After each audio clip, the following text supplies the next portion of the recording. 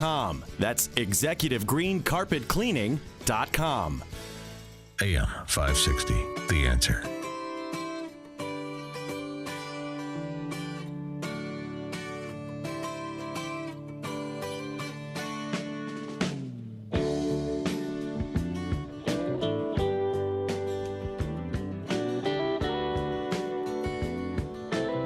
Sports, you can probably predict that last night's regular season Monday night football game drew more viewers than baseball's Game 3 of the ALCS.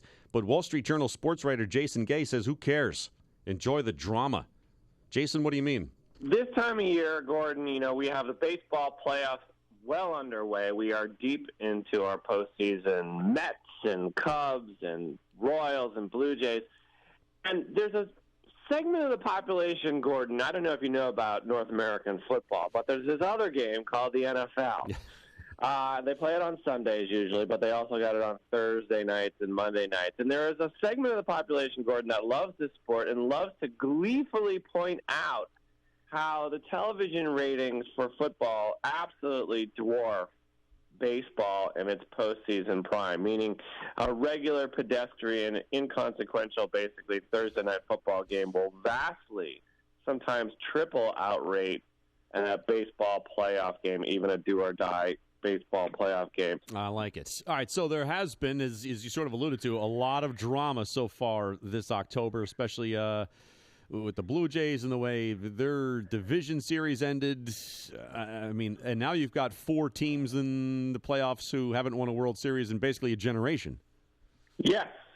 I mean, listen, I grew up a Red Sox fan. I remember 1986 vividly, so it's very hard for me to look at the New York Mets with any sort of sad sack New York Mets. Oh, they haven't been there so long. Listen, they ruined my childhood, Gordon. I can't, get that out of my head. Right. But, yes, Cubs, Mets. Of course, the Cubs have not won since 20 AD. That would be a spectacular thing, although they're in an 0-2 deficit right now. They got a lot of work to do. Right. Blue Jays haven't done it since 93.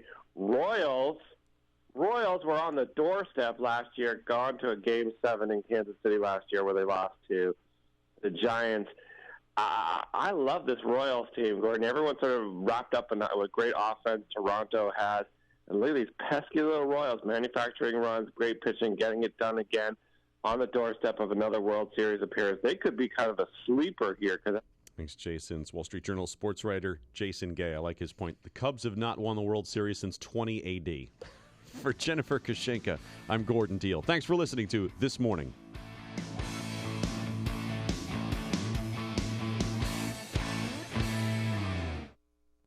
You are a sign business, you want to grow, and you want to make more money. So do I. I want to partner with you. This is Dave Carlson, and my sign company is Franco Carlson & Company. We've been doing business in Chicago since 1894. With millions of dollars of state-of-the-art equipment, we can do any job. Trade shows, bus and vehicle wraps, banners for special events, even custom wallpaper. We can help you expand your sign business. If there is an order, any order, or a piece of business that you don't have the capabilities to do yourself, we can do it with you. You don't have to turn away any sign or print business any longer. Speed and quality to meet your deadlines. You have my word on that. Expand your sign business. Take any order. Make more money. Become a partner with Franco Carlson & Company. Contact me for a quote or stop by for a tour of our shop. Franco Carlson & Company. We are the sign company's partner. Call Franco Carlson & Company at 773-847-6900. 773-847-6900.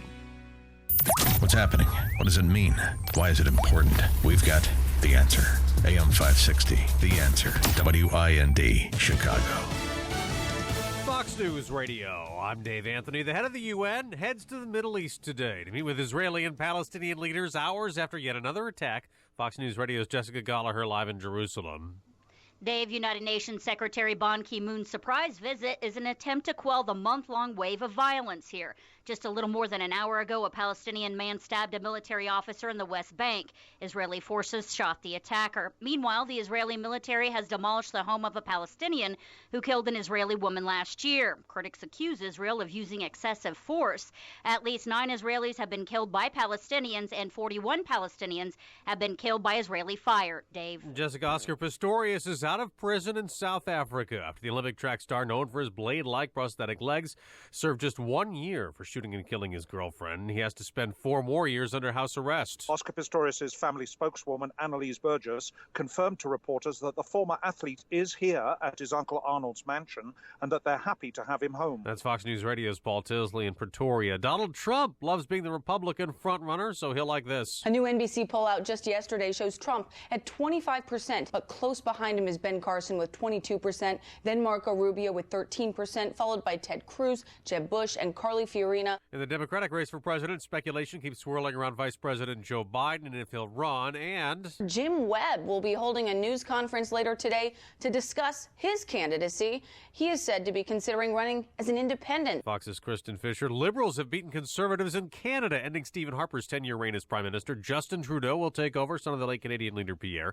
In Toronto, an offensive outburst. The Blue Jays beat the Royals 11-8. We can score runs in different ways, but the ability to hit the long ball is definitely something that we count on. Josh Donaldson will hit one of 3 Toronto home runs. Kansas City still leads the American League Championship Series 2-1. Game 4 is this afternoon. Fox News Radio. Farron. Mostly clear skies this morning. We are at 58 degrees, and it is 5:02 on AM 560, The Answer. A pleasant good morning. I'm Mike Scott. Cubs looking for their first win of the National League Championship Series tonight at Wrigley Field. Cubs skipper Joe Maddon says he's confident his club can bounce back from an 0-2 series hole. They beat us, but it's not nearly over with, and we're really good as our hashtag. We are good. I have a lot of faith in our guys. They beat us 2 games, but I have a real strong belief system in our guys. The Mets hold that 2-0 series lead after winning the first 2 in New York over the weekend.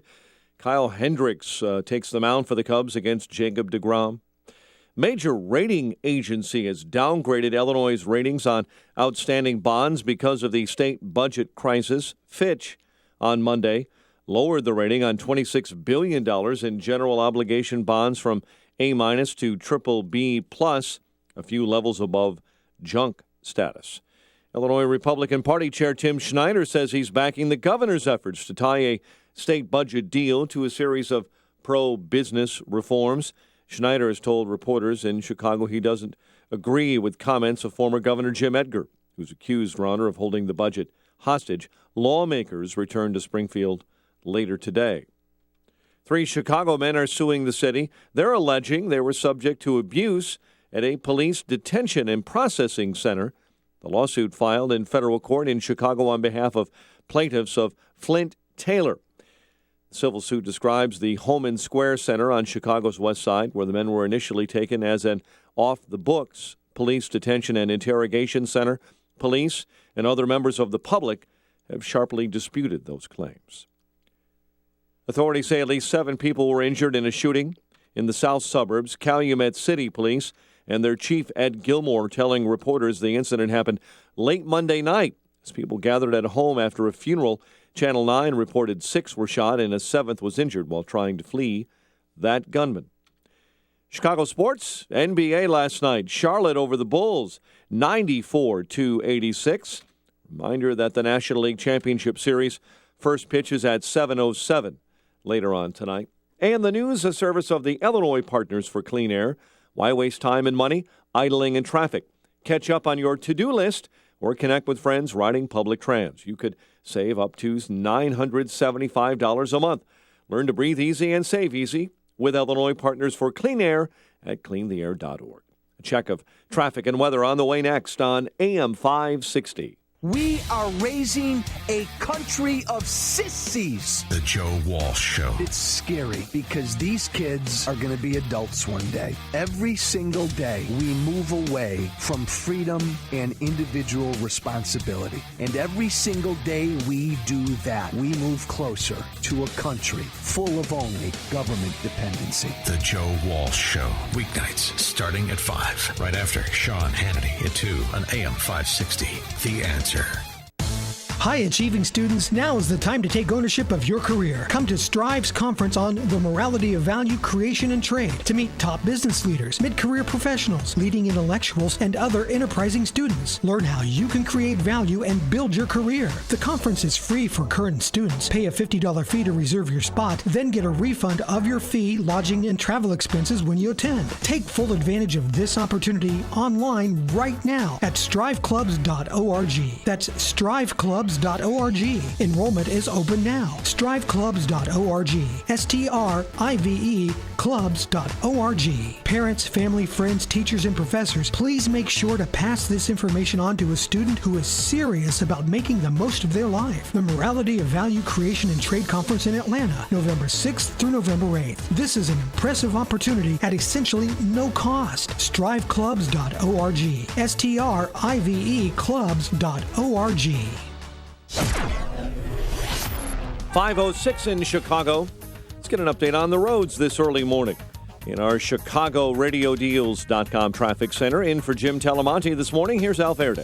And thanks, Mike. In Lockport, we have a situation where State Street is closed due to a water main work. This is in both directions between New Avenue and 151st. On the northwest side, Dempster at Northwest Highway. And actually, Virginia near Harlem is the exact location of structure fire there. Stop-and-go traffic on 8094 westbound between Indianapolis Boulevard and Torrance Avenue. In the meantime, Edens is good in both directions. No delays yet on the Kennedy.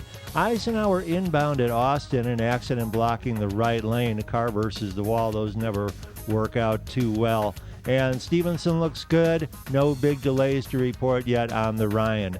Traffic is a service of Massage Envy at Massage Envy Spa. They know there's nothing like relaxation. That's why their first-time guests can relax with a customized massage for only $49.99 or facial for only $59.99. Schedule today at Massage Envy Spa.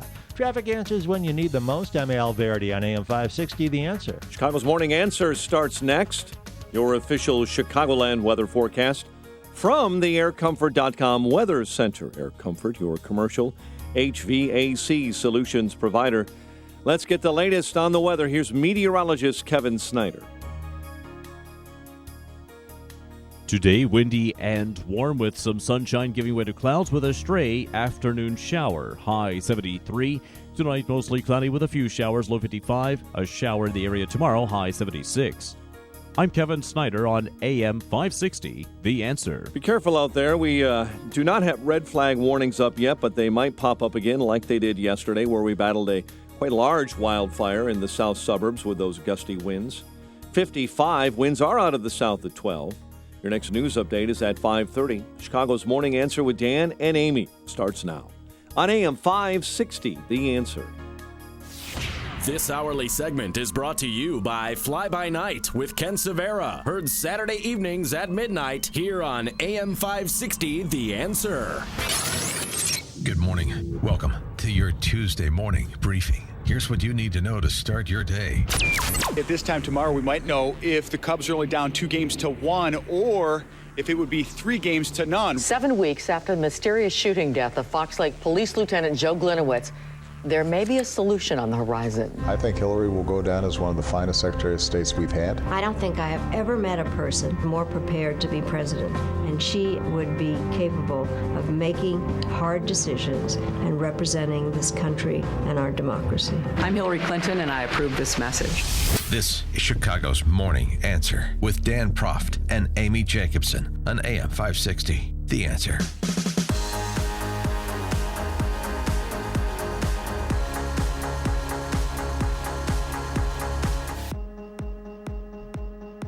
Good morning, Dan Proft, Amy Jacobson. Your mic's not on. Oh, yeah, now PhD, it is. press here, dummy. Thank you. You got a little bit of a cold, huh? No. No? You all right there? You getting ready for the big game? I hope it doesn't affect your game tonight, Game 3 of the NLCS. I'm not playing tonight.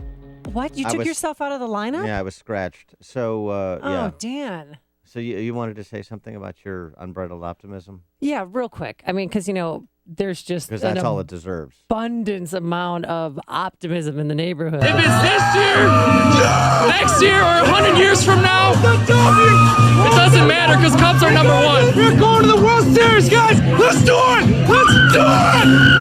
So people are really excited in the hood because, I live in Wrigleyville, have for almost 20 years. And I just wanted to point out something that I failed to mention yesterday.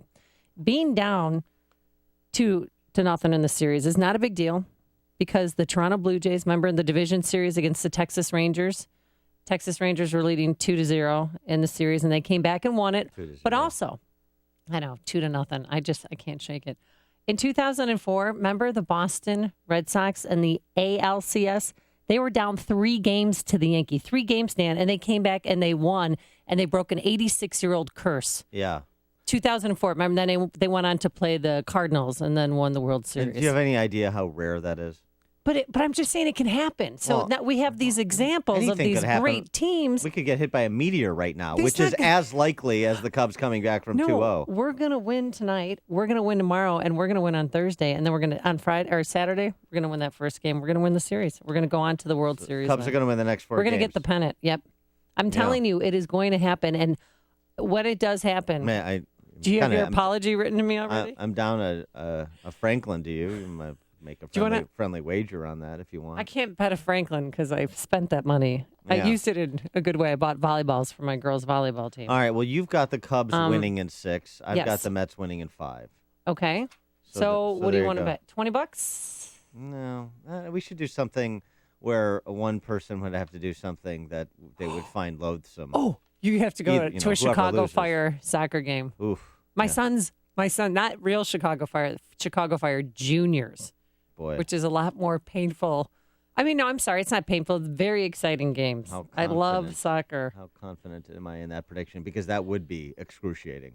Even if I went with John Cass, it would be excruciating. It's only an hour of your life. I mean, that's what's good about soccer. When it starts at 9, it is over at 10. And they normally end in ties. Okay? All right. And if you lose, you have to renounce your Swedish citizenship.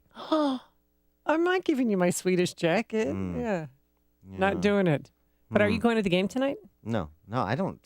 Well, I'm not a high society type like yourself. Well, I got a ticket for tomorrow's night game. Well, no, I thought you had one for today, too. I'm going tonight, too. But tonight I'm going. Yeah. Well, tonight. No, but tonight I'm not sitting in the pretty people seats. Tomorrow, I got a sponsor. I'm sitting down low. Yeah. You know what I mean? No, I mean, it's, the rich keep getting richer in Chicago. I get it.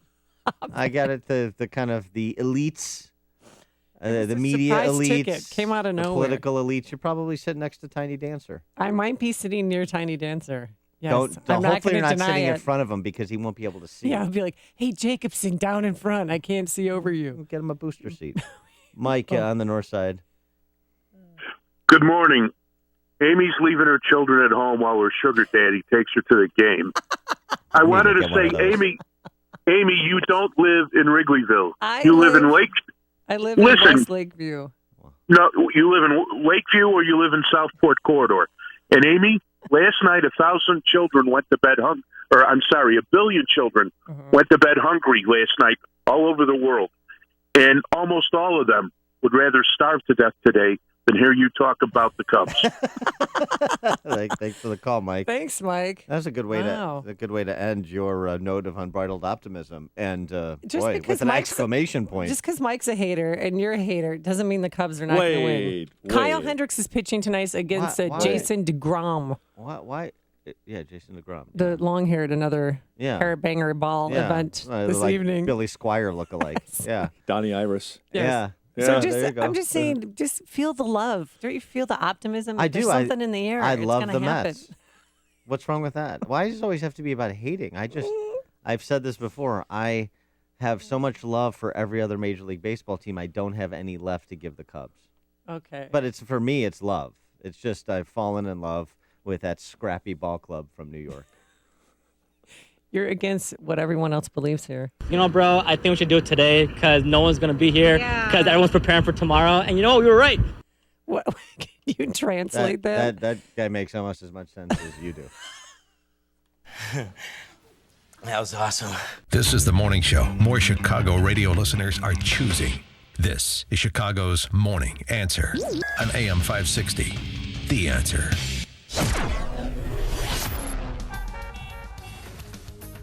So sun today, the clouds windy and warm. We do have a chance of a stray afternoon shower, a high of 73 degrees. Game time tonight, it'll be 66 degrees. Then tomorrow, mostly cloudy, breezy, warm with a shower in the area, a high of 76. Wow. Let's get the travel times and say hello to Al Verdi, who's in for Jim Telemonte. Well, thanks, Amy and Dan. Good morning. In Lockport, we've got State Street closed in both directions between New Avenue and 151st until further notice for water main work. And a structure fire on the northwest side reported at 6220 Northwest Highway, also known as Harry's Lumber Company. And in Elgin, Route 31, both ways at 90, roadwork has the road down to one lane until about 6 this morning. We have no delays right now on the Edens or the Kennedy. An earlier accident on the inbound Eisenhower is cleared at Austin, and just 29 either way on the Eisenhower between Thorndale and the post office. Stevenson looks good in both directions. 55 is wide open. Dan Ryan in or out 15 from 95th to downtown. No problems to report on 57 or Bishop Ford. Lakeshore Drive and Elgin O'Hare traffic is moving at its posted speeds, and all the area tolls look good right now. I'm Al Verdi in the ChicagoRadioDeals.com Traffic Center. AST for Industry. This is John Haidt. My company is Anti-Seize Technology. We are the company behind hundreds of products used by industry and manufacturing worldwide. For over 35 years, my local company has made lubricants, adhesives, and sealants. I put my products up against any other company for quality and value. That's why we say AST for Industry. Your maintenance crew can save time, money, and your equipment. Slick-On Flow Lube is a superior spray-on industrial lubrication for your sliding, rolling, squeaky, turning, press-fitting needs. Slick-On Flow Lube keeps your equipment in service and reduces costly breakdowns. Slick-On Flow Lube is a great product for your maintenance team from Anti-Seize Technology. We will prove products from Anti-Seize Technology are better for your industry. Contact us for a demonstration. Go to AST4Industry.com. Remember, AST4Industry.com. Check out our line of lubricants, adhesives, and sealants for your company. AST4Industry.com. At GoDaddy, a domain name is the beginning of something awesome. Use it to create a website to promote your business. Open an online store to sell your products. Start a blog. Build your brand. You can even connect your domain to your LinkedIn or Facebook page. And GoDaddy customer support is always ready to help. What will you do with your domain name? Get a .com domain name for only $2.99 for the first year. Right now at GoDaddy.com. 2-year purchase required. Second year is $14.99. SquareTrade does not cover lost or stolen items. Savings based on 2-year iPhone plan with one claim compared to Assured total equipment coverage as of August 10, 2015. Getting a new iPhone? Don't overpay for phone insurance. Save with SquareTrade Phone Protection instead. Phone insurance through your wireless carrier can cost as much as $11 every month, plus up to a $199 deductible when you break your phone. SquareTrade iPhone protection is less than $5 a month. We can save you over $240. Start saving with SquareTrade now. Visit squaretrade.com. That's squaretrade.com. People who can afford a LASIK procedure sure are lucky. Imagine being able to throw away your contacts and glasses. Imagine waking up tomorrow with 20/20 vision. Too bad everyone can't afford LASIK. Well, guess what? There's a company that agrees with you. TLC Laser Eye Centers is now offering great prices on high-quality LASIK to make it affordable for everyone. That means you get the latest FDA-approved all-laser LASIK technology for less than what others charge. And if you call right now, we'll schedule a free consultation so you can discover if LASIK is right for you. Individual results may vary. Call 1-800-488-7959. Even better, if you're one of the first 100 callers, ask about an extra 10% off your all-laser LASIK procedure. We've already performed over 2 million procedures. Let us help you. Discover how you can get the quality LASIK experience you deserve for less than what others charge. For your free consultation, call 1-800-488-7959. 1-800-488-7959. AM 560, The Answer.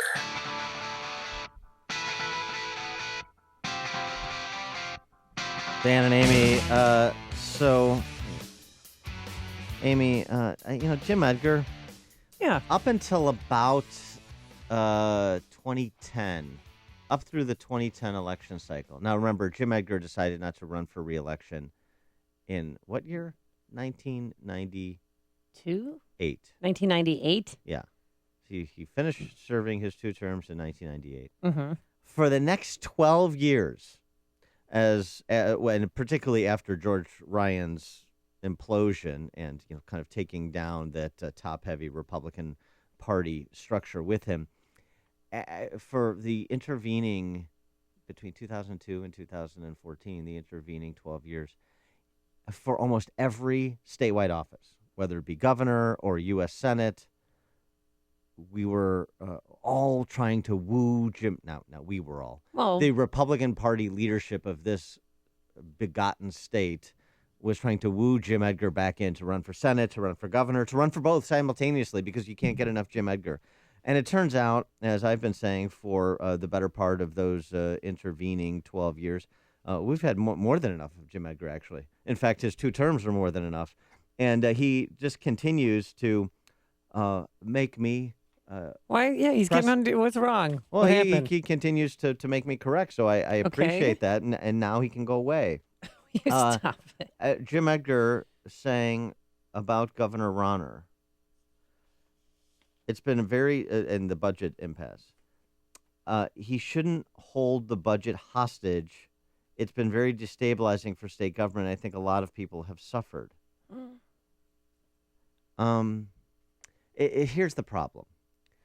Jim Edgar should be, to the extent that he is heard and not just seen, and that's where I think he should be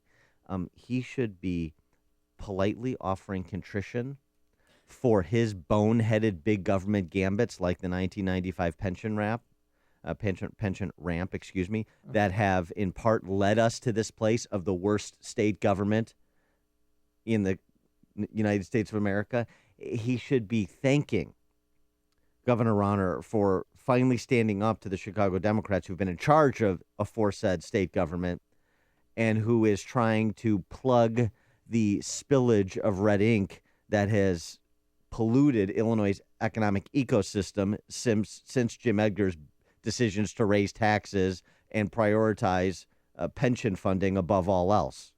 That's what he should be doing. But instead, he's reciting Democrat talking points. Right. And why is he doing that? Is he secretly really close to Mike Madigan? Is that a possibility? No, that has nothing to do with that. He is a Vichy Republican. He is a surrender first Republican. He is a Republican without foundation. And so it's all just about path of least resistance.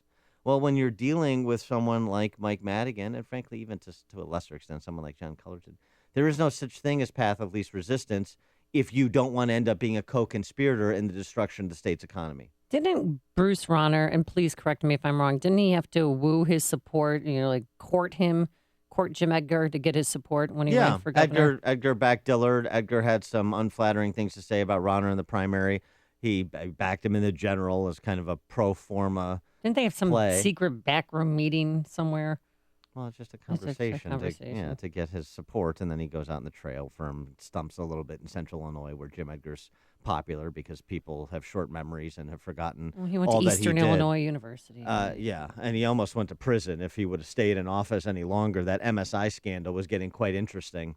Really? Something else that people forget. No, I want to hear about that. I forgot about that. Well, there's all kinds of things, but I'm happy to leave the past in the past. We can't change it. We can't get in our DeLorean and go back to the future. So I don't need to relitigate all of these bad policy choices other than to point them out so that they're not made again. But for Jim Edgar to go out there and essentially, again, adopt the language of the Chicago Democrats who sent Governor Rauner, let's just remember, because there's the short memory problem, sent Governor Rauner an unconstitutionally unbalanced budget to the tune of $4 billion. And now Jim Edgar is saying, well, because people have been hurt, and they have, no question, and that's unfortunate, then but because they've been hurt by the actions of Madigan and Cullerton, Rauner should give in and perpetuate the destruction of this state. What kind of sense does that make? But that's exactly the approach that Illinois Republicans have taken for the better part of the last 2 decades, and it's in part the reason we have the state we have. Oh, by the way, a state whose bond rating was just downgraded by Fitch yet again yesterday. How much lower can we go? Well, we're not junk status yet, but we're trending in that direction. And of course, that just increases the cost to borrow, which is passed on to taxpayers because the state doesn't have any money. It's just our money. Well, I don't want to put you on the spot here, but how much did Governor Jim Edgar drive our budget deficit? Was it by billions? It's millions. I mean, because it's what he set in motion. All right. And it's the culture that he helped to propagate. That's so much more important than fleeting numbers. And so, for example, the 95 pension ramp, the tax increase that he supported, he was willing and interested to do a property tax swap, permanent income tax increase for temporary property tax reduction. After he lambasted Don Clark Netsch over the very same issue in the primary back in 94. Again, not to relitigate all these campaigns, but the bottom line is he is a classic example on so many issues where it has been very difficult for Republicans to distinguish between where Republicans end and Democrats begin on pocketbook issues and so many other issues. And it's one of the reasons that explains, despite Rauner's election in 2014, that Republicans are still in the super minority in a state that has been destroyed by Chicago Democrats who've been in charge for generations. It's just incredible to me. Well, why is that? Why, Jim Edgar, why is that? Is it just because you're out of office? Why is it that we're in the super minority, Republicans are? I'm always fascinated to hear answers to explain why, despite what has happened at the hands of Madigan and Cullerton, who've both been in Springfield for 40 years, Madigan, the longest-serving House Speaker in the history of our country, State House Speaker, and you've got, for the better part of the last decade, you had Democrats in control of all the statewide offices, not to mention Cook County, not to mention the city of Chicago, where they still are in control. And what has happened under their watch? And so how could you say, as a political party, you know what you're doing when you can't take advantage? Forget even the policy for a second, which is the whole point, but just talk the politics, because that's what all these guys care about is the politics and power. So let's talk about it. How could you say that you are good at what you do when you have seen what is wrought? Illinois, worst state government in the country. It's not close. And you can't take advantage of that to change out the leadership that's responsible and bring in new Republican leadership? What does that say? I mean, is there more of an indictment of the Illinois Republican Party and the philosophy, to the extent that one is discernible, of the likes of Jim Edgar than the political performance, even in addition to the policy performance? Why would he come up now? I mean, I'm seeing, he gave an interview to the Because he wants State Journal attention. Register, and he was giving a speech at University of Illinois Chicago at a lecture. Because he still wants to be relevant. He still wants to be, the statesman. Oh. He's the rise above it guy.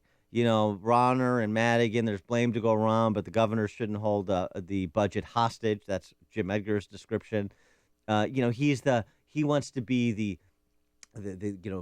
Solomonic politician who's going to kind of make the difficult decision and bring it together and just get things done regardless of the implications of those things. That's just Jim Edgar. He wants to be paid attention to.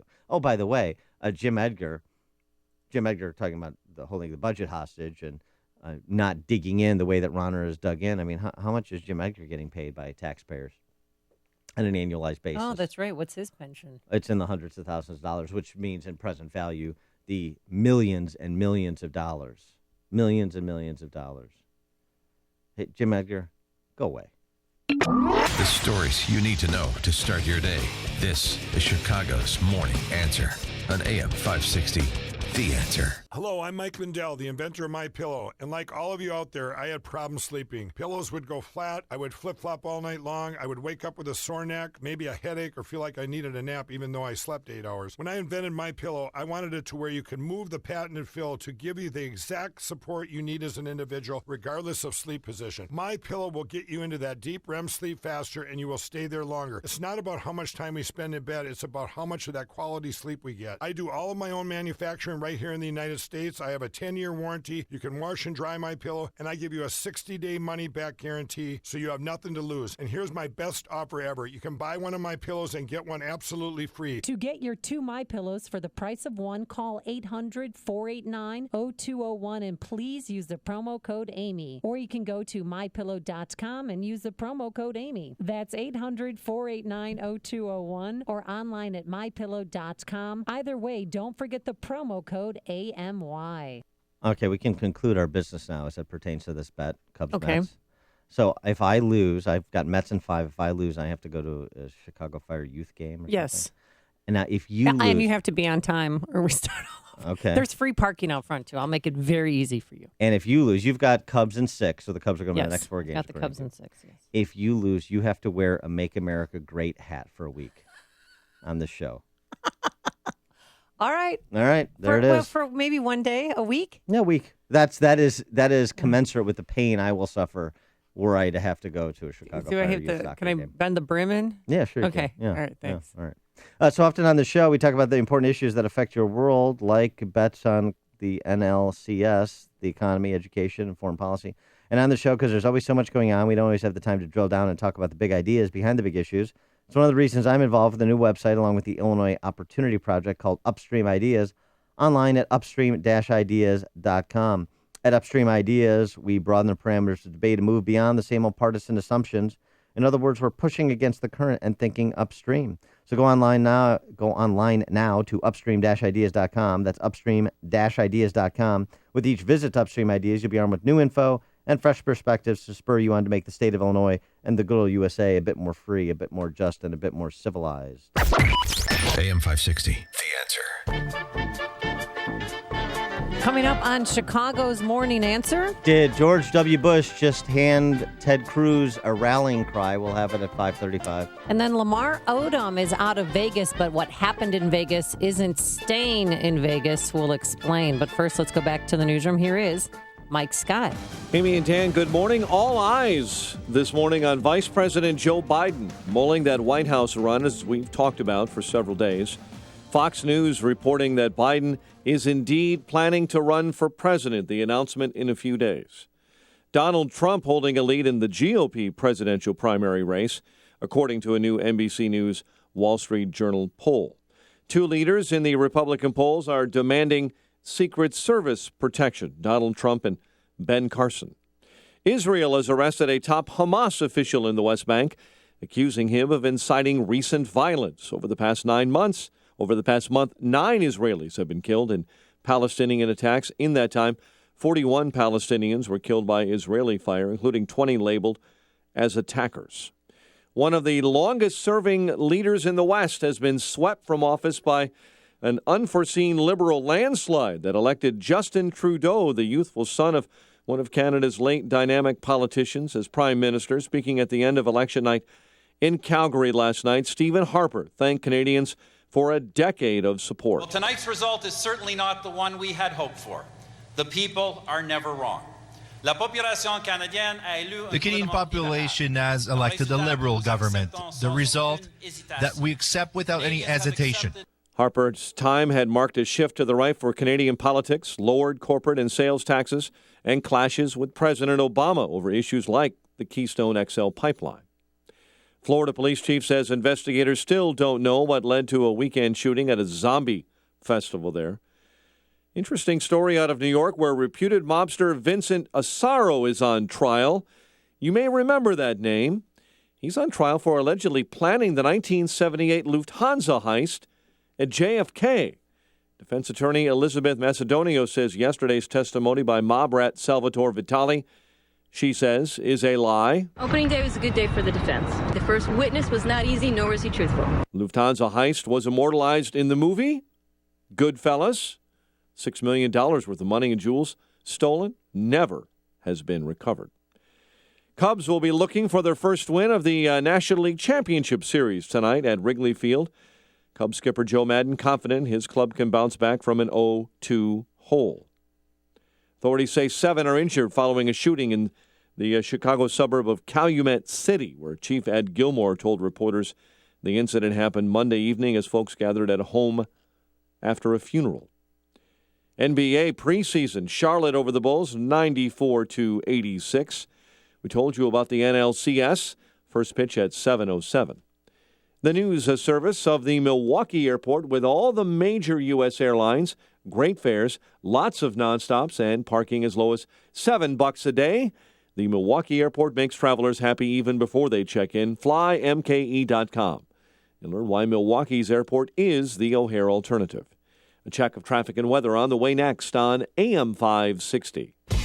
She's bold. You're not black, so drop the racism crap. She's controversial. When you bring the people here, you bring those cultures here. She's unapologetic. This is a total fraud and a fig leaf. And she's coming to Freedom Summit Chicago 2015. She's Ann Coulter. Now I'm talking. See best-selling author and conservative firebrand Ann Coulter live on Saturday, November 14th at Freedom Summit Chicago in Itasca. Get your tickets now at freedomsummitchicago.com. That's freedomsummitchicago.com. Create a new family tradition during Panama City Beach's first beach home for the holidays, November 27th and 28th, featuring Christmas concerts, a tree lighting, and more. Play now at visitpanamacitybeach.com/holidays. My name is David Hochberg, and I'm Vice President of Lending at Pearl Mortgage. That's right, I'm now Vice President of Lending at Pearl Mortgage. If you're looking to purchase a new home or refinance your existing home, give me a call. I'm the same guy that's provided listeners with honest advice and outstanding customer service for the past 13 years. The only thing that's changed is where I work. When you wanted to purchase a home after filing bankruptcy or when your home was foreclosed, you called me and I helped you. When you tried to purchase a home you couldn't afford, you called me and I advised you to purchase a less expensive home. If you want to talk with me about a mortgage, please give me a call at 312-751-1333. That's 312-751-1333. Email david@perldavid.com. That's david@perldavid.com, or visit my website, am560david.com. 312-751-1333. Pearl Mortgage is an equal housing lender, Illinois residential mortgage licensee, 4358, licensed by DBO under California RMLA and MLS 19186. PearlMortgage.com licensing.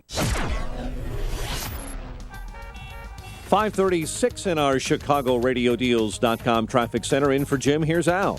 Thanks, Mike. We've got a problem with the Union Pacific Northwest line. It is the trains have been halted in both directions near Norwood Park because of a fire near the tracks. And on the northwest side, the intersection Northwest Highway at Sayers closed due to that earlier structure fire. In Elgin, Route 31, both ways at 90. Roadwork is down to one lane because of construction until 6 this morning. Both sides of the Edens are in good shape. No delays on the Kennedy. Eisenhower looks good. 55 northbound between Route 53 and 355. Traffic is slow. And Dan Ryan inbound from Cermak to the Circle. A little bit of a delay there. Traffic builds 18 minutes from 95th to downtown. Traffic is a service of CarStar Auto Body Repair Experts. Your car is your baby, so if you're in an accident, tell your insurance company you want to go to CarStar. They put customer satisfaction first, and CarStar will get you back on the road safely, quickly, and with minimal hassle. And all work is guaranteed. CarStar, Chicago's auto body repair experts. Traffic answers when you need them most. I'm Al Verdi on AM 560, The Answer. Chicago's Morning Answer continues next, and your official Chicagoland weather forecast from the AirComfort.com Weather Center. Sun and clouds today. Windy, warm, a stray afternoon shower possible. High 73. Currently 51 at O'Hare. Next news coming up at 6. Chicago's Morning Answer with Dan and Amy continues next on AM 560, The Answer. This hourly segment is brought to you by The Laz Word with Tom and Dave. Heard Sundays at midnight. Hey, before you read about it on Facebook or Twitter or hear about it from your friends, find out what today's big stories really mean with me, Sean Hannity, today at 2, right here on AM 560, The Answer. Dan and Amy, so this is interesting. A little infighting here. Texas style, Diane. Hee-haw. A political story, a Politico story. George W. Bush may have given Ted Cruz the rallying cry that he needs, apparently at a fundraiser for his brother, that would be Jeb. Over the weekend, George W. Bush said, "I just don't like the guy." He said that of Senator Ted Cruz. According to donors who apparently spoke on the condition of anonymity to Politico, the tenor of what W, said about the other candidates was really pretty pleasant until he got to Cruz. W said, among other things, he found it opportunistic that Cruz was sucking up to Trump and just expecting all of Trump's support to come to him in the end. That's called politics. Positioning. I don't know why that's opportunistic. Yeah, that's right. I suppose it is opportunistic, but it's positioning. However, he also said, according to those same donors who spoke to Politico, not to doubt Cruz's strength. He said Cruz was going to be a pretty formidable candidate against Jeb, especially in Texas and across the South. It's interesting because a couple of things. Cruz is, as we've talked about in the show before, the most iconoclastic, the most reliably conservative of the candidates in the field, in my estimation. And in particular, those candidates who are actually in elective office. And you like him, aren't you leaning toward Ted Cruz right now? I am. I think he's got some stylistic problems, but he's right there at this point behind Trump and Carson. Depending on whose poll you look at over the last week, Cruz is in third, Cruz is in fourth. He's kind of in that mishmash, 10 points, 12 points back of Trump and Carson with Rubio, with Jeb in a few of the polls. Well, new numbers are out from CNN. They just came out about an hour ago.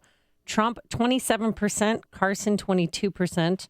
And both former Governor Jeb Bush and Marco Rubio are tied for third place with 8% support each. And Cruz is toward the middle of the pack with 4% support. Yeah. Well, here's the other thing. And the biggest news this morning, real quick, is that Carly Fiorina has dropped a lot. Her numbers used to be in the double digits. Now she's at 4%. Well, the debate gave her an opportunity, but you have to sustain it. And where has kind of Carly Fiorina been since that debate performance? Remember, she took the stage a day after the debate and the curtain fell down and almost killed her and her participants up on stage. Well, Yeah. I haven't heard from her since. I mean, she was with a group of kids in Des Moines, Iowa. Media class, and that's all I've seen of her. There's been a bit of a lull because of other events, and in particular on the other side with the prospect of Joe Biden getting in. But that's no excuse. I mean, you have to make your bones when you can make your bones, and Carly Fiorina had an opportunity after that debate. She saw the benefit of her performance, and then it's kind of dissipated through seeming inactivity. I don't know if that's an internal issue in terms of organization and trying to build the necessary infrastructure for the state-by-state campaign. But whatever it is, it's costing her support right now because she's just kind of drifted out of the public mind. And don't forget, even though those debates were widely watched, man, you have to sustain this. This needs like relentless on a daily basis in order to keep yourself in the front of people's mind as a potential candidate, in addition to some of the questions about Carly that she's going to have to answer now as the campaign moves on. But with respect to Cruz, here's the other thing. And again, those national poll numbers don't mean a lot because it's you have to have a national presence. You have to run a national campaign, but it's a state-by-state contest. And one of the things I've seen a number of reports on that's kind of interesting is how afraid the Republican establishment is of Trump at this juncture because of his staying power. And some insiders in D.C. suggesting that Trump's a lot better organized. His campaign is a lot better organized than you would otherwise want to believe it is. In other words, that he is going to be around for a while, and he has the potential. Boy, again, you start winning states, and it can snowball very quickly. And Trump, maybe not Iowa, but he's still in a strong position in New Hampshire and South Carolina and Florida and Nevada. So it starts to get pretty interesting, and you start to have to ask yourself if you're a Jeb supporter or a Kasich supporter or a Christie supporter, just exactly what state are any of these candidates going to win? If any. Well, that's the point. The If you're not winning states, then you can only stick around for so long to make it interesting. But one thing that Trump has never done, Trump has never attacked Ted Cruz. And remember, they, lined themselves together to rally on Capitol Hill against the Iran deal. Right. And I think that upset the Bushes as well, because they don't like that he's aligning himself with Trump. Don't forget, go back to the Senate race in Texas. They were on the other side in that primary. They were with Dewhurst. Remember, Ted Cruz was a conservative upstart. He was not the Republican establishment's choice for that U.S. Senate seat that Kay Bailey Hutchinson retired from. They wanted Dewhurst, and Cruz beat Dewhurst and then went on. So there's some bad blood. This is deeper than Trump. This is much deeper than Trump. I just think, as W honestly said, to his credit, I just don't like the guy. I think that's clear, and that's fine. But I think that's a great opportunity for Ted Cruz to leverage some of that Bush fatigue to his benefit, while he's also leveraging some of the justifiable anger in the body politic, at least in the Republican primary body politic, to leverage some of that anger for support, particularly depending how Trump does. And just one other point on Cruz. You've heard a lot of people in Iowa talk about if the caucus were today, it would be Ted Cruz or Ben Carson.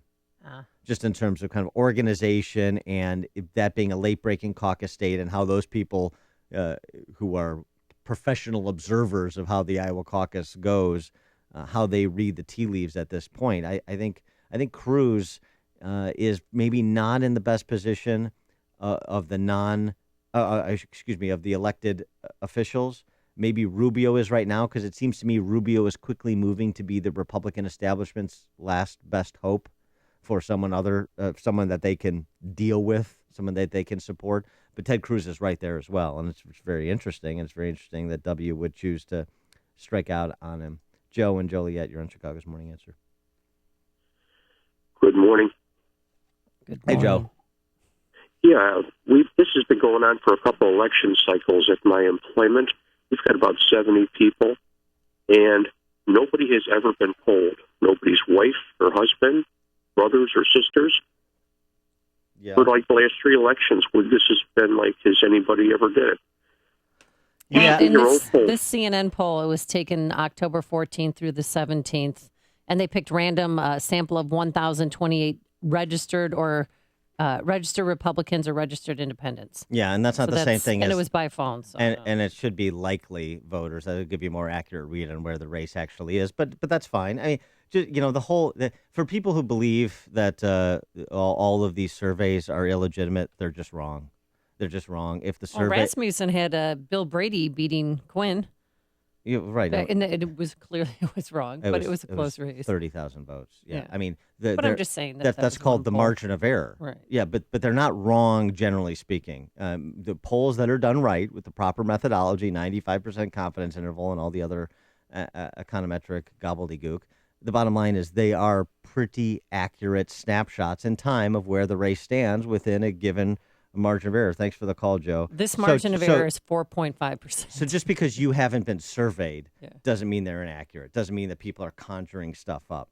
Now there's fraudulent polls out there. There's unscientific polls out there. But in terms of reputable polling agencies, and I've done this for 20 years and worked with a lot of pollsters, and I can give you chapter and verse on race after race over the last 8, 9 campaign cycles, election cycles I've been in, as well as what we've seen at the national level and the sabermetricians like Nate Silver. Attacking the polls is kind of silliness. If the methodology is right, then the numbers within the margin of error are right. If I listened to the polls in 2004, I'd have been in a political fetal position. You've made the switch, and it feels so good. You've switched to Chicago's Morning Answer on AM 560. The Answer. Coming up next, Lamar Odom. He's out of Vegas, but still what he did is not going to stay in Vegas. We'll explain. But first, here's your forecast. Some sun today. Clouds. It will be windy and unseasonably warm. A high of 73 degrees. A little humidity out there, and we can't rule out a stray afternoon shower. By game time tonight, it'll be 66 degrees and pleasant. And tomorrow, mostly cloudy, breezy, and warm. A high near 80 degrees. Let's see where the cars are. Here's Al Verdi and for Jim Telemonte. Thanks, Amy. Dan, we've got a problem on first the Metro Union Pacific Northwest line. It is shut down right now at Norwood Park because of a fire near the tracks. Lockport State Street is closed both ways between New Avenue and 151st because of water main work till further notice. Northwest side, Northwest Highway at Sayre is closed due to an earlier structure fire. And in Elgin, Route 31, both ways at 90, roadwork has the roadway down to 1 lane. Edens and Kennedy look good both ways. Eisenhower inbound. From Mannheim to Harlem, traffic's building a little bit. 31 in from Thorndale to the post office. Outbound is fine.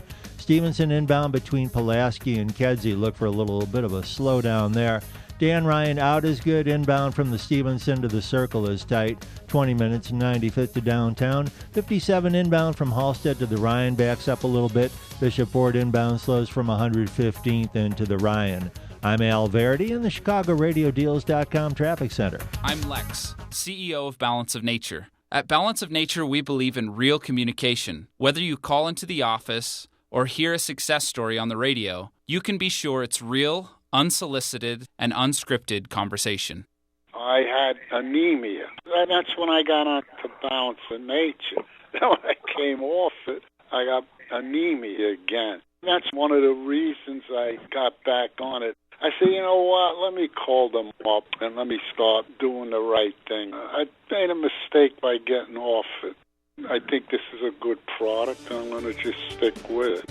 When you can give your body a full variety of 31 different fruits and vegetables in their 100% natural, whole food form, you receive the unmatched balance of nutrition. Call toll-free 800-2468-751. That's 800-2468-751. Or go online to balanceofnature.com and be sure to enter promo code CHICAGO.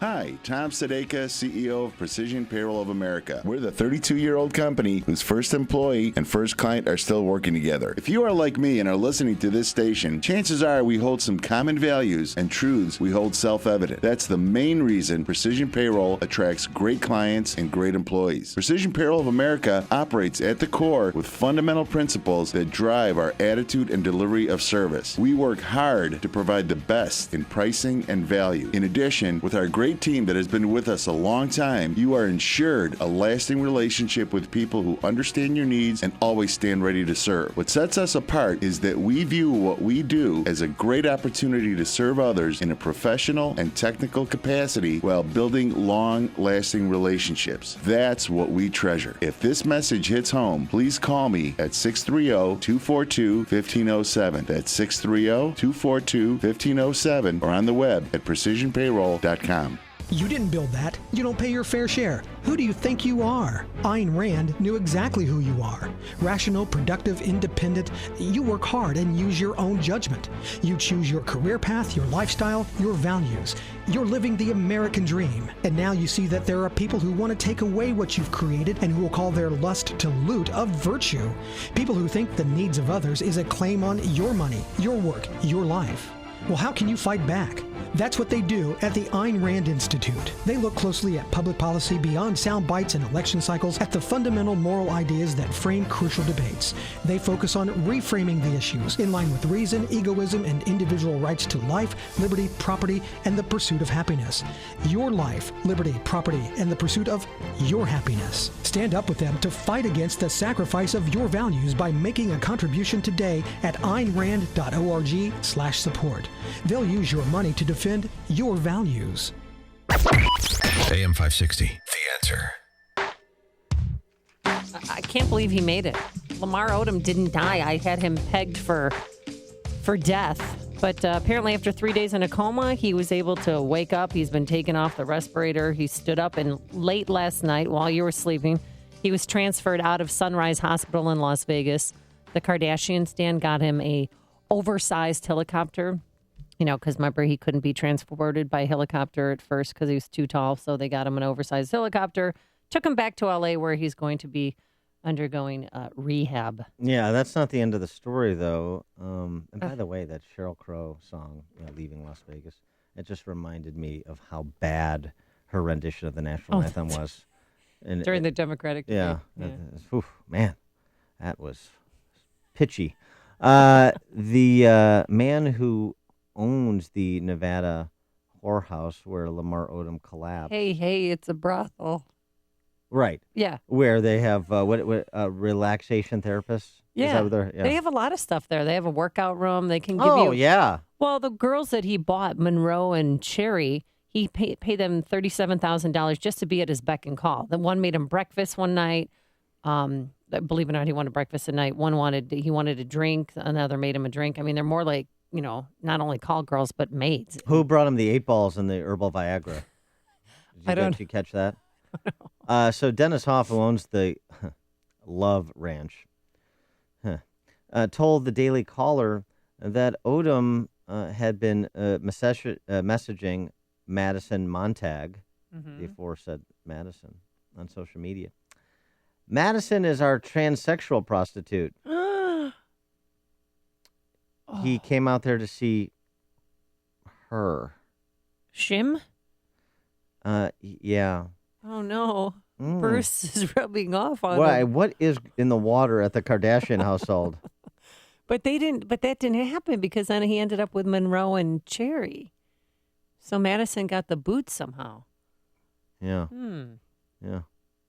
In fact, spent $75,000 Oh my God. for his bender there. Ah. And so get well soon, Lamar Odom.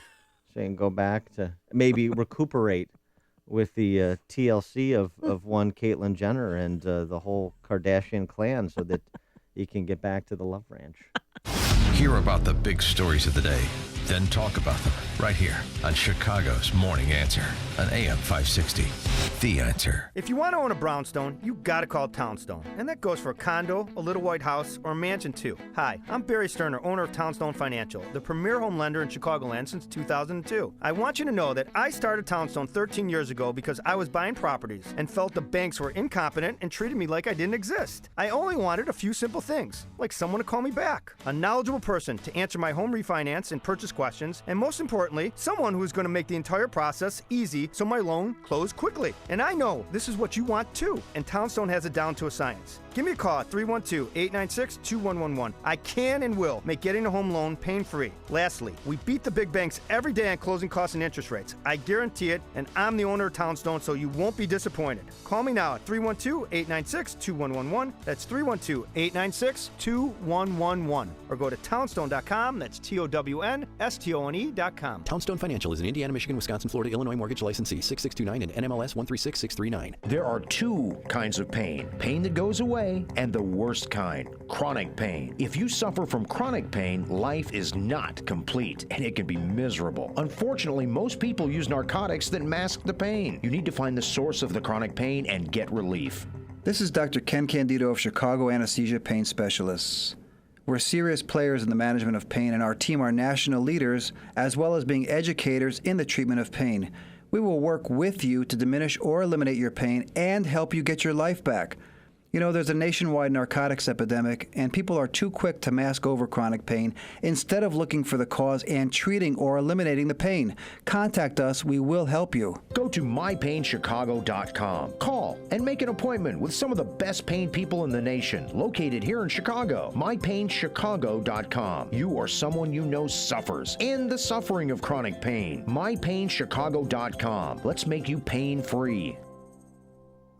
High-achieving students, now is the time to take ownership of your career. Come to Strive's conference on the morality of value creation and trade to meet top business leaders, mid-career professionals, leading intellectuals, and other enterprising students. Learn how you can create value and build your career. The conference is free for current students. Pay a $50 fee to reserve your spot, then get a refund of your fee, lodging, and travel expenses when you attend. Take full advantage of this opportunity online right now at striveclubs.org. That's striveclubs.org. Enrollment is open now. striveclubs.org.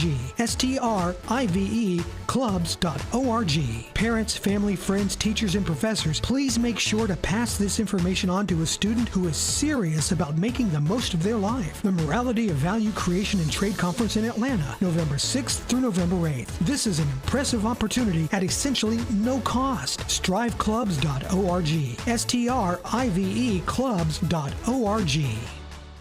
Are you ready to take your diabetes management to the next level? Put the Contour Next meter to the test and challenge your meter. The Contour Next meter makes testing easy and highly accurate with close to lab level results. And Contour Next gives you a second chance, allowing you to reapply to the same strip when the first sample is not enough, saving you time and money. So take the challenge. Go to ContourNextChallenge.com, get a free meter, and enter to win free test strips. Find Contour Next at your local Good Neighbor Pharmacy.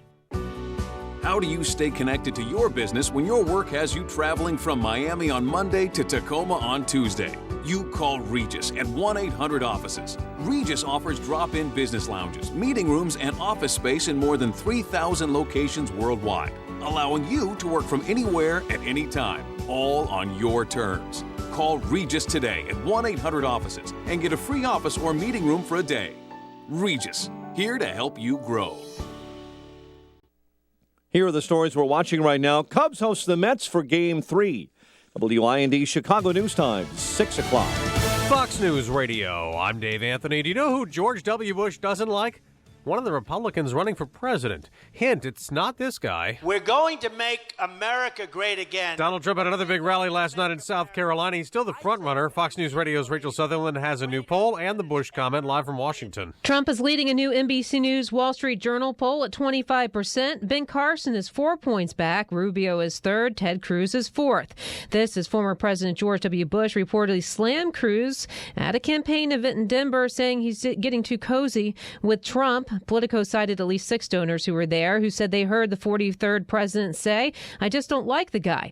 Cruz, a former employee of the President George W. Bush, said he will not reciprocate the attack and said that he will always be grateful to his former boss. Dave. Rachel, the nation's top general's gone to Iraq. It's Joseph Dunford's first visit since taking over as Joint Chiefs Chairman. He's getting an update on the fight against ISIS. There's been another stabbing in the West Bank, a Palestinian attacking an Israeli military officer who was not badly hurt. The attacker was shot and hospitalized. That recent wave of violence has UN leader Ban Ki-moon going to the Middle East for talks today. Canada is getting a new leader with a familiar name. Fox News Radio's Tanya J. Powers has this live. Liberal Party leader Justin Trudeau won in a landslide, getting the majority of the Parliament's 338 seats. A positive, optimistic, hopeful vision of public life isn't a naive dream. It can be a powerful force for change. Trudeau was the son of the late Canadian Prime Minister Pierre Trudeau. Canada's conservative government, led by Stephen Harper, had been in power for nearly a decade, Dave. Tanya Oscar Pistorius is no longer behind bars. Released last night in South Africa, the Olympic track star, famed for his prosthetic blade-like legs, served a year in prison for killing his girlfriend. He has to serve 4 more under house arrest. He'll do that in the comforts of his uncle's mansion. Fox News Radio, fair and balanced. Mostly clear skies this morning. Wind still gusting out of the south at 12, 6:02 on AM 560, The Answer. Good morning, I'm Mike Scott. The Cubs in search of their first win of the NLCS tonight at Wrigley Field, where skipper Joe Maddon says he's confident his club will bounce back. They beat us, but it's not nearly over with, and we're really good as our hashtag, we are good. I have a lot of faith in our guys. They beat us 2 games. But I have a real strong belief system in our guys. Kyle Hendricks will take the mound for the Cubs against the Mets' Jacob deGrom. A major credit rating agency downgrades Illinois' rating on outstanding bonds because of the state budget crisis. Fitch lowered the ratings on $26 billion in general obligation bonds to BBB+. Chicago alderman is asking why the mayor doesn't request an even bigger property tax hike. Finance Committee Chair and 14th Ward Alderman Ed Burke posed that question to Budget Director Alexandra Holt yesterday. Third person will be heading behind bars for being found guilty in the shooting death of an off-duty Chicago police officer, Thomas Wortham IV. The victim's father is satisfied with the verdict. Obviously, nobody is happy here. Nobody is, it doesn't change things, but we felt that there had to be some kind of justice. We felt that these guys should not be left on the street. Marcus Floyd now faces mandatory life in prison after being convicted yesterday in the murder of the officer during an attempted robbery in 2010. At least 7 are injured after a shooting in Calumet City, where Police Chief Ed Gilmore tells reporters the incident happened Monday evening as folks tried to gather at the home after a funeral. Chicago sports, NBA last night. Charlotte over the Bulls, 94-86 in the NBA preseason. The news service of Fresh Time celebrate the grand opening of Fresh Time farmers markets in Chicago's Bucktown, Lincoln Park, Crystal Lake, and Naperville with tender asparagus for only $1.27 a pound. For more grand opening details, visit FreshTime.com. 6:04, a check of traffic and weather on the way next on AM 560. The FICO score is not really even a good indication that you pay your debts back. Dave Ramsey. What it's an indication of is, do you love debt? And are you planning on staying in debt continually, forever? If you're running around trying to build your FICO score and you call that winning with money, you're stupid. Was I unclear? I hope not. Because you're not winning with money. That's the point. It's the Dave Ramsey Show, tonight at 7 on AM 560. The Answer. The following is a paid political announcement. I'm Willie Wilson, candidate for President of the United States. As President, education will be at the top of my priorities. Paid for by Willie Wilson 2016. NIU fans and alumni, join other Huskies and help celebrate the 109th homecoming on Saturday, October 24th. Husky football hosts Eastern Michigan at 2:30 p.m. and look to remain undefeated at Husky Stadium. Take your football ticket stub to the volleyball match that night at 7 p.m. and receive admission for only $2. For ticket information, call the NIU ticket office at 815-753-PACK or visit NIUHuskies.com. Listen to AM 560 on your mobile device. Now available on iHeartRadio. Online at iHeartRadio.com. This hourly segment is brought to you by Papa Nicholas Coffee. Papa Nicholas. Great coffee. Period.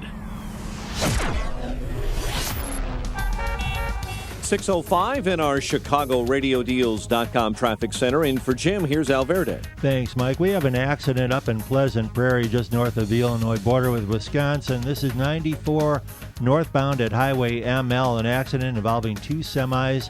The accident has 3 left lanes blocked. Northwest side, the intersection of Northwest Highway and Sayre is shut down because of that earlier structure fire. And Metro Union Pacific Northwest Line trains are on the move again. They had been stopped in both directions near Norwood Park because of an earlier fire near the tracks. Edens looks good both ways. No delays yet on the Kennedy. Eisenhower Inslows Mannheim to Harlem. 36 in Thorndale to downtown. Stevenson in between Harlem and Kedzie, a little slowdown. Traffic's a service of RCN Entertainment Redefined. Get award-winning superfast 155 internet and awesome digital TV as low as $55.94 per month. Plus, take TV anywhere with RCN to go. It's awesome-mazing. RCN Entertainment Redefined. 1-800-RING-RCN or RCN.com. Traffic answers when you need them most. I'm Al Verdi on AM 560, The Answer. Chicago's Morning Answer continues next. Your official Chicagoland weather forecast from the AirComfort.com Weather Center. Air Comfort, your commercial HVAC solution provider.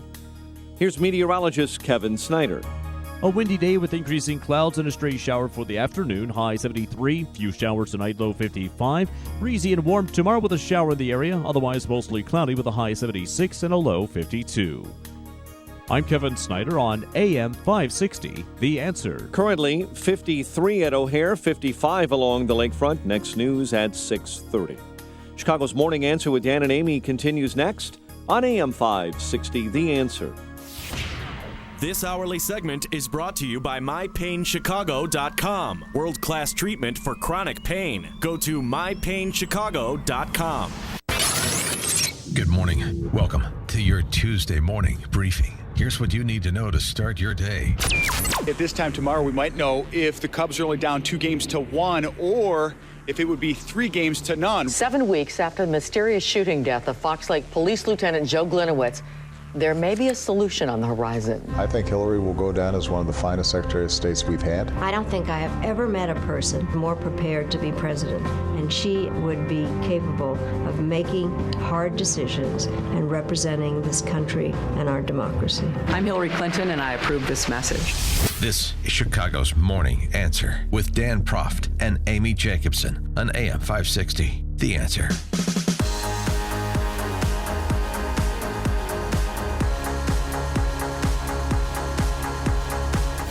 Good morning. What up, Dan Proft, Amy Jacobson? So we talked a little bit about it last hour, Amy, about Governor Edgar and what he had to say about the current budget impasse in Springfield, telling Governor Rauner, or suggesting that Governor Rauner shouldn't, quote-unquote, hold the budget hostage. Is that what's happening? I don't see it that way, but for more insight into this, and by the way, it's very difficult in these times to find people in office who are productively outspoken. And we're fortunate to have State Representative Jeannie Ives, Republican from my hometown of Wheaton, who is one of those anomalies in Illinois politics, someone who is productively outspoken. She joins us now. Representative Ives, thanks for joining us. Oh, thanks for having me again. So what of Governor Edgar's comments? Is that what's happening in Springfield? It's Governor Rauner's fault? He's holding the budget hostage? No, not at all, Dan. And I tell you what, legislators like me, we're really upset about people like former Governor Edgar. I mean, he created, to some degree, the mess that we're in. In fact, one of the legislators that voted for that pension ramp in 1994 under Governor Edgar said it was the worst vote he ever made. I mean, he has set us on this trajectory of having these backloaded pension payments that is really what is the cause of much of our budget unrest. I mean, if we were only paying pension payments at the rate of most other states do, which is like 5 to 10% of their general revenue funds, we would save over $4 billion a year on that alone. And what? Instead, I'm sorry to interrupt. And so, what percentage of the state budget goes to pensions in Illinois? Nearly 25% when you include the pension debt. It's an obscene amount when most states pay 5 to 10%. So why do you think he's coming forward now and bashing and not being supportive of Governor Rauner? Well, look, he's never been supportive. He's always been supportive of a tax increase. So in 2010, he came out in support of the tax increase that went in under Quinn. And then when it was about to expire, he said, hey, guys, you shouldn't let that expire. I don't know how we're going to make those cuts. So he's always tried to balance the budget, not really with cuts, but always with more revenue. So, I mean, that's just who he is. And apparently he's continuing on that train. But I'll tell you what, it's the last thing that people in my district want to hear. We actually think that government needs to downsize, just like their companies have downsized, just like they've done in their own house. And Governor Edgar, the other problem here is that they sent a budget. Well, actually, it's not a budget. They sent a spending plan that is $4 billion over the amount of money that we're expected to take in. $4 billion. Not $1.5 billion, where you can maybe work with some stuff. $4 billion over. Which is technically unconstitutional, but I know they pick and choose which portions of the Constitution are important to them. No, that's exactly what's going on down there. So, I mean, I'm standing firm behind Governor Rauner and the reforms that we need to do to move the state forward. I mean, what does he want him to do? Cave on the AFSCME contract, which will be another $2 billion boondoggle over the next 4 years if that goes forward? So, I'll tell you what, we need a change in this state big time. And Governor Edgar, look, there's no doubt in my mind that I will never be a Edgar fellow. So I'm already to take that off the table. Yeah, well, that's quite a sacrifice you're making. So against the backdrop of what you just said, yesterday, Fitch Ratings downgraded Illinois' bond rating. It's still investment grade. There's still a few notches to fall before we're junk status. But the downgraded rating on $26 billion in outstanding bonds, what does that mean for Illinois taxpayers? Well, it means that when we go to the market to borrow money, that it's going to cost us more to borrow. And it doesn't just impact the state borrowing, it impacts your local borrowing too. So right now we pay a penalty as in Wheaton or in DuPage County where we have a AAA rated bond rating. We pay a penalty. It's called the Illinois factor.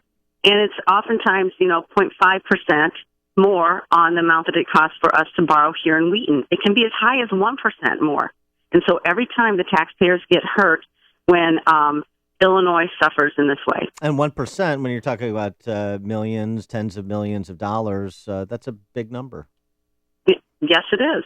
And it impacts everything else that you want to do with that money, which is, help the developmentally disabled or put more money into education or any of the other needs that we have, any infrastructure, policing, all the things that really government's supposed to do. They can't do because we pay a heck of a lot of money in pensions, and not just at the state level, but the local level. And we pay a lot in debt service, and we pay a penalty. Jeannie, Iowa State Rep, what entitlement programs are suffering right now because of this budget impasse? I know a few people who used to take care of the daycare for low-income families. And besides them, is there any other group that's really suffering right now? Well, yeah, I do believe that, the disability groups, people that serve our most needy, those folks are also suffering as well.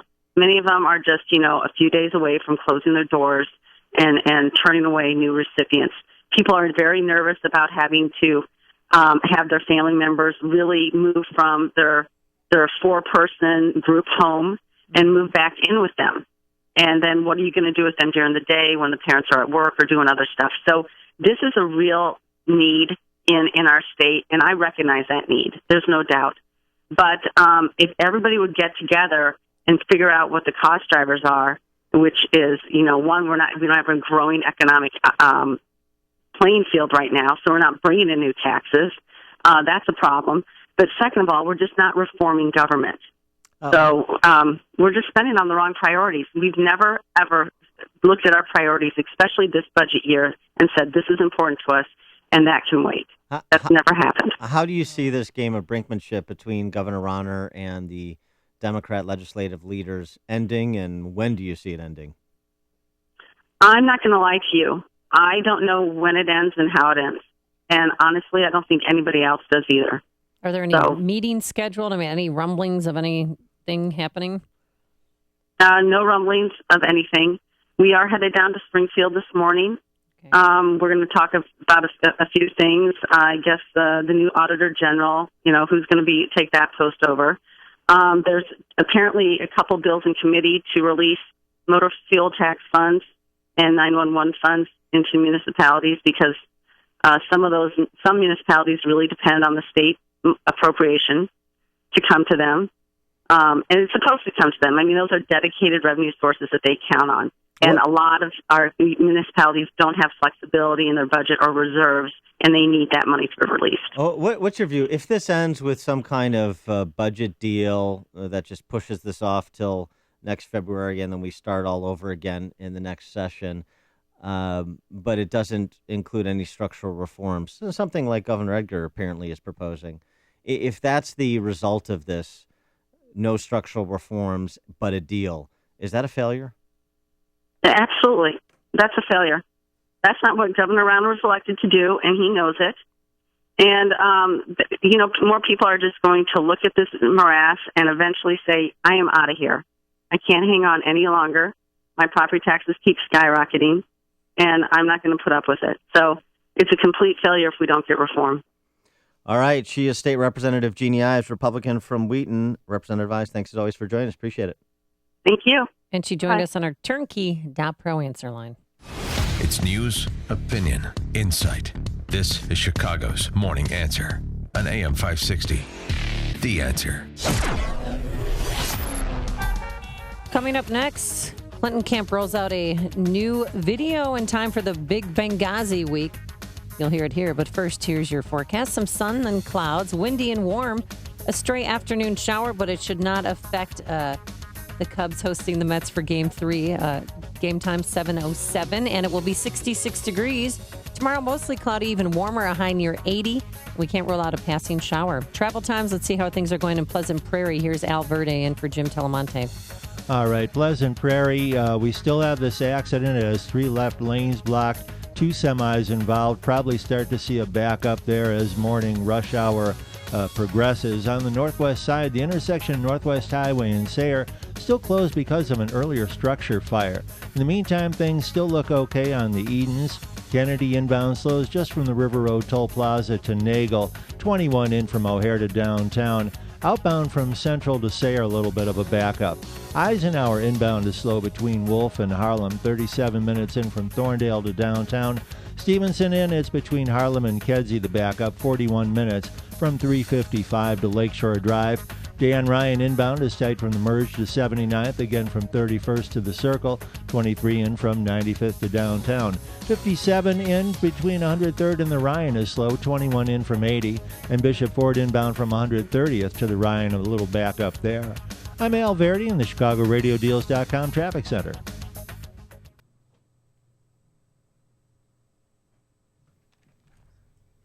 For a long time, Turnkey IT has been providing solutions to AM 560 business owners. It's a name that you've come to know and trust. Turnkey IT takes care of your technology and has a plan that fits your company's IT budget and network needs. Interested in moving some or all of your business to the cloud? Turnkey IT can migrate your network to Microsoft's Office 365. Need someone to call when you can't print, have a lost file, or need tech support? Turnkey IT's got you covered. Offsite backup? Check. On-site support? Check. Help desk support? Check. Turnkey IT staff is professional, friendly, punctual, and will solve all of your technical problems immediately and even work after normal business hours, all for a fixed monthly rate. Turnkey IT knows your network is truly the heartbeat of your company, so focus on your business and leave the technical stuff to the pros. Visit turnkey.pro today for a plan that fits your needs. That's turnkey.pro. My name is Dr. Howard. I've recommended Balance of Nature for over 15 years because of the excellent results I see in my patients. Balance of Nature doesn't make any claims of treating or curing any particular disease, but I think the results speak for themselves. I hate veggies, so this was a perfect way to get vitamins and veggies that worked with my body. I do feel better, but as far as health-wise goes, I used to have to get up in the middle of the night to go to the bathroom. I'm not doing that anymore. The ringing in my ear is a lot less than what it used to be. Those are the two things right away that I noticed, and I'm not as hungry as I used to be also. When you can give your body a full variety of 31 different fruits and vegetables in their 100% natural, whole food form, you receive the unmatched balance of nutrition. Call toll-free 800-2468-751. That's 800-2468-751. Or go online to balanceofnature.com and be sure to enter promo code CHICAGO. Be honest. Will owning a bigger TV help you get ahead in life? Will another pair of shoes make you a better person?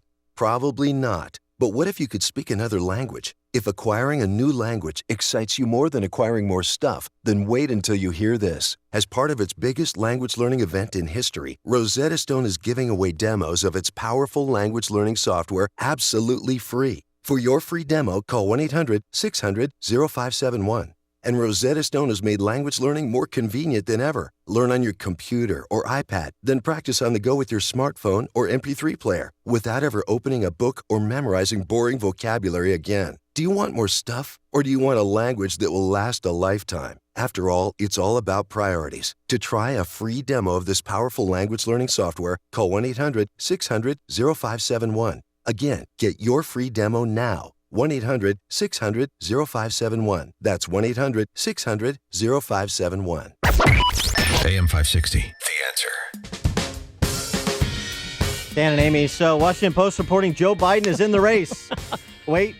Hold on. Uh-oh. That was inadvertent. Yeah, they filed it inadvertently, and it was published. It was on there online for a few minutes, few hot seconds before they took it down. But it was so funny because they left X's in there, showing in certain areas where details were yet to be added, such as this. Are you ready?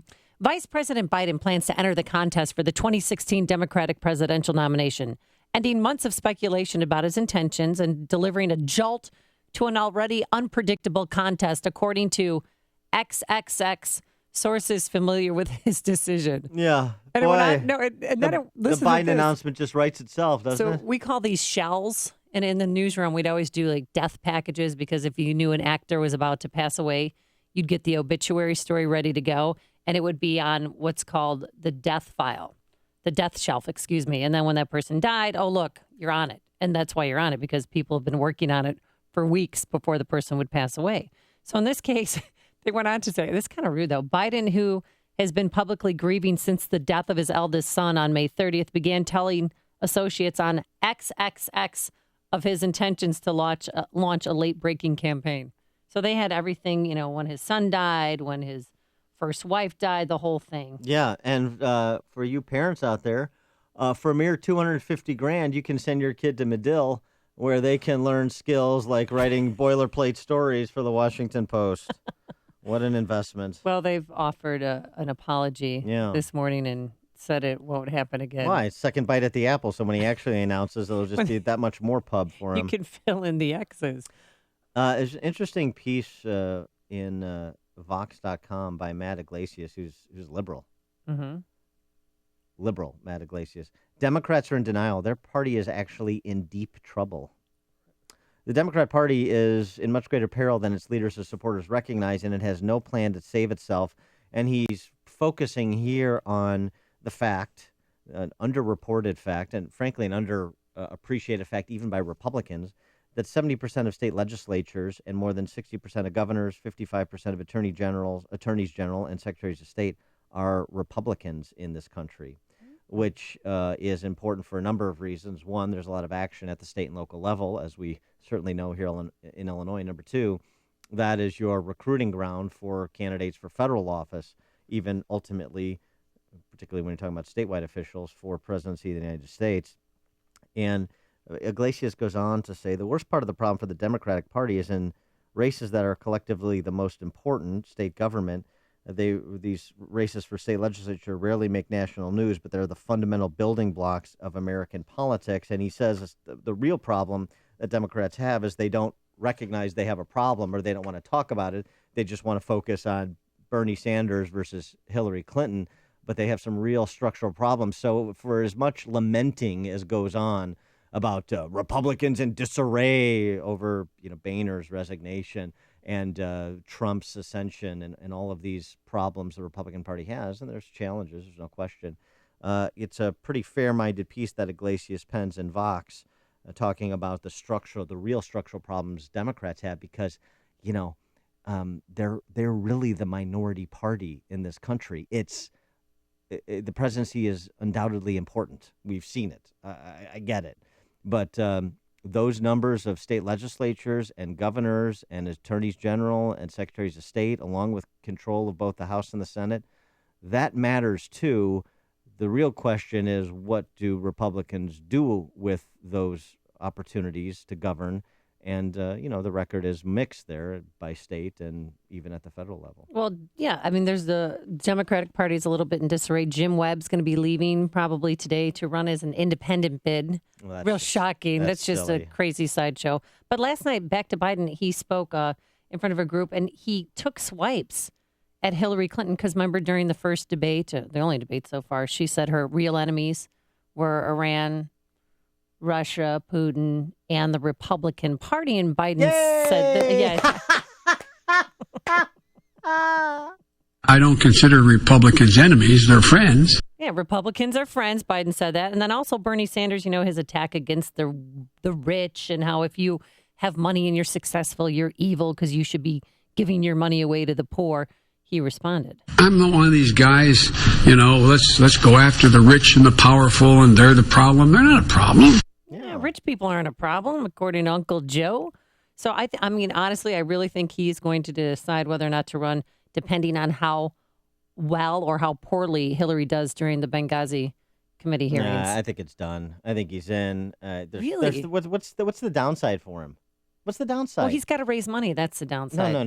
The downside, and he's been unsuccessful to run. the past two presidential campaigns. He cannot raise money for his campaign. I don't think so. I don't think that's going to be the issue this time around. I just don't see any downside for him to get in. He's 72 years old. Mm-hmm. This is his last shot. So why not take it? Why not go for it? So if you were him, you'd go for it? So if you lose, you lose. So what? All right. I mean, honestly, I think he's got probably more infrastructure, certainly than when he ran in 88 and much less 2008. He's certainly got much more bandwidth than he has ever had, exponentially more. So how do you pass this up when you have a weak front runner like Hillary Clinton? Well, she's trying I think to... he's in, and I think he should be in. He shouldn't plagiarize Neil Kinnock, that's all. Hillary Clinton, she released a YouTube channel video yesterday entitled, Are You Ready? Hillary Clinton, Smart Leadership for the 21st Century. And there are some pretty big names in here supporting Hillary Clinton. A Navy SEAL, Australia's Prime Minister, that's not a big deal, but President Barack Obama, Leon Panetta, Colin Powell. Wow, Democrat supporting a Democrat. Woo, well, boy, that is...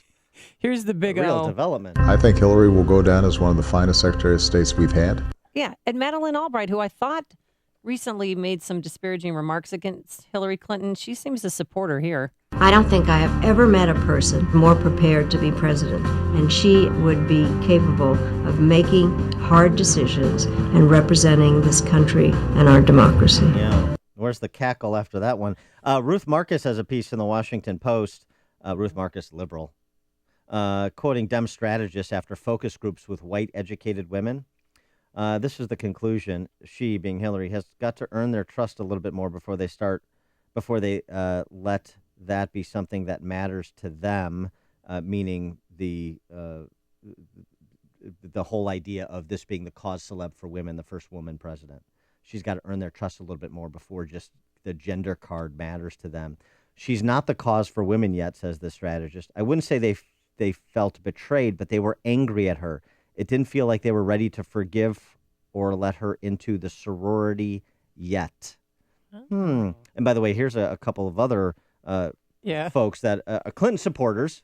They are Clinton supporters. Did this make the video? Focus group. They on the cutting room floor in this video, but useful as well. What did she accomplish that you consider significant as Secretary of State? Secretary of State? really can't name anything off the top of my head. Marlene, how badly? Give me a minute. Give me 2 minutes to go someplace else. Okay, Christina, can you think of something that she accomplished as Secretary of State that impressed you or thinks important?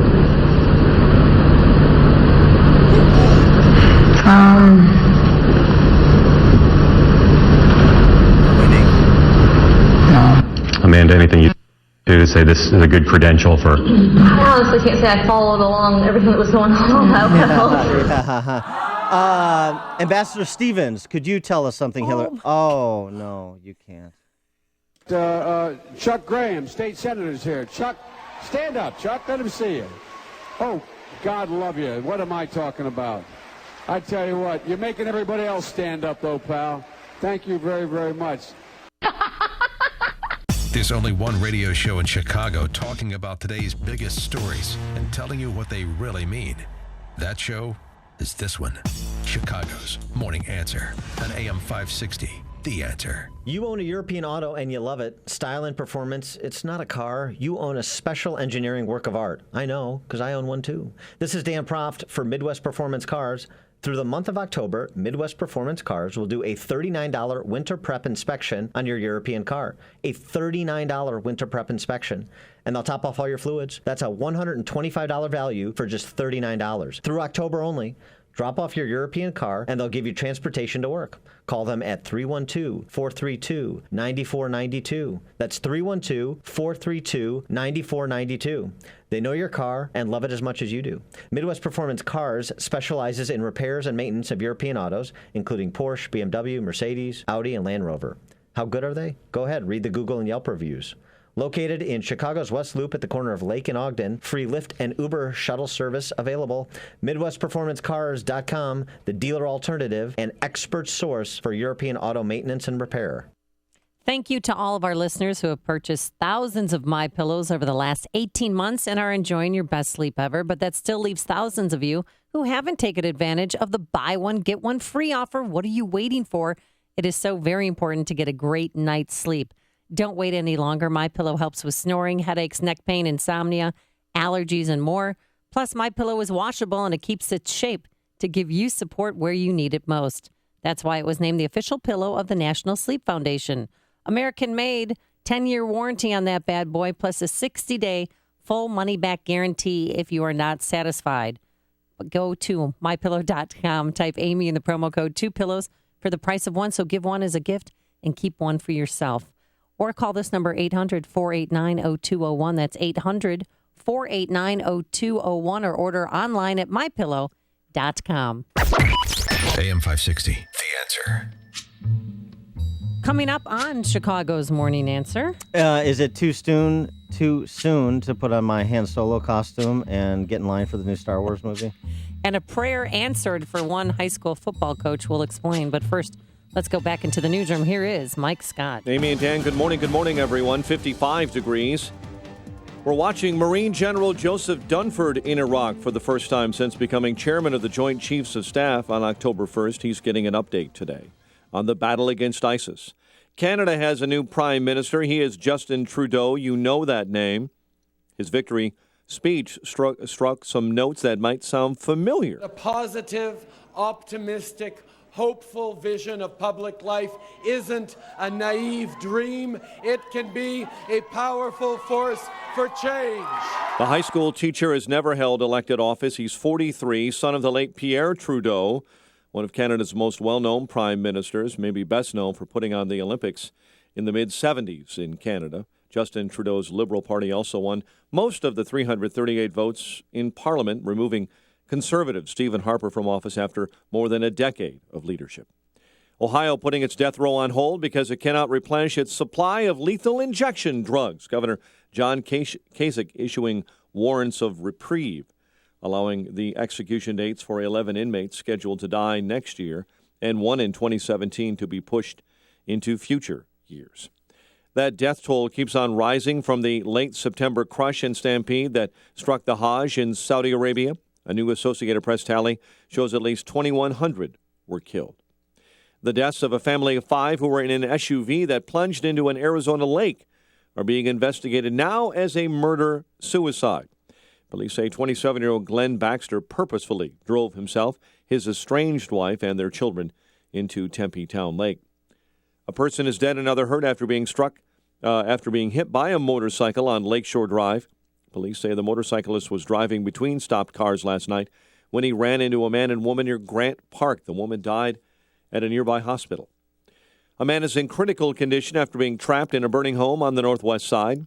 The blaze broke out early this morning near West Grace and North LeClaire. The cause remains under investigation. Cubs looking for their first win of the NLCS tonight at Wrigley Field. Cubs skipper Joe Maddon confident his club can bounce back from an 0-2 series hole. And there is a new leader of United Airlines, while CEO Oscar Munoz recovers from a heart attack. Chicago-based company shows Executive Vice President and General Counsel Brett Hart as acting CEO. Chicago sports, NBA last night, preseason action, Charlotte over the Bulls. The news is service of Fresh Time. Celebrate the grand openings of Fresh Time Farmers Markets in Chicago's Bucktown, Lincoln Park, Crystal Lake, and Naperville, with tender asparagus for only $1.27 a pound. For more grand opening deals, visit FreshTime.com. A check of traffic and weather on the way next on AM 560. Rhonda, Lauren down here from the Herald Sun again. Just another quick one about Angela's question on equality just before. We've got quite a large pay dispute happening with our Australian women's soccer team at the moment. Is it frustrating for you as someone who's so prominent in your sport? And we heard you say on the Ellen Show the other day you are the richest fighter in UFC, that sort of thing is still going on? At 11 on AM 560. The Answer. I think that how much you get paid should have something to do with how much money you bring in. I'm the highest paid fighter not because Dana and Lorenzo wanted to do something nice to the ladies.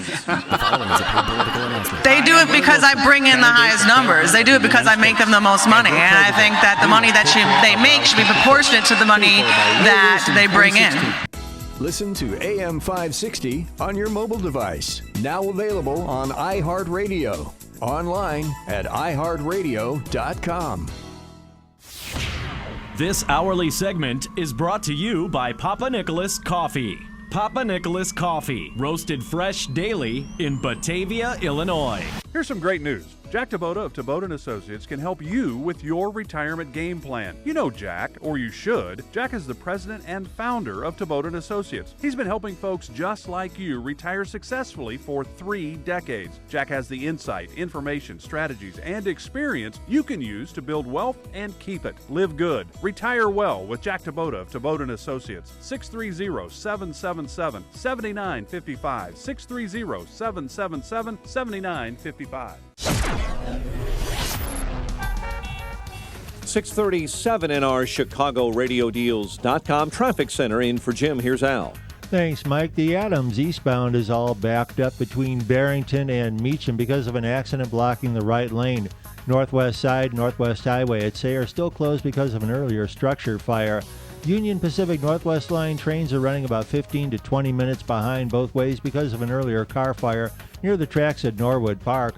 On the Tri-State, northbound traffic is backing up between Russell Road and the Illinois-Wisconsin state line. It's because of this accident that's ongoing at County Road ML, where 2 left lanes are now closed. That's involving 2 semis. Traffic's a service of UPSjobs.com, seeking part-time package handlers throughout Chicagoland, especially Northbrook, Palatine, Franklin Park, and Bedford Park. Package handlers can graduate debt-free with up to $25,000 in education assistance. Apply now at upsjobs.com/radio. Get there with UPS. Traffic answers when you need them most. I'm Al Verdi on AM 560, The Answer. Chicago's Morning Answer continues next. And your official Chicagoland weather forecast from the aircomfort.com Weather Center. Air Comfort, your commercial HVAC solutions provider. A sunny start to the day, then clouds, windy and warm. Late afternoon showers. By late afternoon, we mean after 5:30. If forecasts are hold true, high 73. And mostly cloudy with a few showers overnight, low 55. 54 at O'Hare, 57 along Chicago's lakefront. Your next news update is at 7. And Chicago's Morning Answer with Dan and Amy continues next on AM 560, The Answer. This hourly segment is brought to you by Get Down to Business with Shalom Klein, the show for business and jobs powered by Tandem HR. Heard Sunday evenings at 6. Your money. Find out how to keep more of it and live debt-free. Tonight on The Dave Ramsey Show, starting at 7 on AM 560. The Answer. No primaries. Imagine there's no primaries. It's easy if you try. Easy. What else? Oh, boy. No. So soulful. Yeah. Oh, you just say like a tuning fork for an ear. Very impressive. I can hold a note. Yes. And I just don't know the words. And when you don't know the words, you're supposed to mouth banana. Because then it looks like you know what you're saying. That's the way we learned in show choir. Just thought I'd pass it along. Wow. Oh, and then remember too, Dan, jazz hands, okay? Yeah. Sell it to the back of the room, okay? It's baffling to me you didn't make it as a pop star. So this piece in The Atlantic, what if parties didn't run primaries? Last year, the state legislature in Nebraska voted to abolish the death penalty, raise the gas tax, and give driver's licenses to undocumented immigrant youth, actions that each required lawmakers in one of the nation's most conservative states to override the veto of a new Republican governor, one Pete Ricketts. The flurry of ostensible liberal victories didn't come about because of an electoral earthquake at the polls. It occurred because of Nebraska's unicameral legislature that is nonpartisan, and so are the elections to the unicameral legislature in Nebraska. Primary contests determine the top two candidates who face off in a general election, regardless of party identification. Kind of the open primary, nonpartisan approach. And this, according to advocates who are now pushing this idea nationally, this is how we should do our primary elections or, elections more generally, nationally, even though, point of order, elections are a state and local concern. But the push is an attack on the party system, which John Opdyke, the president of Open Primaries, said the problem isn't the money in politics. The problem is the parties themselves, offering the familiar lament that the parties have led to gridlock and a hyper-partisan atmosphere. You vote in primaries, don't you? Yeah. Yeah. What do you think? I do. What do you think about that? You mean just saying the general, just not having primaries at all, just going into the voting booth one time? No, it's and just voting. like Nebraska. You have an open primary, no party affiliation. Top two candidates go on to a general election, like we do. Somewhere here locally. Oh yeah, it's Chicago. Chicago For municipal races, that's nonpartisan. Right. If no candidate gets 50% plus one in the primary, it goes. If say to a runoff. February, it goes to a runoff. The top two, as we saw with Tiny Dancer and Chewy earlier this year. It goes to the top two to April. So what about that? 312-642-5600, turnkey.pro answer line, 64636DA, turnkey.pro text line. I don't know. I mean, I know a lot of people, some people in my family, that they're diehard Republicans, but they pull a Democratic ballot because they want to pick their opponent to run against their Republican challenger. See what I'm saying? So, and also, too, remember when Paul Vallis ran for governor? I do. My dad, first time ever, voted as a Democrat because he wanted Paul Vallis because he knew that Rod Blagojevich would win. He wanted to beat Rod Blagojevich, or at least try to. So certain times, I don't know, it's kind of fun. It adds to the game of politics, to the sport of politics. Yeah. Selecting nominees is the party function. It's kind of the way our representative republic was conceived. I mean, this is not a constitutional matter per se, but this is kind of an outgrowth of this no labels movement, because there's all these independent voters, and this will enfranchise independent voters to be more active because they're so sick of both political parties. That turns out to be a bit of a myth. What you actually have going on is this negative partisanship that we've talked about before on this show. I call myself an independent, but I never vote for a Democrat because I despise Democrats more than Republicans. Or I call myself an independent, but I never vote for Republicans because I despise them more than I despise Democrats. That's not really being an independent. That's just saying, I'm not particularly enthralled with either party, but I'm happy to stay on the left or the right where I am philosophically. I think, and the other point of order here is parties serve a function. They serve a gatekeeper role. The idea, by the way, that we have gridlock and the problem is we need people working together to get things done. This is what we hear in Illinois. Well, if we have gridlock and nobody's getting anything done, then how do we have $214 billion in debt in Illinois? And how do we have 80 to 100 trillion in debt and unfunded liabilities at the federal level because nobody's doing anything? No, I would say it's the opposite. Republicans and Democrats working together, which is supposed to be a good in and of itself, turns out not to be. Would you ever vote for the... But Republicans and Democrats working together to do all kinds of things. We have a $4 trillion federal government on an annualized basis, but nobody's doing anything. Oh, they're doing lots of stuff. It's not good, but they're doing lots of stuff. So this gridlock, hyper-partisan stuff, it's the lack of partisanship in a sense. It's the lack of bright philosophical lines between the two parties and more to the point, between the worldviews that those parties can or should represent. That's the problem in my estimation. I think this movement has it 180 degrees wrong. All right. Would you ever vote for a person over a party? Say if there's a politician, registered Democrat that you really believe in, who could bring reform and that you trust. Would you ever do that? I reject the premise. The modern Democrat Party? Yeah. I mean, give me an example of a Democrat that's even worthy of consideration. All right. Tom Dart, Cook County Sheriff. No. Tom Dart. Nope. Absolutely not. Not even close. Not even close. He was another train wreck, Madigan roll call vote as a state legislator. I haven't forgotten Tom Dart, the guy rescuing puppies. Yeah, okay, that's cute. I remember when he was in the General Assembly. Mm-hmm. He was just another roll call vote for the establishment, for the frankly the combine, or even just the Chicago Democrat portion of it. What's this idea? Because people are nice to you at a cocktail party, they do press releases, or they do easy peasy PR stunts like these, puppy rescues. Come on. No, I'm not puppy rescues. He's saving teenagers who are entrapped in the sex slave business, and he's helping address the issue of mental illness in prisons. I don't know. Going after the Craigslist other category is real impressive too. Boy. Dan on the Northwest Side, you're on Chicago's Morning Answer. Dan. Hi, this is Dan from the Northwest Side. If we went to no parties, then only the wealthy would be able to run. I mean, plain and simple, the average guy that worked his way, even with the party system, getting petitions, having people help him with petitions, the average person can still run for public office. You start eliminating parties, there'd be only the filthy rich would be able to put together their independent runs.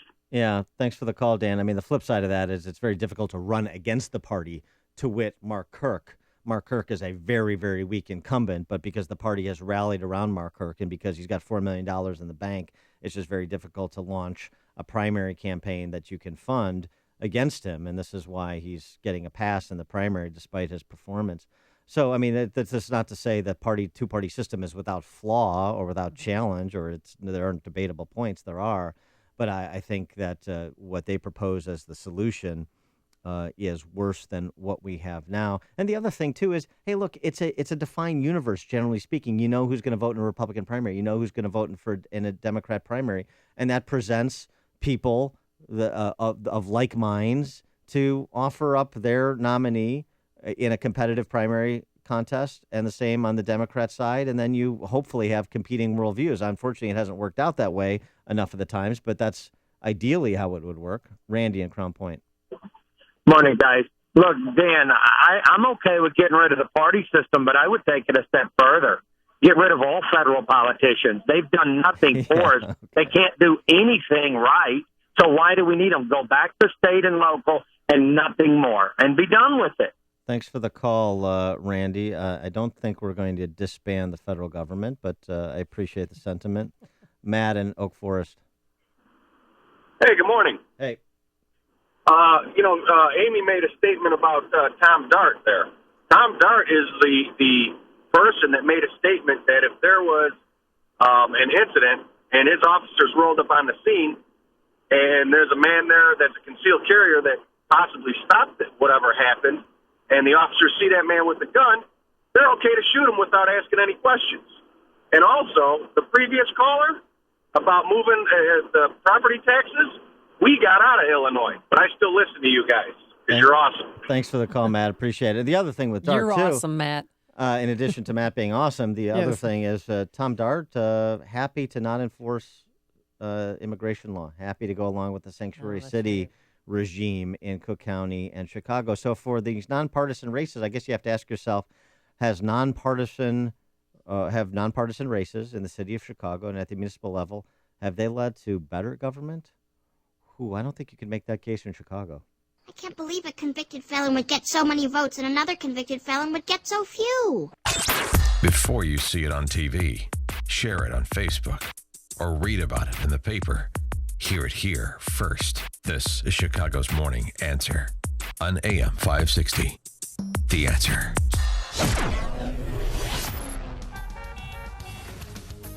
Is the new Star Wars film promoting white genocide? We'll explain, but first, here's your forecast. Some sun today, clouds. It will be windy, unseasonably warm, a high in the mid-70s. We can't rule out a stray afternoon shower sometime around 5:30 this evening. By game time, it will be mostly cloudy, 66 degrees. And tomorrow, even warmer, a high in the mid to upper 70s. Let's get the travel times. Here's Al Verde in for Jim Telemonte.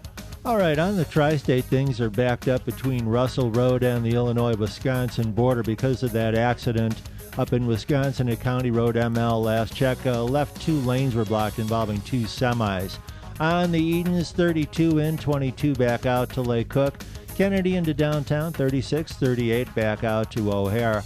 Eisenhower inbound, 37 to the post office, 35 out to Thorndale. Stevenson's 44 into Lakeshore Drive, 40 back out to 355. Dan Ryan 26 into downtown, no outbound delays. 57 inbound heavy from 111th to the Ryan, 27 in from 80. Bishop Ford inbound slows from Dalton to the Ryan, 32 in from 8094. And Lakeshore Drive northbound from the Stevenson to Jackson, traffic's backing up. 67th to Jackson, 25 minutes. Tri-State southbound at Deerfield Road, an accident that has 2 center lanes closed. I'm Al Verde in the ChicagoRadioDeals.com Traffic Center. Now it's time for the Lou Dobbs Financial Report, brought to you by the Mutual Fund Store. I'm Lou Dobbs. Earnings, the latest on new home construction, and SanDisk reportedly has a suitor. All factors likely to influence the market's direction. Those stories next. You know, I'm not a genius about money. I love my credit cards, and they love me. I was using them as a source of income, and then I got behind in my payments, and creditors were calling. I figured I had a problem, and I didn't know how to deal with it. I heard about Trinity, so I called and talked to a counselor. In half an hour, we worked out a plan. Now I've got one easy monthly payment, a lower interest rate, and I'm getting out of debt. If you're in an endless cycle of paying on credit card balances that never seem to go away, then get ready for a toll-free number that will put you on a path to financial recovery. Trinity will consolidate your accounts, put a stop to late fees and over-limit charges, reduce your interest, and possibly improve your credit score. You'll save thousands. If your debt has you down, we should talk. Call 1-800-758-5360. That's 1-800-758-5360. Call 1-800-758-5360. Corporate profit reports and focus on Wall Street today. The earnings season heating up with reports from Harley-Davidson, IBM, Lockheed Martin, Travelers, United Technologies, and Verizon. IBM moving sharply lower in extended trading. IBM topping earnings targets but missing on revenue and issuing weak earnings guidance. Shares of SanDisk boosted in extended trading. Western Digital reportedly in advanced talks to buy SanDisk. Investors also considering the latest report on new home construction in this country and in Europe lending. And we'll see whether concerns about China's slowing economy continue to weigh on the energy sector in the market. November crude oil dropping to a more than 2-week low yesterday, settling under $46 a barrel. Please join me for Lou Dobbs tonight, 7 and 11 Eastern on the Fox Business Network. This is the Lou Dobbs Financial Report. My brother Chris is allergic to talking about retirement. Bring up his future and you'll get glazed eyes and awkward answers. Don't believe me? Let's try it. Chris, when will you retire? You darn right I like nachos. See what I mean? Chris, do you have a retirement account? It's gotta be the right kind of cheese. One last time. Are you ever going to retire? And don't forget jalapenos. I love jalapenos. Good for you, buddy. Avoiding the retirement conversation? At the Mutual Fund Store, we get it, and our advisors are here to help. Whether you're storing 401k statements in a shoebox, can't tell a traditional from a Roth IRA, or include piggy bank as one of your retirement accounts, there are no judgments here. We'll simply sit down with you one-on-one, talk about where you're at, and help you put a plan in place to get you where you want to be tomorrow. Let's get the conversation started today with a free consultation. Hi, I'm Steve Check with the Mutual Fund Store in Chicagoland. Call me at 888-498-3636 or visit mutualfundstore.com and let's talk about your financial goals today. Gentlemen, when it comes to your health, do you know your numbers? You may know your blood pressure and cholesterol, but do you know your testosterone? I do. Low T Center makes it easy. You walk in, take a simple blood test, and know your results within minutes. If you're a man over 40 and have noticed a decline in energy, stamina, or libido, you may have low testosterone. Low T makes you feel tired and grumpy. It can raise your cholesterol and cause weight gain. Low T Center's experienced medical staff will educate you on the benefits and risks of testosterone replacement. At Low T Center, it takes just minutes for results, and services are covered by most health insurance. They even have convenient and flexible hours. So do yourself a favor and get your levels checked. Call 630-409-4305. That's 630-409-4305. Or go to lowtcenter.com and tell them Dan Prof sent you. Hey, if you need to sell your home in Chicagoland, Sean Hannity here with some very important facts that you need to know. 40% of homes hitting the market in Chicago are not selling. Now, those are horrible odds. That's exactly why you need to call Saul Z and the Z team at Keller Williams, based right here in Chicagoland. Saul sells a home on average every 24 hours and attracts hundreds of buyers every month locally, nationally, and internationally. Recently, the Wall Street Journal ranked Saul's team in the top 110 teams out of 1.2 million agents in the U.S. Saul Z guarantees to sell your home in 29 days at a price and deadline that you agreed to, or he will buy your home or he'll sell it for free. Plus, working with Saul is also risk-free. After 24 hours, if he's not doing his job, you can walk away free and clear. Don't worry, you won't. Just call the agent I would call if I needed to sell my home and lived in Chicagoland. Call Saul now at 888-346-0666. That's 888-346-0666. Or go online at callsaul.net. That's callsaul.net. This is Dan Proft with an Upstream Idea, brought to you in part by the Illinois Opportunity Project. In the brave new world of big data, sometimes we forget that politics is about people's lives. When we forget this fundamental truth, people without political clout get hurt, and all of us suffer a loss of dignity in the process. And so the number for your consideration in this installment of Illinois by the Numbers is 47. 47th is where Illinois ranks nationally in the provision of services to persons with developmental disabilities. Providing or not providing for those who need state support through no fault of their own is a mirror that reflects our humanity, our moral health. The result is families who have a family member with a developmental disability have fled Illinois, just as entrepreneurs have, to live in, well, more civilized states. This is happening on our watch. As an Illinois resident, this is happening on my watch. We are all culpable, and now none of us can any longer pretend not to know. For more ideas like this, visit upstream-ideas.com. That's upstream-ideas.com. I'm Dan Proft. Founded in 1922, Unico National is the largest Italian-American service and charitable organization in America with over 120 local chapters in 22 states. Its volunteer members support scholarships, cancer research, mental health, Cooley's anemia, and many local causes while celebrating their Italian heritage. Chicagoland Unico chapters invite you to this special free event. Rediscover your Italian heritage. Wednesday, November 4th at Casa Italia in Stone Park. Join your neighbors of Italian heritage for an evening of enjoyment with Italian food tastings, Italian lessons, cultural info, and more. Plus the opportunity to join Unico. This is a free event, but reservations are required. Call 1-800-947-0137 to reserve your spot. 800-947-0137 or visit unico.org. That's UNICO.org. Unico National. Rediscover your Italian heritage. 800-947-0137 or unico.org. That's UNICO.org. Coming up on Chicago's Morning Answer. Our anti-Islam protests in Germany, foreshadowing of what's to come in the U.S. We'll ask Steve Bucci from the Heritage Foundation at 7:07. And then at 7:37, our good friend Catherine Herridge will be here from Fox News. But first, let's go back into the newsroom and say hello to Mike Scott. Amy and Dan, here are the stories we are watching right now. Cubs getting set to host the Mets in Game 3 at Wrigley. There's a lawsuit accusing officers of the Chicago Police Department of abuse at a Black Homan Square facility. According to a report, Illinois' budget credit rating falls. Third person convicted in the murder of an off-duty Chicago police officer. And the Pacers are getting set to take on the Bulls later tonight. Some sun and then clouds this afternoon. A complete look at weather after Fox News and WIND, Chicago News Times, 7 o'clock. Fox News Radio. I'm Dave Anthony. Another Palestinian with a knife went on the attack today, part of a wave of violence bringing the head of the UN to the Middle East. Fox News Radio's Jessica Gallagher live in Jerusalem. Dave, UN Secretary General Ban Ki-moon is headed here for talks with Israel and the Palestinians in an attempt to stop a month of deadly attacks. An Israeli soldier was stabbed by a Palestinian in the West Bank this morning.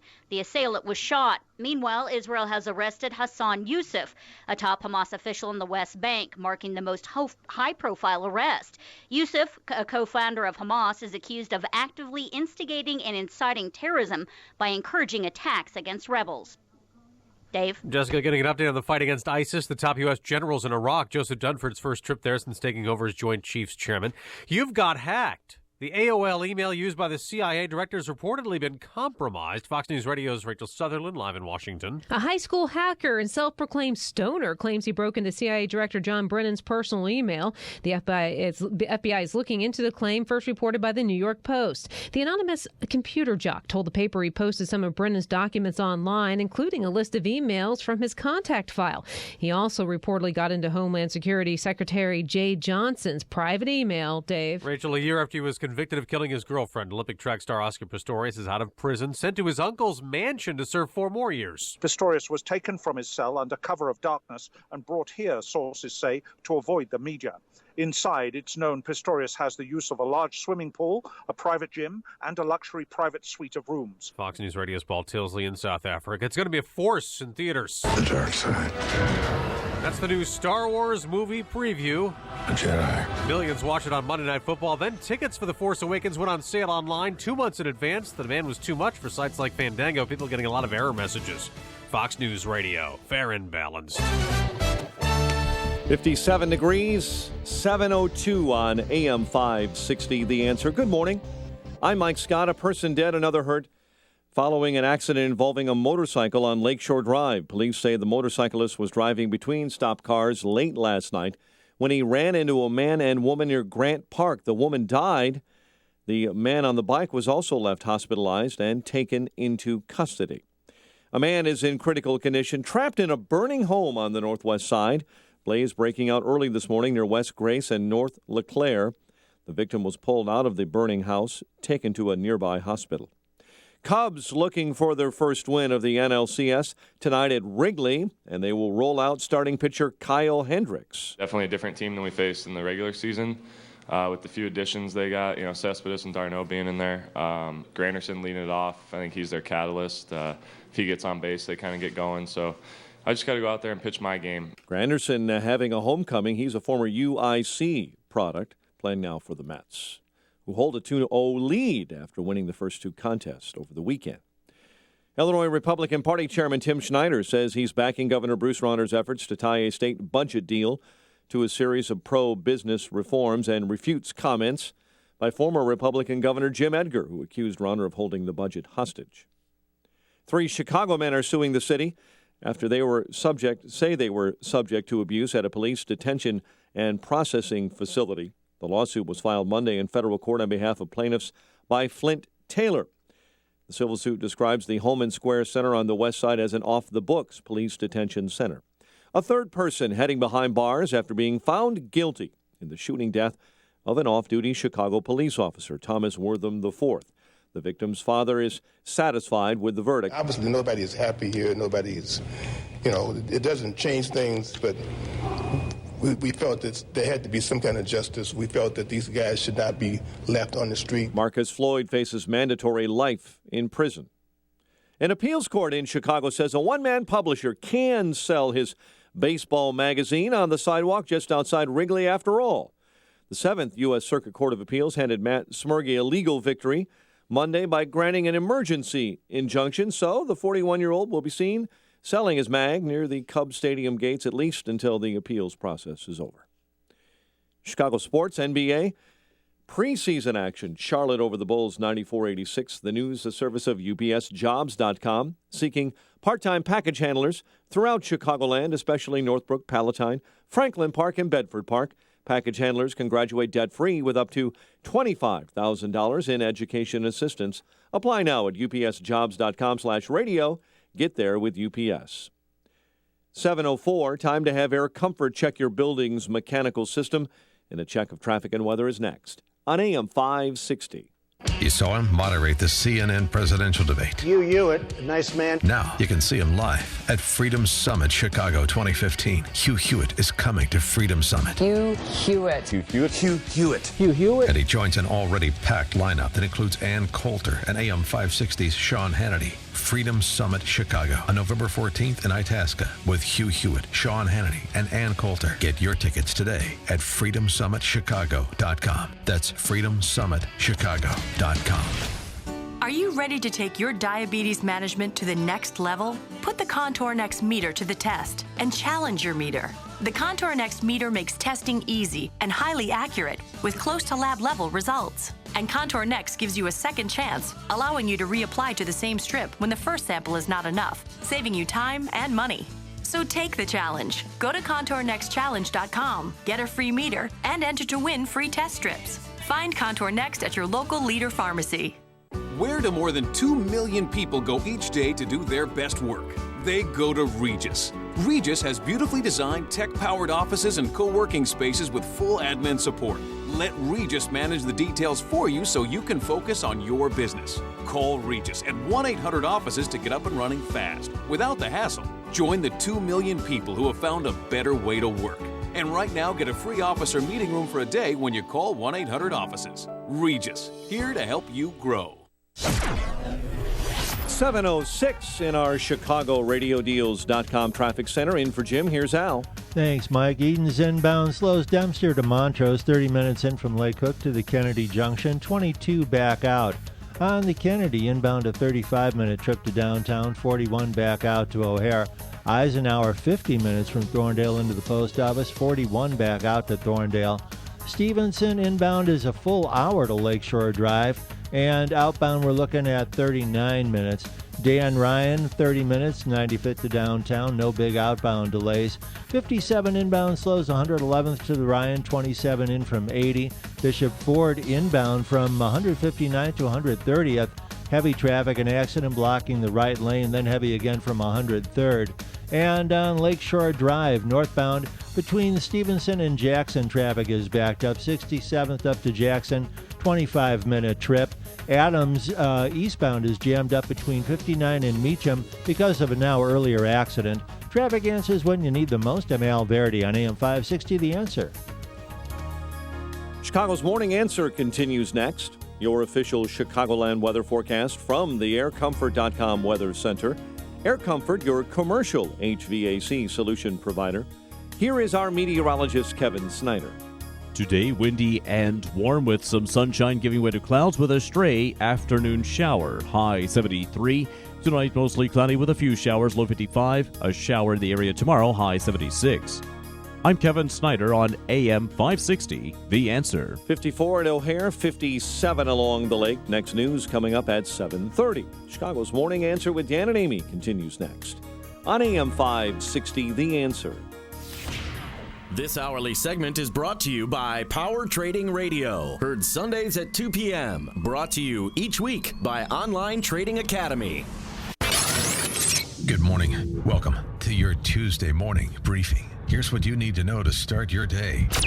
At this time tomorrow, we might know if the Cubs are only down 2-1 or if it would be 3-0. 7 weeks after the mysterious shooting death of Fox Lake Police Lieutenant Joe Glinowitz, there may be a solution on the horizon. I think Hillary will go down as one of the finest Secretary of States we've had. I don't think I have ever met a person more prepared to be president, and and she would be capable of making hard decisions and representing this country and our democracy. I'm Hillary Clinton, and I approve this message. This is Chicago's Morning Answer with Dan Proft and Amy Jacobson on AM 560. The Answer.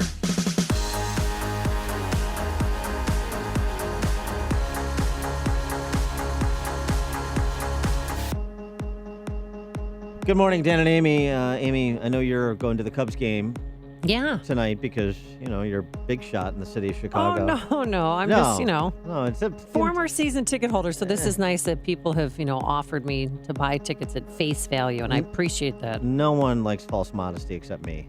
No, so I'm it's just saying. You're a big wheel. It's fine. You're part of the elite. It's true. In Chicago. No, it's not. Even Hillary says so. Yeah. So here's some advice for you. Yes. I'm not Wear gonna- Cubby Blue. Yes, I will. No, I got Bring some- my mitt. Okay. I have some specific advice. Bring your mitt. My glove. Because last time I was out in the bleachers and I hadn't been there since the mid-'90s, I almost caught a ball. And I didn't have the proper equipment, so I'm going to be, the 40-something mom with 2 kids and in the bleachers with a mitt. You have That's a the good look. You have the proper equipment. You have 2 hands. That's But should it be will all help you me, need. Here's some advice. I'm quoting What? this advice. Yes. Are you ready? I like the dramatic pause. Stop thinking about what I might be missing and enjoy the historic ride of our beloved Cubs. By doing this, you will bring me great joy.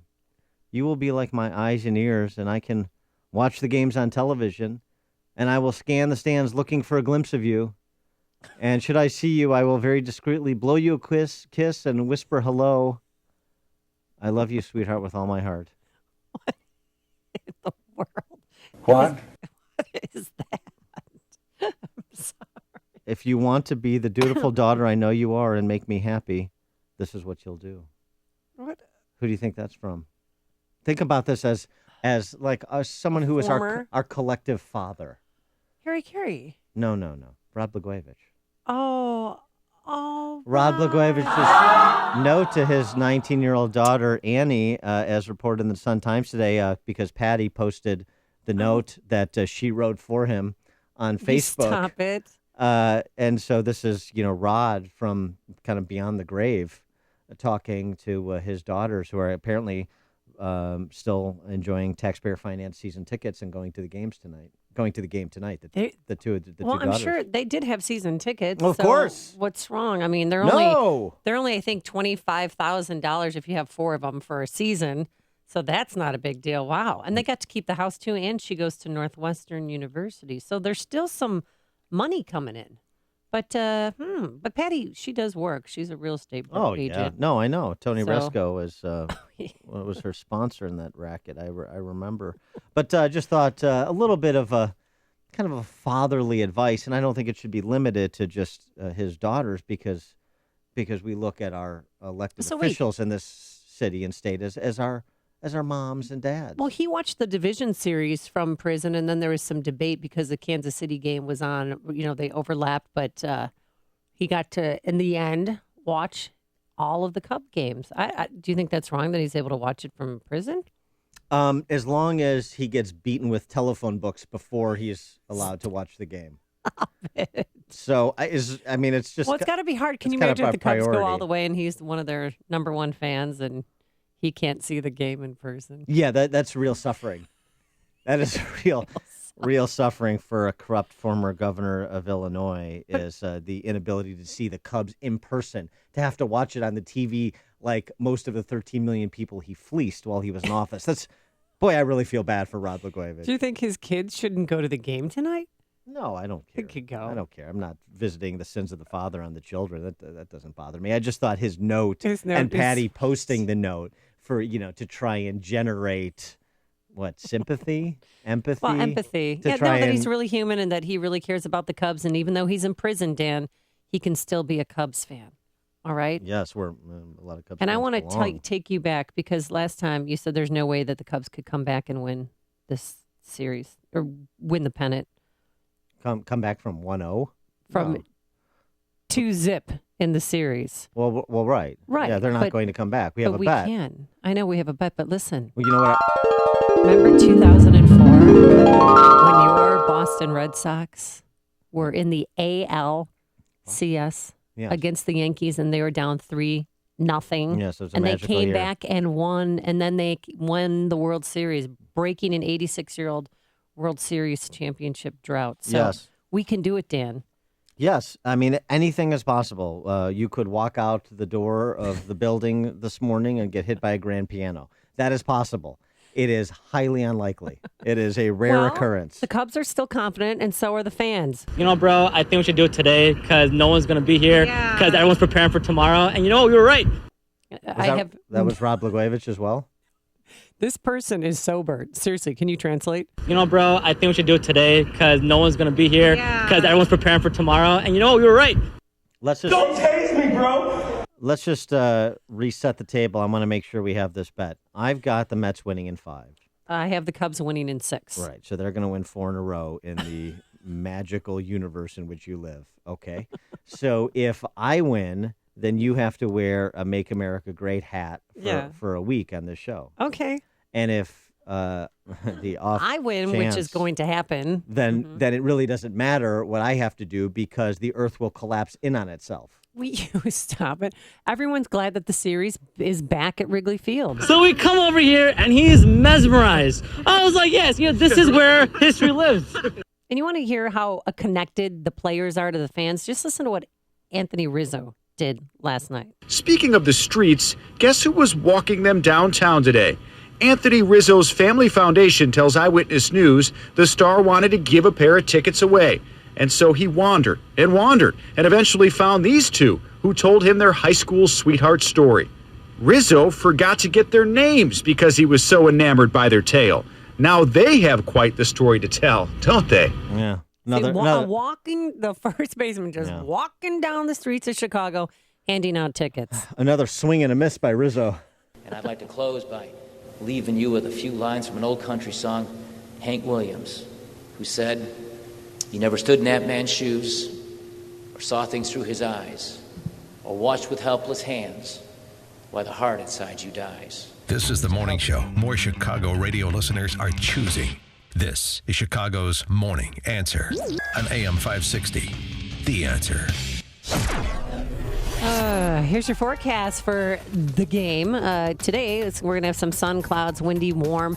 A stray afternoon shower rolling through here around 5:30. By game time, it will be cloudy, a high of 66 degrees. A high today, I should say, of 73 degrees, 66 degrees at game time. Then tomorrow, mostly cloudy, breezy. Can't rule out a quick passing shower. Will be even warmer, highs in the mid to upper 70s. Let's get the travel times. Here's Al Verdi, who's in for Jim Telemonte. Amy, Dan. Eden's inbound 30 minutes, Lake Cook to the Kennedy Junction, 22 back out. Kennedy inbound 35, O'Hare to downtown. 17 from Montrose Express are inbound. They'll save you about 5 minutes. The outbound side 41.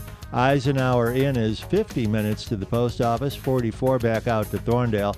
Stevenson in an hour 11, very heavy. Also heavy in the northbound 55 portion between Weber and Route 83. That's part of that backup. Stevenson outbound 41 to 355. Dan Ryan in slows from the merge to 79th. Again from 31st to the Burn Circle, 23 in from 95th to downtown. 57 inbound is heavy from 111th to the Ryan. Bishop Ford inbound slows between 159th and 130th with an accident blocking the right lane, tight again from 103rd into the Ryan. And Lakeshore Drive southbound heavy from Belmont down to Fullerton. I'm Al Verdi in the ChicagoRadioDeals.com Traffic Center. My name is Dr. Howard. I've recommended Balance of Nature for over 15 years because of the excellent results I see in my patients. Balance of Nature doesn't make any claims of treating or curing any particular disease, but I think the results speak for themselves. The gospel truth about it is that the thing I'm most excited about is that after having my gallbladder out 3 years ago, I had constant pain in my side that was something that they couldn't attribute to anything other than probably a poor diet. Since I've been on these supplements, is really making a difference in my life. I feel better. I have no pain. When you can give your body a full variety of 31 different fruits and vegetables in their 100% natural, whole food form, you receive the unmatched balance of nutrition. Call toll-free 800-2468-751. That's 800-2468-751. Or go online to balanceofnature.com and be sure to enter promo code CHICAGO. Imagine what you would do if your business had a surplus of utility savings. More than 30% of your building's annual energy use comes from your heating, ventilation, and air conditioning system. Air Comfort, Chicagoland's leading mechanical service provider, understands that you have better things to do with your money. There are new energy incentives offered by Chicagoland's largest utility provider that could help your business save hundreds, even thousands of dollars every month in utility costs. As a preferred partner, Air Comfort works closely with your business. They will identify the opportunities to reduce energy usage, select, purchase, and install equipment, and even help you complete and submit your incentive paperwork. Start saving on your utilities by calling now for your free consultation at 708-345-1900. That's 708-345-1900 or online at aircomfort.com. Air Comfort, a tradition of excellence since 1935. Are you ready to take your education to the next level? Arizona State University now offers over 90 top-tier degree programs, 100% online. With ASU's highly ranked online programs, you'll earn the same degree as our on-campus students, with the ability to learn wherever you want, whenever you want. Same world-renowned faculty, same leading education, same global recognition from one of the top universities in the world. Call 1-800-581-5369. That's 1-800-581-5369. I'm Jamie from Sherman Oaks, and I just graduated with my degree from Arizona State University. I chose ASU because I received the quality education I deserve in the major I wanted, all from my home. Jamie's not the only one to earn a degree from ASU. There are over 90 degree programs offered 100% online from one of the top universities. Now's the time to learn more about earning your degree online from Arizona State University. Call 1-800-581-5369. That's 1-800-581-5369. AM 560, The Answer.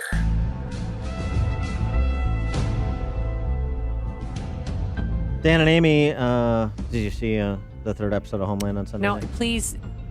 It's on my to-do list, okay? Do you want to know what happens? No, I don't want to know what happens.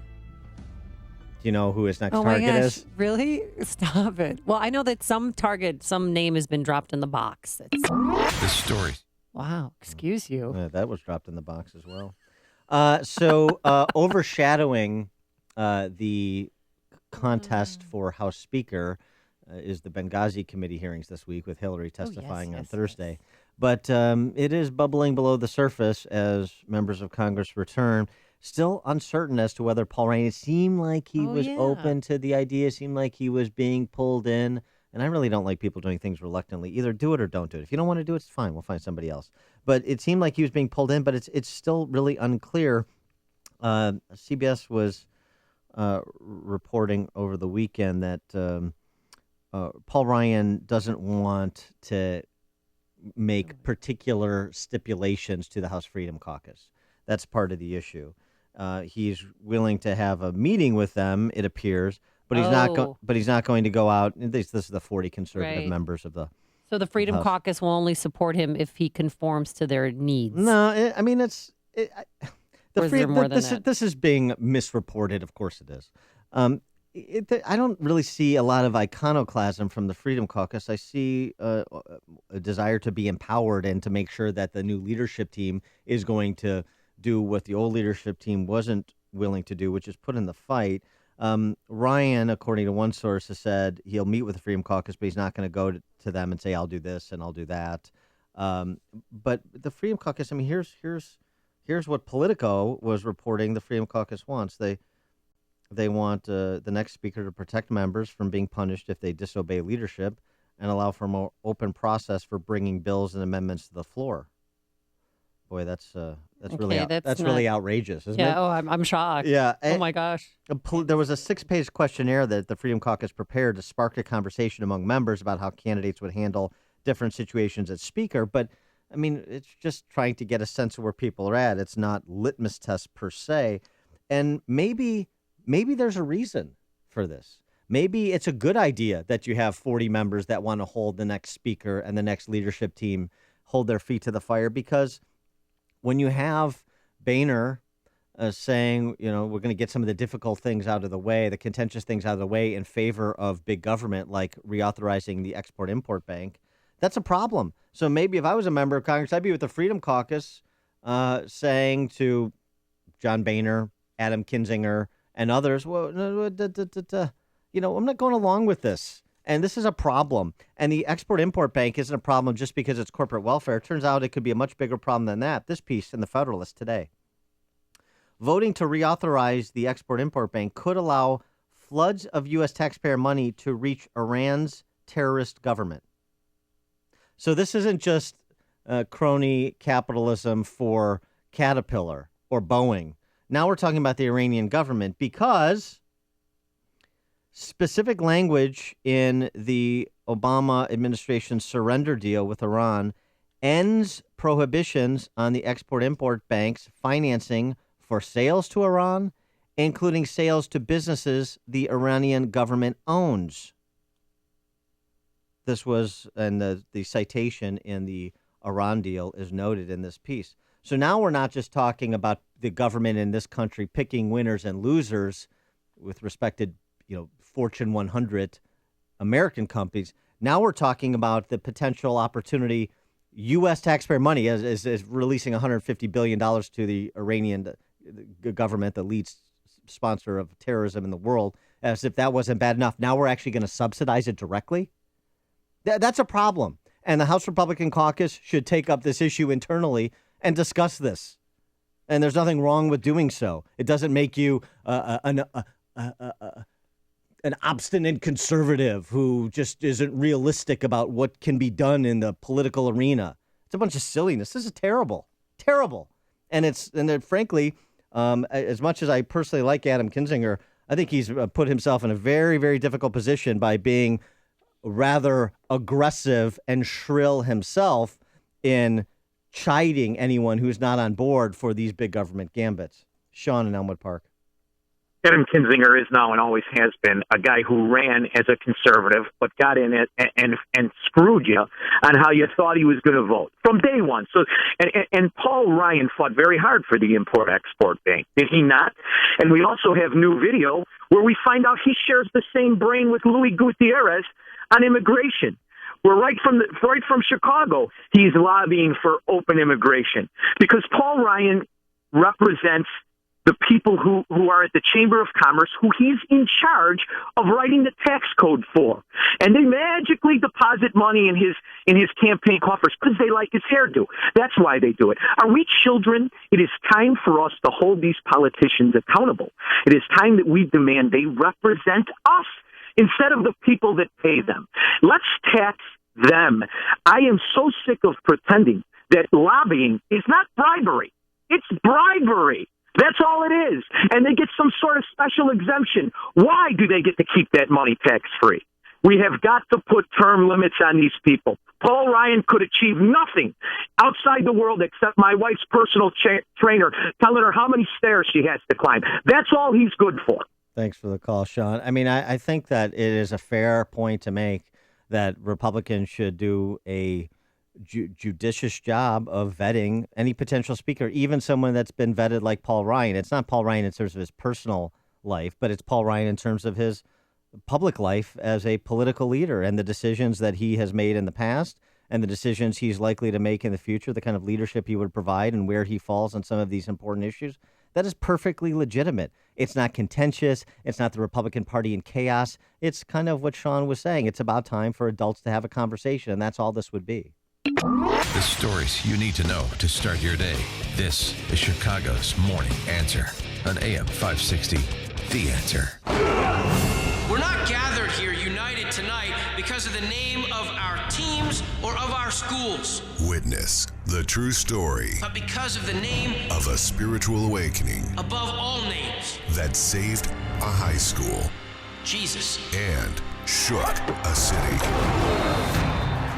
Experience one hope. Nobody out there knows what's happened with this team. One truth. But when you win on this day, they will! changes to these boys' own Woodlawn.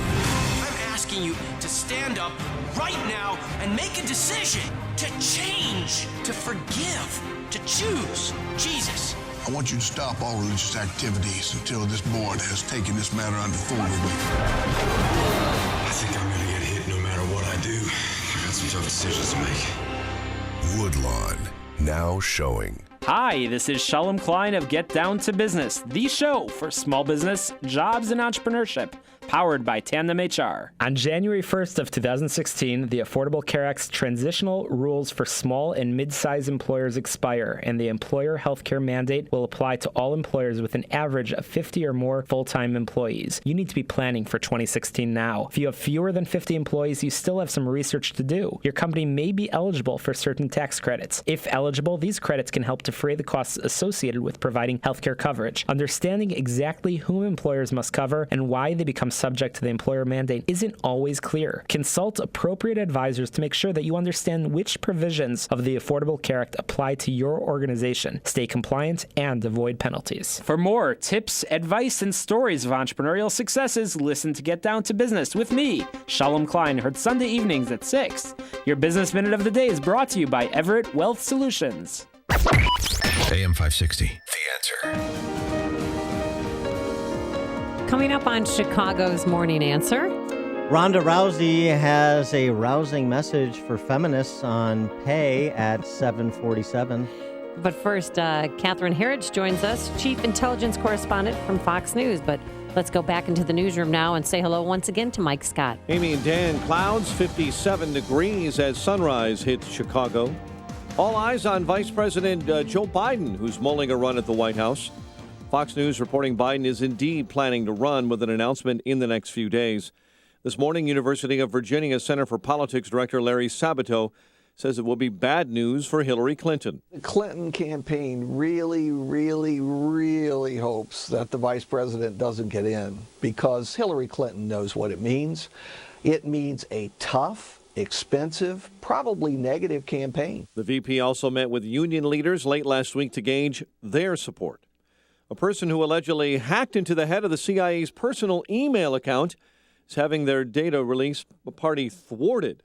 The unidentified person tweeted the supposed stolen information yesterday before having their Twitter account now disabled.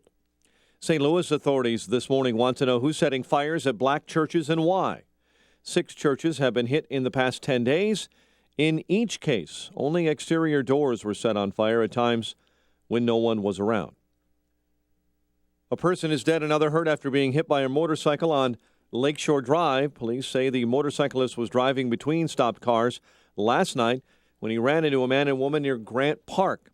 The woman died at a hospital while the other victim was left in serious condition. The man on the bike has been taken into custody and hospitalized as well. A man is in critical condition after being trapped in a burning home on the northwest side. Blaze broke out early this morning near West Grace and North LeClaire. Cause remaining under investigation. Cubs will be looking for their first win of the NLCS tonight at Wrigley Field. Starting pitcher Kyle Hendricks says it's a different Mets lineup than one he saw earlier in the season. Definitely a different team than we faced in the regular season. With the few additions they got, Cespedes and d'Arnaud being in there. Granderson leading it off. I think he's their catalyst. If he gets on base, they kind of get going. So I just got to go out there and pitch my game. Mets hold a 2-0 series advantage after taking the first 2 in New York. Authorities are investigating the death of a man whose body was recovered from the DuPage River just outside Joliet. Police say a fisherman discovered the body floating face up in the water and then alerted authorities. The body pulled from the river near the Route 59 bridge in Shorewood on Monday afternoon. Chicago sports, Bulls in the NBA preseason continuing to struggle, beaten by Charlotte last night, 94-86. The news, a service of Fresh Thyme. Celebrate the grand opening of Fresh Thyme Farmers Markets in Chicago's Bucktown, Lincoln Park, Crystal Lake, and Naperville with tender asparagus for only $1.27 a pound. More grand opening deals? Visit FreshTime.com. 7:33 and a check of traffic and weather on the way next on AM 560. Dennis Prager always puts tragedy in perspective. I'd like a politician on the left, any Democrat, any activist for more gun laws, to be asked this question. What do you think is more likely to reduce murders by firearm? Not by knives even, but by firearms. More gun laws or more fathers? The Dennis Prager Show. Weekdays at 11, right before Sean Hannity at 2 on AM 560. The Answer. The following is a paid political announcement. I'm Willie Wilson, candidate for President of the United States. As President, I pledge to help small businesses grow. Paid for by Willie Wilson 2016. Every night, you believe you rest easy, knowing that if something bad happens, you have insurance coverage. You've shopped around for the lowest price, secured coverage, and backburnered thinking about it ever since. But that might be a mistake.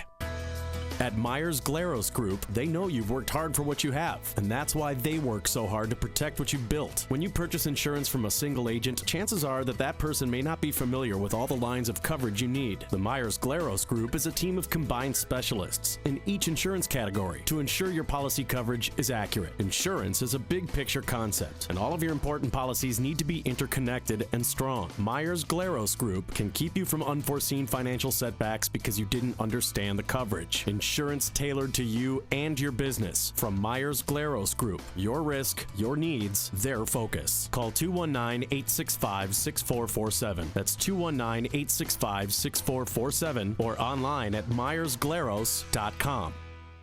I've always liked anything that rolls, explodes, and makes noise. Jay Leno's back with a new show about the rides that move us. It is more than just about cars. It's about style. It's about the personalities, why people like cars. It's about the way vehicles make you feel. Every car has a story, and everybody has a story about their car. It's not just about fancy cars. It's about vehicles that touch a nerve. Jay Leno's Garage. All new tomorrow at 10. It's having the story that goes with the car. CNBC. Call Quicken Loans now at 800-QUICKEN to see if you qualify for the government's Home Affordable Refinance Program, or HARP. And for 5 years in a row now, J.D. Power has ranked Quicken Loans highest in the nation in customer satisfaction. And for the second year in a row, they've also ranked us highest in mortgage servicing. Call 800-QUICKEN or visit QuickenLoans.com. Visit jdpower.com for award information. Call for cost information and conditions. Equal housing lender. Licensed in all 50 states. NMLSConsumerAccess.org. Number 3030. 7:36 in our Chicago RadioDeals.com traffic center. In for Jim, here's Alverde. Thanks, Mike. Eden's inbound 37 minutes. Lake Cook to the Kennedy Junction. Half hour back out to Lake Cook. Kennedy is an hour 1 into downtown from the airport and 44 back out. On the Eisenhower inbound, an hour 6 to the post office, 45 back out to Thorndale. Stevenson in an hour 8 to Lakeshore Drive, 43 back out to 355. Dan Ryan in is 39, 95th to downtown, no outbound delays. 57 inbound slows, 111th to the Ryan, 27 minutes in from 80. Bishop Ford, there's an accident on the right shoulder at 130th. That backs up traffic to 159th. From 8094 into the Rhine is a 45-minute ride. Lakeshore Drive southbound slows between Belmont and Fullerton. Traffic's the service of RCN, entertainment redefined. Get RCN's award-winning MegaFast 155 internet plus watch TV anywhere with RCN to go. All for as low as $55.94 per month. It's mega fantastic. RCN entertainment redefined. 1-800-RING-RCN or RCN.com. Traffic answers when you need the most. I'm Al Verdi on AM 560, The Answer. Chicago's Morning Answer continues next. Your official Chicagoland weather forecast from the AirComfort.com Weather Center. Air Comfort, your commercial HVAC solutions provider. Sun this morning, clouds and windy and warm this afternoon. After 6 or so, maybe a stray shower. High 73, cloudy with a few showers overnight, low 55. 54 at O'Hare, 57 along the lake. Next news coming up at 8, and Chicago's Morning Answer with Dan and Amy continues next on AM 560, The Answer. This hourly segment is brought to you by HealthQuest Radio with Dr. David Kolbaba. HealthQuest Radio is heard Saturday mornings at 11 o'clock here on AM 560, The Answer. Let freedom ring this afternoon at 2 with Sean Hannity, right before Joe Walsh at 5 on AM 560, The Answer.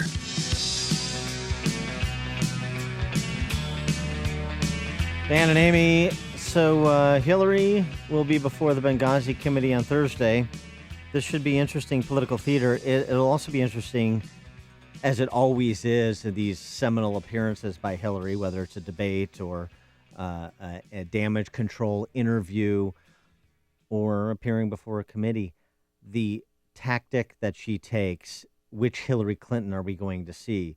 Is this going to be a moment where she tries to just kind of dull the blade, make it as room temperature as possible, get through it without controversy?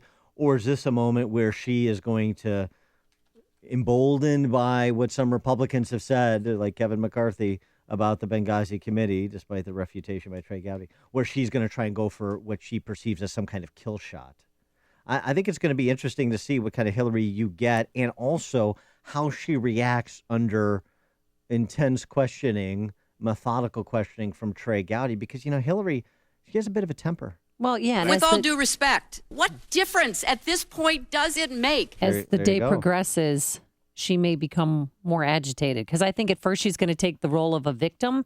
Like, this is such a partisan issue. You're just doing this to me to bring down my campaign, to make me look bad, something she's been saying all along. Now it's clear that this whole effort was set up for political partisan purposes, not to try to get to any useful end.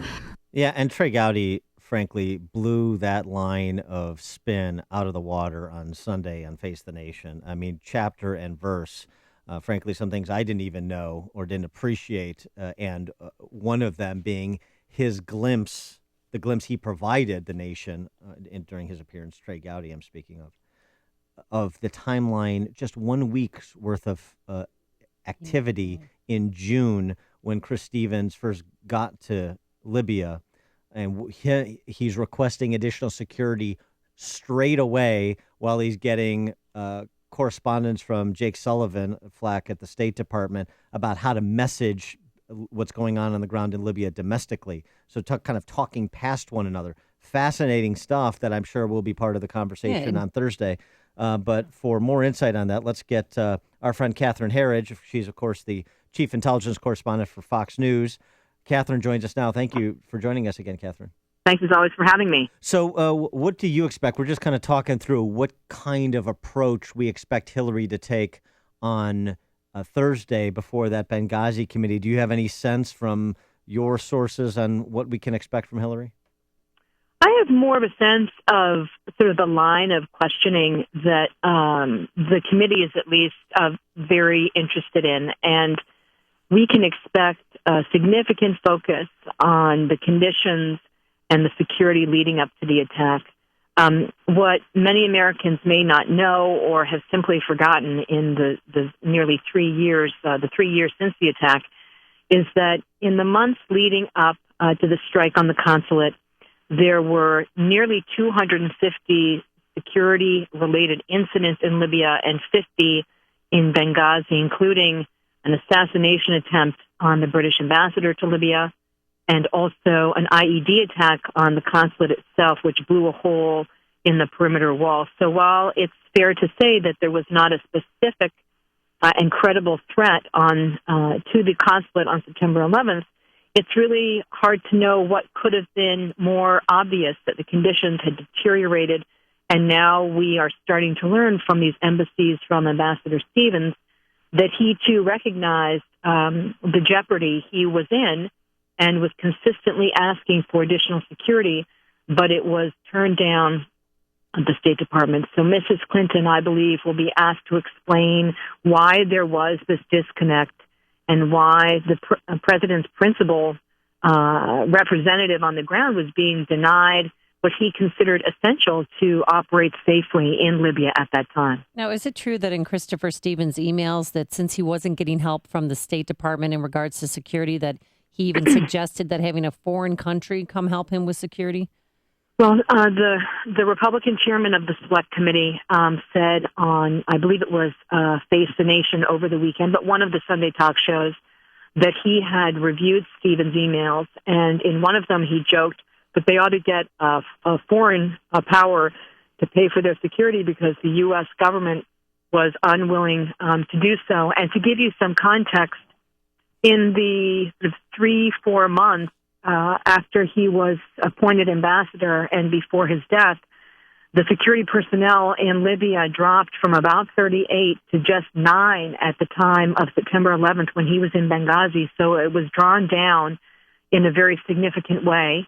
And he was in Benghazi in large part because Mrs. Clinton had tasked him with setting up a permanent operation there, and he was up against a budget deadline, so the government's fiscal year closed at the end of September. So he had to get the paperwork done. So it's important to remember why he was there. It was at the direction of Mrs. Clinton, and he was facing a security situation that was so significant that he was making jokes about another country financing it. Here's the one thing I want to say, though, about these emails. A couple of months ago, when I was looking through the releases, it struck me as very peculiar that there were no emails from Christopher Stevens in the documents that had been released to the State Department. It struck me as odd that someone that senior and so much a part of what was seen as a principal policy initiative by the administration, there was just this lack of documents. And the chairman of the Select Committee reported over the weekend that he has only now just received a correspondence from Christopher Stevens. I think you can make the argument fairly that this is at some level obstruction because these documents were provided so late in the process, and he is a principal figure in what transpired on September 11th. Yeah, there's no question about it. And Gowdy made that point in a different way on Face the Nation when he essentially tackled one of the arguments from the Clinton camp. 7 committees have looked at this. They've come up with nothing. He made none of those 7 committees got Christopher Stevens' emails, which is material, said prosecutor Trey Gowdy. And so that's an excellent point. And why didn't those other committees pursue the Stevens emails? You know, I can't speak for the other committees, but it is significant that this late in the process, only now are congressional investigators getting a window into one of the correspondence of a principal actor. I would, just shifting it away from the politics, I also believe that there may be a line of questioning at the hearing this week about why the security that did exist in Benghazi was not up to State Department requirements, and why the contractor that was handling the local security force, Blue Mountain, Libya, there was a contract dispute between that company and its parent company in Britain, and it was in such disarray by the time of September 11th that the paperwork certainly suggests that they didn't even have a valid license to operate in Libya at that time. So it was really sort of royally messed up, if you will, very dysfunctional. And we spoke with an investigator with POGO. This is a project on government oversight, who has looked more widely at the issue of the mismanagement, his characterization of these State Department security contracts. And he says this is a pattern that repeats over and over. So it seems to me that there's an even larger issue here with the State Department and how it's handling these contracts, especially in these high-threat areas. That's an interesting global point. And a specific point you just referenced is, why was the security detail drawn down from 38 to 9? At the same time, Ambassador Stevens is requesting more security.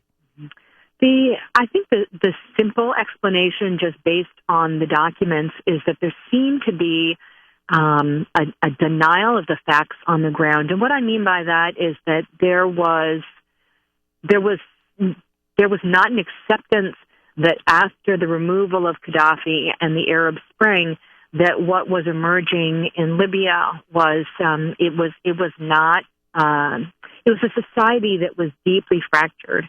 And these Islamist militias had really been able to capitalize on this power vacuum. And this was certainly not what the policy goal was with the removal of Gaddafi. So even the request by Mrs. Clinton to establish a permanent operation in Benghazi as part of her, we'll say one of her central achievements as Secretary of State, it seemed to be a desire or a goal that existed in a vacuum because the conditions were not appropriate to do that in Benghazi. But here's the question that I really hope someone will answer on Thursday, which is, why were we there in the first place?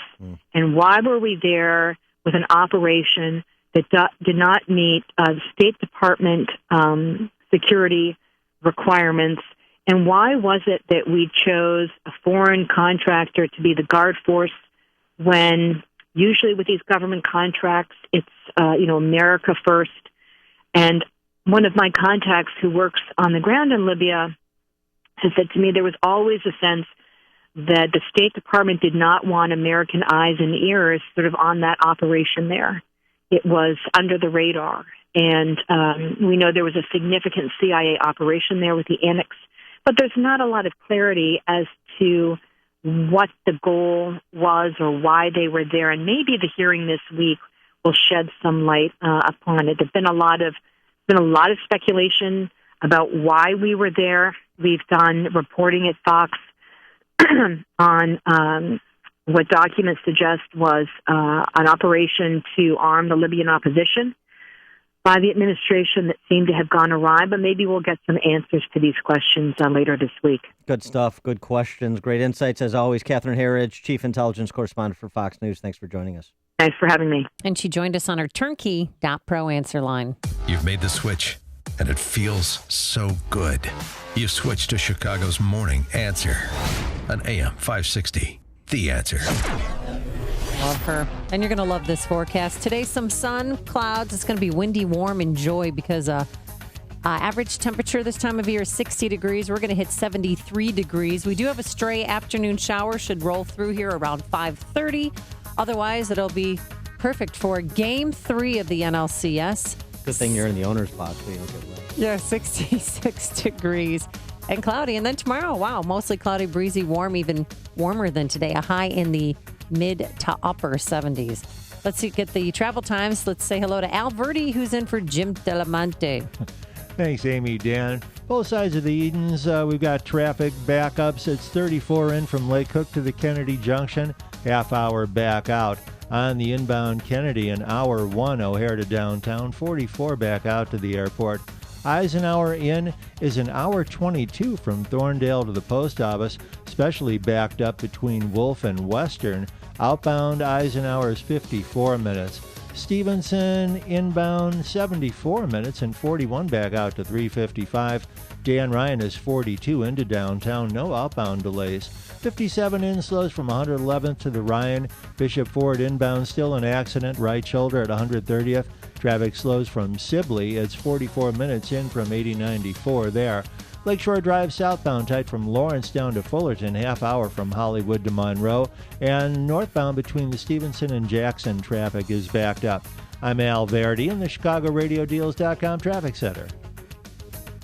Don't get stuck paying 2 mortgages or living with the frustration of a for sale sign in your yard forever. The answer is simple. Just call Saul Z and the Z team. Saul Z guarantees to sell your home at a price and deadline you agree to. If 29 days pass without a sale, Saul will buy it. And working with Saul won't obligate you to anything because if you aren't happy, Saul lets you out of the contract. He can do that because Saul spends many more times than the average realtor on marketing. For example, Ossie listed his Wicker Park Bucktown home for 140 days with another realtor.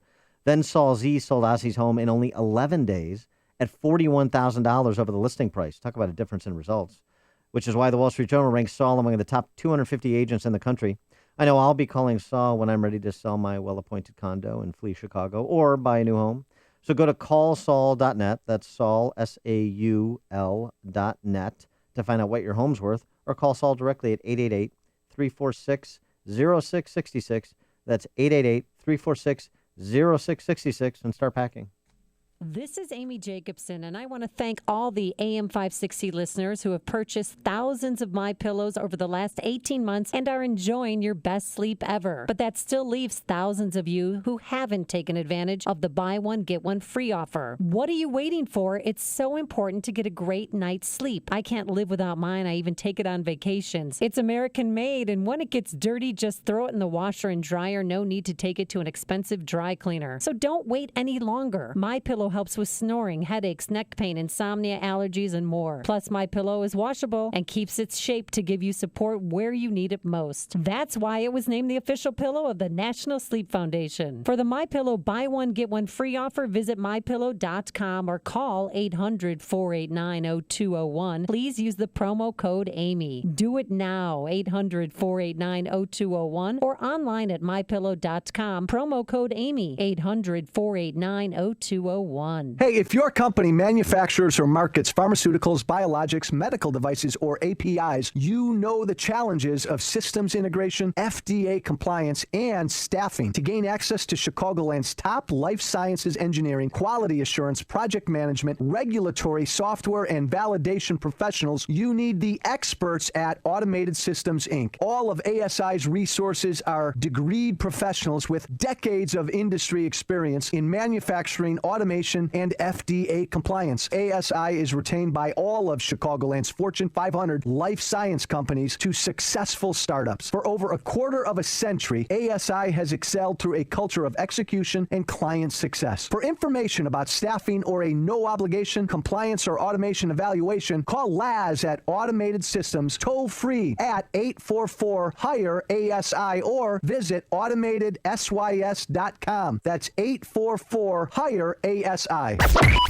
AM 560, The Answer. Amy, it turns out UFC champ Ronda Rousey. Oh, yeah, she's hot. She's tough. She doesn't only know Muay Thai, she also knows economics, at least better than any Democrat candidate for president. Listen to this question and her answer where, while she was out promoting her upcoming fight in Australia. The question is about gender pay equity. Rhonda, Lauren down here from the Herald Sun again. Just another quick one about Angela's question on equality just before. We've got quite a large pay dispute happening with our Australian women's soccer team at the moment. Is it frustrating for you as someone who's so prominent in your sport? And we heard you say on the Ellen Show the other day you are the richest fighter in UFC, that sort of thing is still going on? I think that how much you get paid should have something to do with how much money you bring in. I'm the highest paid fighter, not because Dana and Lorenzo wanted to do something nice for the ladies. They do it because I bring in the highest numbers. They do it because I make them the most money. And I think that the money that they make should be proportionate to the money that they bring in. Yeah. Good. That's called real feminism and sound economics. They're not mutually exclusive. At least they don't have to be. Hear about the big stories of the day, then talk about them right here on Chicago's Morning Answer on AM 560. The Answer. Got a lot on your to-do list? Now, during Kubota's Power to Do Great Things sales event, get a great deal on an L3301 or 3901 tractor with a live continuous running rear PTO. Now get financing as low as 0% APR for up to 5 years, and great customer instant rebates when you buy a new L3301 or 3901 and 2 implements. Now through December 31st, 2015. Call toll-free 1-888-465-8268 for details about cost and terms. For more information or to find a participating dealer, visit Kubota.com. So often on this show, we talk about the important issues that affect your world, things like the economy, Ronda Rousey, education, foreign policy. And on the show, because there's always so much going on, we don't always have the time to drill down and talk about the big ideas behind the big issues. It's one of the reasons I'm involved with a new website, along with the Illinois Policy Institute, called Upstream Ideas, online at upstream-ideas.com. At Upstream Ideas, we broaden the parameters of debate and move beyond the same old partisan assumptions. We're pushing against the current and thinking upstream. So go to online now to upstream-ideas.com. That's upstream-ideas.com. With each visit to Upstream Ideas, you'll be armed with new info and fresh perspectives to spur you to make the state of Illinois and the good old USA a bit more free, a bit more just, and a bit more civilized. And now, a moment of objectivism with your Ron Brook and the Ayn Rand Institute. True love is selfless, we commonly hear, but philosopher and novelist Ayn Rand rejected that idea. A selfless love is a contradiction in terms. It would mean that you have no personal stake in the relationship. Instead, romantic love is profoundly selfish. It's a union of mind and body that both people pursue for their own happiness. Ayn Rand wrote that only a rational, selfish man, a man of self-esteem, is capable of love. That's because we love what we personally value, and love is profoundly demanding. To quote a famous line from Ayn Rand's novel, The Fountainhead, to say I love you, one must first know how to say the I. You can about Ayn Rand's thought-provoking AirRightradio.com. From the Ayn Rand Institute, I'm Yaron Brook. This has been a moment of objectivism from the Ayn Rand Institute. To learn more, listen to the Yaron Brook Show, Saturdays at 4 on AM 560, and visit ARIRadio.com. Why are Ayn Rand's ideas so compelling? Her worldview, her philosophy, expressed dramatically in her novels Atlas Shrugged and The Fountainhead, embodies the ideals stated by the Founding Fathers in the Declaration of Independence and sets forth the requirements necessary to achieve a flourishing life. She called her philosophy objectivism and said it was a philosophy for living on Earth. Today, decades after her death, objectivism continues to stir debate and inspire passion for the spirit of individualism and the enduring American dream. Coming up on Chicago's Morning Answer. Joe Biden's running and Jim Webb is running from the Democratic Party. That's at 8:08. And then at 8:38, our good friend and brother in sound, Sean Hannity, will be here and we'll tell you how you can see him at Freedom Summit. But first, let's go back into the newsroom. Here is Mike Scott. Amy and Dan, here are the stories we're watching. Wrigleyville preparing for the Cubs to host the Mets in Game 3 of the NLCS tonight. A lawsuit accuses Chicago police of abuse at a Holman Square Black facility. Illinois' budget credit rating has been downgraded again. Police in Calumet City say 7 were hurt after a shooting as families gathered after a funeral. Some sun in your forecast, clouds later in the day. Complete look at weather after Fox News. WIND, Chicago News Time, 8 o'clock. Fox News Radio, I'm Dave Anthony. He wanted to get closer to the fight to assess how the battle with ISIS is going. The U.S.'s top generals in Iraq. Fox News Radio's Jessica Gallagher, live in our Middle East Bureau. Dave, Marine General Joseph Dunford, chairman of Joint TISO staff, making his first trip to the war zone since taking the top post at the beginning of the month. Dunford says earlier reports that Iraq's prime minister wants Russia to conduct airstrikes against ISIS are no longer valid, adding U.S. officials spoke with Iraqi leaders and no airstrikes by Moscow have been requested. Dave. Jessica, another Israeli soldier stabbed by a Palestinian man this morning. He's okay. The attacker was shot, part of a wave of violence that's left 50 dead the past month. UN leader Ban Ki-moon goes there today for talks with both sides. Israeli Prime Minister Benjamin Netanyahu says he will hold President Abbas, Hamas, and the Islamic movement in Israel accountable for their lies and incitement. That is what is producing this violence. Palestinians are reacting to rumors Israel was planning to take over a site sacred to Jews and Muslims. He's sorry. An Indiana college student in trouble for attacking a Muslim woman. Fox News Radio's Jeff Manasso following this live. Dave, the Muslim woman says she was at a cafe late Saturday in Bloomington, Indiana, when a man who was apparently drunk began yelling at her before allegedly grabbing her by her neck and trying to remove her headscarf. The woman's husband and others came to her rescue, and she wasn't hurt but says she is emotionally scarred. I hope one day he will learn what he did was wrong and he can seek forgiveness. 19-year-old Tristan Bickford, an Indiana University student, is apologizing, saying he was drinking at the time. He faces several assault charges and public intoxication. Dave. Jeff, Donald Trump is still on top of the Republican race for president at 25% in a new NBC Wall Street Journal poll, followed by Ben Carson, Marco Rubio, and Ted Cruz. Politico reports former President George W. Bush told donors for his brother Jeb's campaign that he doesn't like Cruz. Fox News Radio, fair and balanced. Clouds and sun. We have 58 degrees this morning in Chicago at 8:02 on AM 560. The Answer. Good morning, I'm Mike Scott. A person dead, another hurt after being struck by a motorcycle on Lakeshore Drive. The accident happened late last night when that motorcycle ran into a man and woman near Grant Park. The woman died at a nearby hospital while the other victim was left in serious condition. A man is in critical condition after being trapped in a burning home on the northwest side. The blaze breaking out early this morning near West Grace and North LeClaire. The cause of that fire remains under investigation. Cubs looking for their first win of the NLCS tonight at Wrigley Field. Mets hold a 2-0 series advantage. Kyle Hendricks on the bump for the Cubs. The Mets countering with Jacob deGrom. A major credit rating agency downgrades Illinois' rating on outstanding bonds because of the state budget crisis from A- to BBB+, just a few levels above junk status. 3 Chicago men are suing the city, alleging they were subject to abuse at a police detention facility. The lawsuit filed Monday by attorney Flint Taylor describes the Holman Square Center on the city's west side, where the men were initially taken as an off-the-books police detention facility. There's a new leader of United Airlines while CEO Oscar Munoz recovers from a heart attack. Chicago-based company chose Executive Vice President and General Counsel Brett Hart as acting CEO. Chicago sports, NBA preseason, Charlotte over the Bulls 94-86. The news a service of UPSjobs.com, seeking seasonal tractor-trailer drivers throughout Chicagoland, especially in Northbrook, Palatine, Franklin Park, and Bedford Park. Seasonal drivers will receive competitive pay and must have a commercial driver's license. Apply now at UPSjobs.com/radio. A great job and great pay all in one package. 8:04, time for the AM 560 Business Beat. And from the Fox Business Network, here is Carol Zimmer. From the Fox Business Network, U.S. stock futures are lower. Shares in China rallying overnight on hopes that the government will ease monetary policy to address slowing economic growth. Shares of Harley-Davidson tumbling and trading before the market opens. The company reported profit that was lower than analysts expected. Harley-Davidson is blaming a more competitive environment for the miss.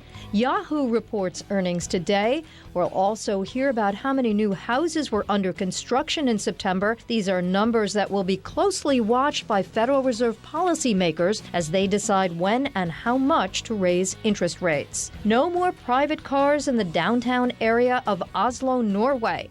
That's if the new government gets its way. Lawmakers want to ban cars from the downtown area of Norway's capital within 4 years to slash greenhouse gas emissions. With the Fox Business Report, I'm Carol Zimmer. 8:04 and a check of traffic and weather on the way next on AM 560. Sean Hannity doesn't believe Hillary's new persona. She's going to make a concerted effort on the campaign trail now to be funny, to be warm, to be transparent. Just because she says it doesn't make it true. She's not funny, she's not a warm person, and she's not somebody that has a lot of fidelity to the truth. I mean, it's the exact opposite. The Sean Hannity Show. Afternoons at 2, right before Joe Walsh at 5 on AM 560. The Answer. Are you ready to take your diabetes management to the next level? Put the Contour Next meter to the test and challenge your meter. The Contour Next meter makes testing easy and highly accurate with close to lab level results. And Contour Next gives you a second chance, allowing you to reapply to the same strip when the first sample is not enough, saving you time and money. So take the challenge. Go to ContourNextChallenge.com, get a free meter, and enter to win free test strips. Find Contour Next at your local Health Mart. What do Fortune 500 companies do when they need to find new workspace? They call Regis at 1-800-OFFICES. With Regis, you can easily expand today and get your people up and running tomorrow. With fully furnished tech-powered co-working spaces, offices, and admin support, Regis manages the details so you can focus on your business. Short-term, long-term, all on your terms. Regis makes it easy and affordable. Call Regis now at 1-800-OFFICES and get a free office or meeting room for a day. Regis, here to help you grow. 8:06 in our Chicago RadioDeals.com traffic center. In for Jim, here's Al. Hey, Mike. Eden's inbound. We're still looking at a half an hour. It's heavy from Peterson into the Kennedy Junction. Outbound slows Montrose to Lake Avenue, and that's about a half hour as well. Kennedy inbound and hour 1 O'Hare into downtown. 30 minutes in from Montrose. Express hour in. They'll save you about 7. Back out to the airport, 37 minutes. On the inbound Eisenhower, an hour 23, Thorndale to the post office, 57 back out to Thorndale. Stevenson inbound, an hour 15 to Lakeshore Drive, 44 back out to 355. Dan Ryan in slows from the merge to 79th, also from 47th into the circle. That's 44 minutes in from 95th to downtown. 57 inbound slows, 103rd to the Ryan Bishop Ford inbound. Still working an accident at 130th, and it's on the right shoulder, but traffic's backed up to 159th, 40 minutes in from 8094. Traffic answers when you need them most. I'm Al Verdi on AM 560, The Answer. Chicago's Morning Answer continues next. Your official Chicagoland weather forecast from the AirComfort.com Weather Center. Air Comfort, your commercial HVAC solutions provider. Here's our meteorologist, Kevin Snyder. A windy day with increasing clouds and a stray shower for the afternoon, high 73. Few showers tonight, low 55. Breezy and warm tomorrow with a shower in the area, otherwise mostly cloudy with a high 76 and a low 52. I'm Kevin Snyder on AM 560, The Answer. Currently 55 at O'Hare and 58 along the lake. Next news coming up at 8:30. Chicago's Morning Answer with Dan and Amy continues next on AM 560, The Answer. This hourly segment is brought to you by Frank O. Carlson, the sign company's partner. They help you make more money. Go to mysignpartner.com. Good morning. Welcome to your Tuesday morning briefing. Here's what you need to know to start your day. At this time tomorrow, we might know if the Cubs are only down 2-1 or if it would be 3-0. 7 weeks after the mysterious shooting death of Fox Lake Police Lieutenant Joe Glinowitz, there may be a solution on the horizon. I think Hillary will go down as one of the finest Secretary of States we've had. I don't think I have ever met a person more prepared to be president, and she would be capable of making hard decisions and representing this country and our democracy. I'm Hillary Clinton, and I approve this message. This is Chicago's Morning Answer with Dan Proft and Amy Jacobson on AM 560, The Answer.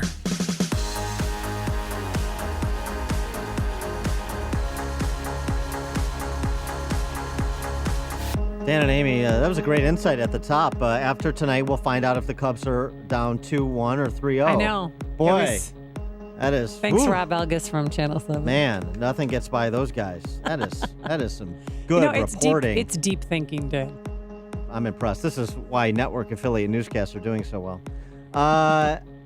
To more important matters, did George W. Bush just give Ted Cruz and his supporters a rallying cry, some bulletin board material, as it were?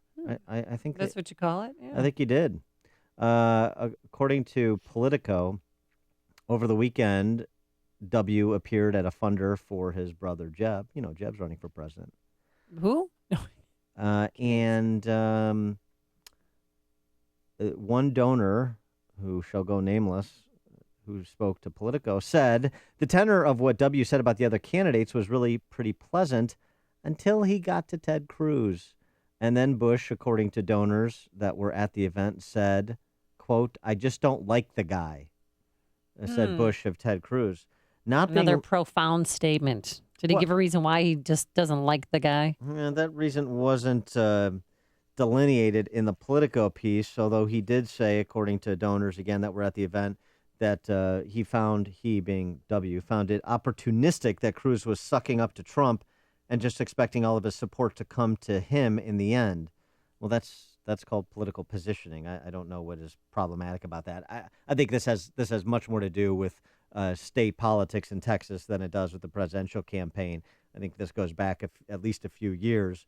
But Bush also said that he doesn't doubt Cruz's strength. He shouldn't be underestimated. But I'll tell you what, I mean, is that a badge of honor for Ted Cruz to wear in a Republican primary? George W. Bush doesn't like me. To some extent, it's very much like saying the establishment doesn't like me. I think that's a credential. Well, and they're afraid of him. I mean, this is not only bad blood, but I think that he's a viable competitor against his brother Jeb. And that's why he's secretly, because he is kind of secretly telling donors, you know, we don't like this guy. So don't even think about it. If Jeb doesn't do well, don't back Ted Cruz. That's what it seems like. Well, was there a video camera? Are we going to see like the iPhone video of this? The 47% yeah, 47% moment? No, I don't think so. But it is interesting to note. And so you have essentially four candidates, Trump, Cruz, Fiorina, and Carson, that are not going to be embraced by the establishment of the Republican Party. That seems fairly clear. And it also seems to me all four of those candidates are in the top five in terms of positioning for the nomination.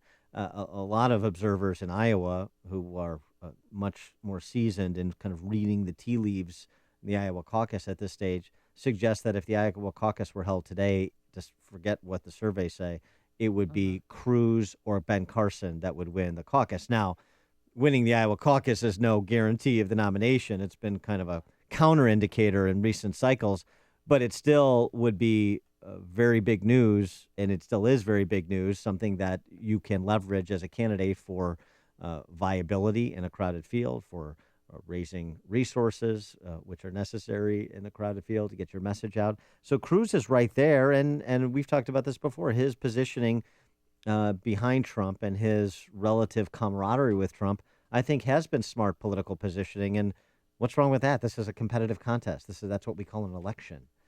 This is just personal. I think the shot about Trump that W offered was just kind of indicative of the personal animus that exists for a variety of reasons. Yeah, and what do you think is going to happen? Do you think they're going to try and find out who that donor was who leaked the secret information?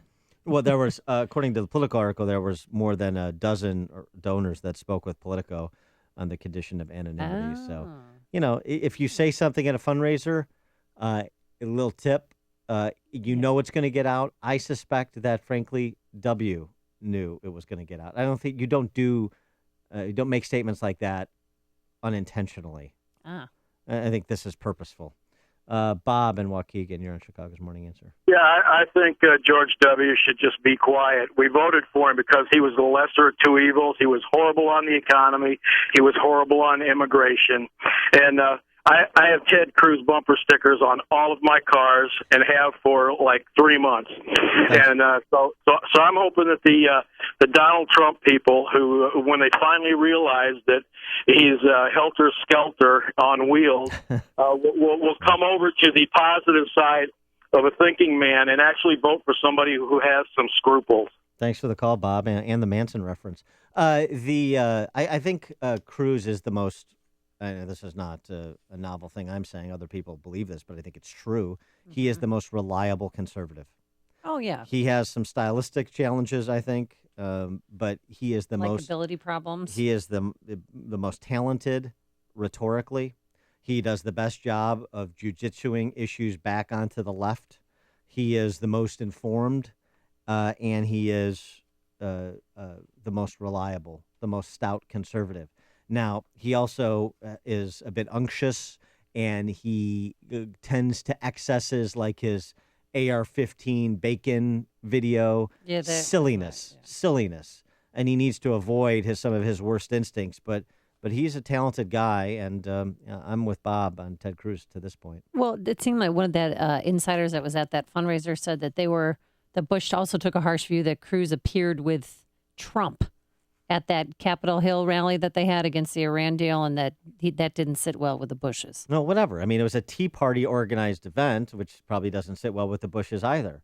But this is just more evidence to suggest the schism between the establishment and the conservative grassroots, and that schism is growing. On the flip side, Washington Post reporting Joe Biden running for president. Yeah, the Washington Post editors have a little bit of egg on their face this morning because somehow it was leaked accidentally online. They published this story declaring that Joe Biden will run for president. The article showed a bunch of XXXs showing certain areas where details had yet to be added, such as, quoting the source, I can read this for you. Vice President Biden plans to enter the contest for the 2016 Democratic presidential nomination. Ending months of speculations, blah, blah, blah.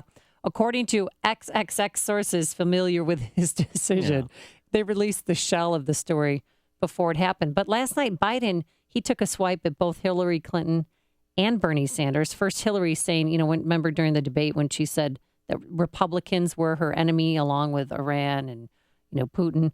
Biden said...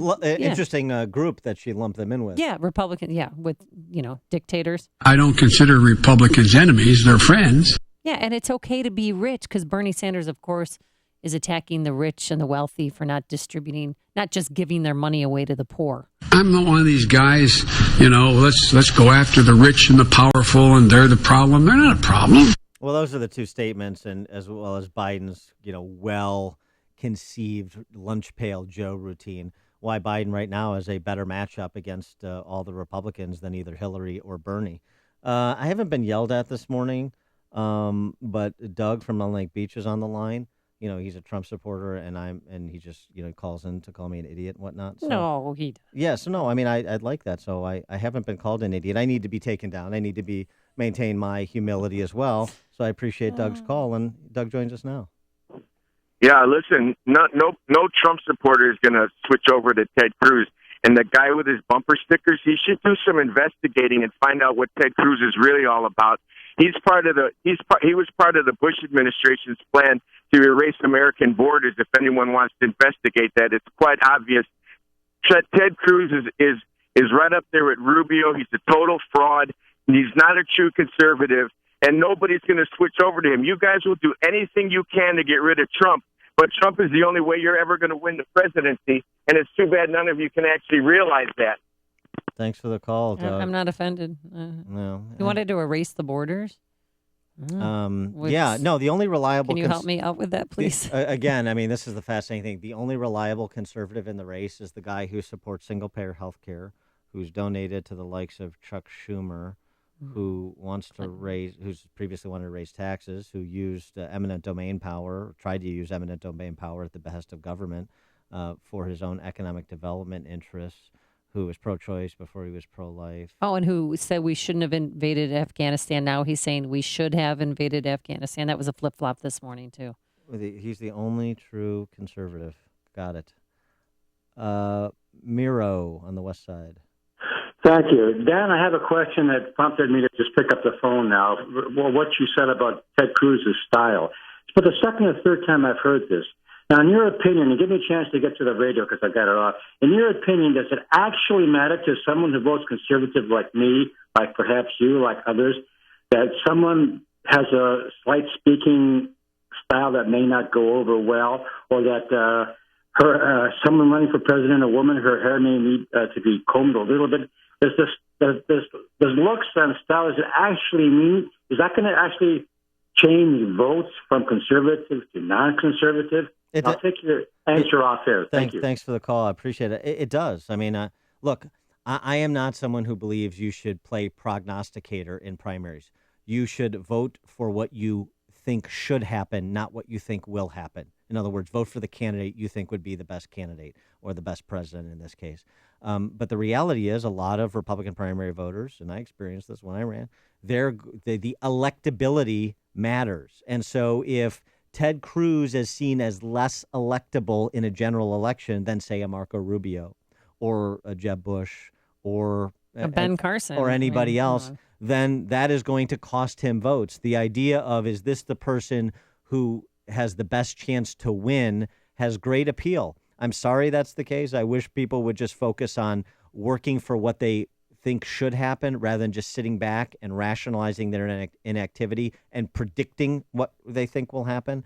But it absolutely does matter. Quickly, George in Libertyville. Yeah. Hey, guys, as much as I love Trump, I would absolutely have no problem with Ted Cruz. Rubio, I think, just looks like a little kid behind the microphone, and Jeb Bush just looks like he's been surprised by everything that happens. Thanks for the call, George. It's news, opinion, insight. This is Chicago's Morning Answer on AM 560. The Answer. Plenty of sunshine for what we're calling Cubs Comeback Day. Today, around 5:30-ish, there'll be a stray afternoon shower. No big deal. A high of 73 degrees. And tonight, mostly cloudy, 66 degrees for game time. And tomorrow, it'll be mostly cloudy, breezy, even warmer than today. Highs in the upper 70s. Travel times, here's Al Verde and for Jim Telemonte. Thanks, Amy. Dan Eden's inbound. Still 32 minutes. Lake Cook to the Kennedy Junction. It slows in from Peterson. Back out from Montrose to Lake Avenue is heavy. 31 out to Lake Cook. Kennedy inbound is 57. O'Hare to downtown. 32 back out. Eisenhower in is an hour 22 to the post office. 54 back out to Thorndale. Stevenson an hour 8 into Lakeshore Drive. Just 39 out to 355. Dan Ryan still 42 minutes in 95th to downtown. Outbound is fine. 57 inbound, a little slowdown from 103rd to the Ryan. Bishop Ford in from 159th to 130th is still backed up. An accident on the right shoulder, still 40 minutes in from 8094. Lakeshore Drive southbound, Lawrence to Fullerton hits the brakes. And northbound from the Stevenson to Jackson, there's a backup. Tri-State northbound between Ridgeland and 47th. Look for some traffic there. I'm Al Verde in the ChicagoRadioDeals.com Traffic Center. I wish this bag under my eye would just go away. Well, if that sounds like you every day, you're not alone. Bags and puffiness under the eyes are a problem for millions of American men and women. That's right, you men out there. Until now. Introducing the new Genucell Serum with plant stem cell technology from Chamonix. I've been using it for 3 months. I love it, and I've actually noticed a difference because if you use the Genucell serum with the Instant Effects product, you will see results in the first 12 hours or your money back. Your skin will tingle, your skin will glow, and people will notice. So call now and save big on Genucell's risk-free introductory offer. 800-525-8323. That's 800-525-8323. If you call now, you'll get the amazing Esotique face cream as a special gift simply by placing your order. That number again, 800-525-8323, 800-525-8323. The sounds of an accident. You or a loved one has been injured. Your mind is racing. What happened? Is everyone okay? What now? I'm Dan Compton of Compton Law Group. We know that at a time like this, you want answers. More importantly, you want justice for what has taken place. If you or a loved one has been injured, please, before you sign something or talk to anyone, call Compton Law Group. This is our specialty, fighting for your rights, fighting for you, and making sure that justice is served. You can reach me at 847-742-6100. That's 847-742-6100. It's my job to make sure that you, your family, and your loved ones are protected and compensated properly. We handle nursing home accidents, car, truck, and motorcycle accidents, construction accidents, and medical malpractice. When accidents happen, and they will happen, make sure you have Compton Law Group on your side. 847-742-6100 or online at ComptonLawGroup.net. When accidents happen, take the appropriate action with Compton Law Group, located in Elgin and serving all of Chicagoland. AM 560, The Answer. A lot of action in both primaries. So Joe Biden is getting in. Jim Webb is getting out of the Democrat Party. He's going to be making an announcement. I'm sure you're going to watch it. We're not going to carry it live here, folks, but he's going to be making an announcement today that he's going to run as an independent. Now, why bother? He's polling at 1%. And in other polls, he's hashtags. Got a lot of free time. But look, don't tell Jim Webb I said that because he'll kick my butt. Yeah, he will. Marine. He was actually the most entertaining part of that debate. Honestly, most entertaining from a serious perspective. Mm-hmm. The most entertaining from the theater of the absurd perspective was obviously Lincoln Davenport Chafee. Who? Alan and Rockford, you're on Chicago's Morning Answer. Good morning, guys. If one is not capable or willing to recognize that Donald Trump is a shill for the Democrats to show that conservative values are nothing more than money-grubbing, power-hungry, racist, I don't like you if you're different from me attitudes, then I think you're a coward. And you watch too much television, and you're not willing to read and develop critical thought, and you want somebody else to fight your battles for you. Hey, Alan, who are you supporting? I haven't made up my mind. I do like Carly Fiorina.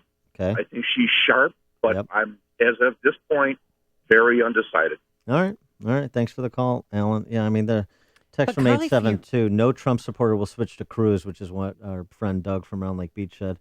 Good grief, these Trumpians are reaching the Ron Paul level of devoted mania. Well, speaking of Carly Fiorina, according to this new CNN poll that was released about 5 o'clock this morning, she's lost 11 points in the last month.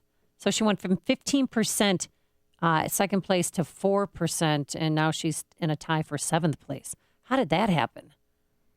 Well, you have to keep up the momentum when you capture it. She captured it with her debate performances, plural, particularly the second one when she was on the main stage. But she's kind of disappeared since that time. She needs to reappear and do so post-haste. Robert in Grays Lake.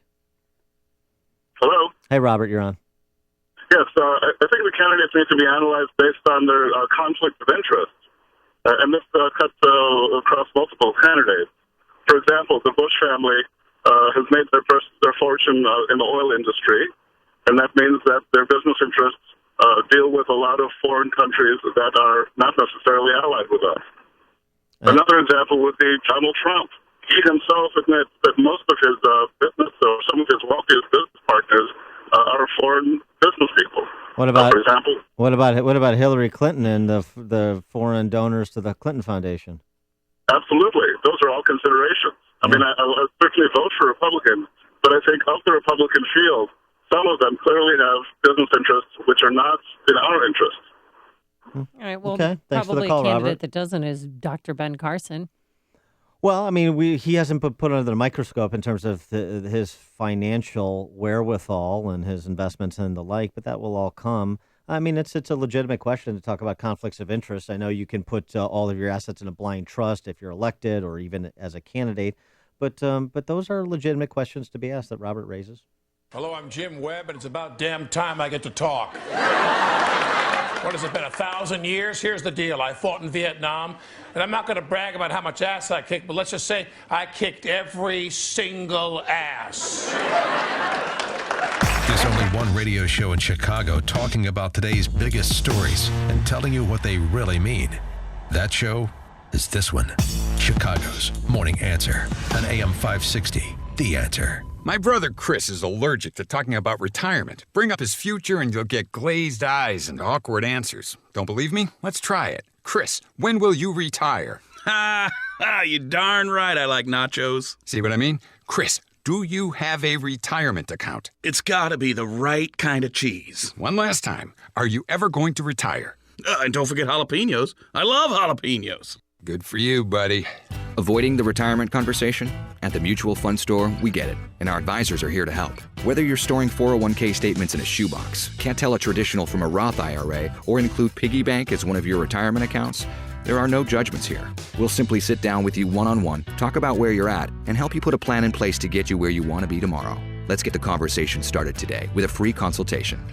Hi, I'm Steve Check with the Mutual Fund Store in Chicagoland. Call me at 888-498-3636 or visit mutualfundstore.com and let's talk about your financial goals today. Fall is here, and now that the kids are back at school, it is the perfect time to schedule your appointment with Executive Green Carpet Cleaning. You've heard me rave about Executive Green and their special cleaning process, which includes a safe, non-toxic solution that won't leave any sticky, chalky residue like the big box store, the yellow truck, you know those guys.